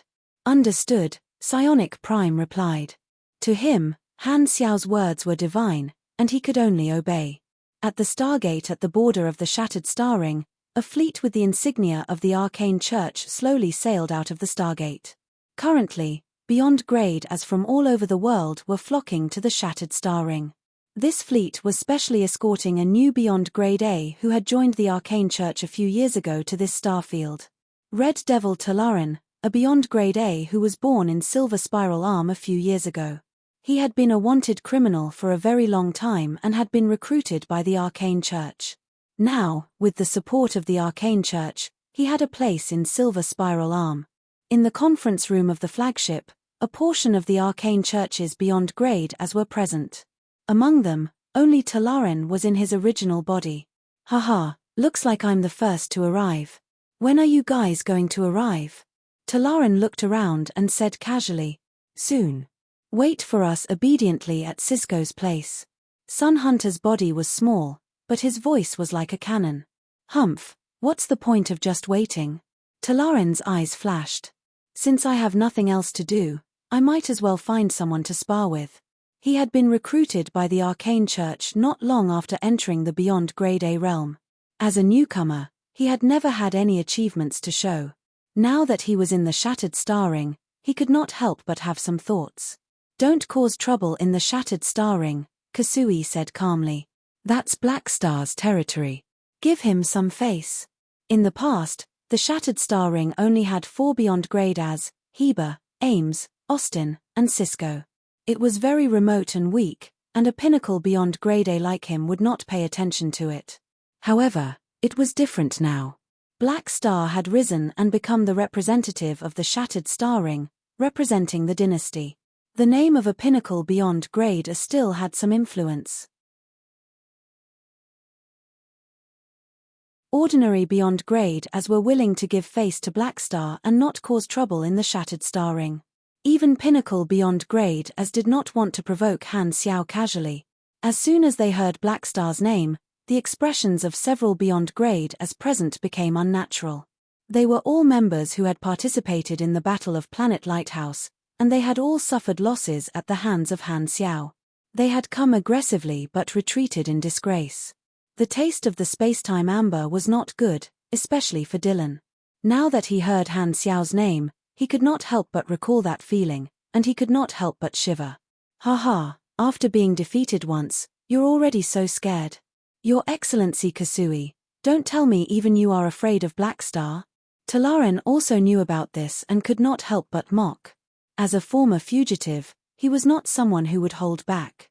As soon as this was said, many beyond grade as were embarrassed and snorted. I'm not afraid of him, Kasui said calmly. It's just that it's not time for me to meet him yet. I advise you not to provoke him. Humph, I'm not stupid. Talaran waved his hands nonchalantly. Don't worry, I'm not arrogant enough to choose Blackstar as my target. Then, who do you want to spar with? Heh, I can't beat Blackstar, and Heber is from the dynasty, so he's not to be trifled with. Although Cisco is weak, he's one of us. Therefore, the only ones left for me are those two neutral guys. Talaran's eyes flashed with excitement. Austin is hiding in the Palace of Hidden Spells, so I shouldn't be his match. However, Ames. She's easy to deal with. I'll use her as my stepping stone and make her my first beyond grade A achievement. You're tuning in to the Celestial War YouTube channel. Don't forget to subscribe and join us on this journey to catch the most captivating stories.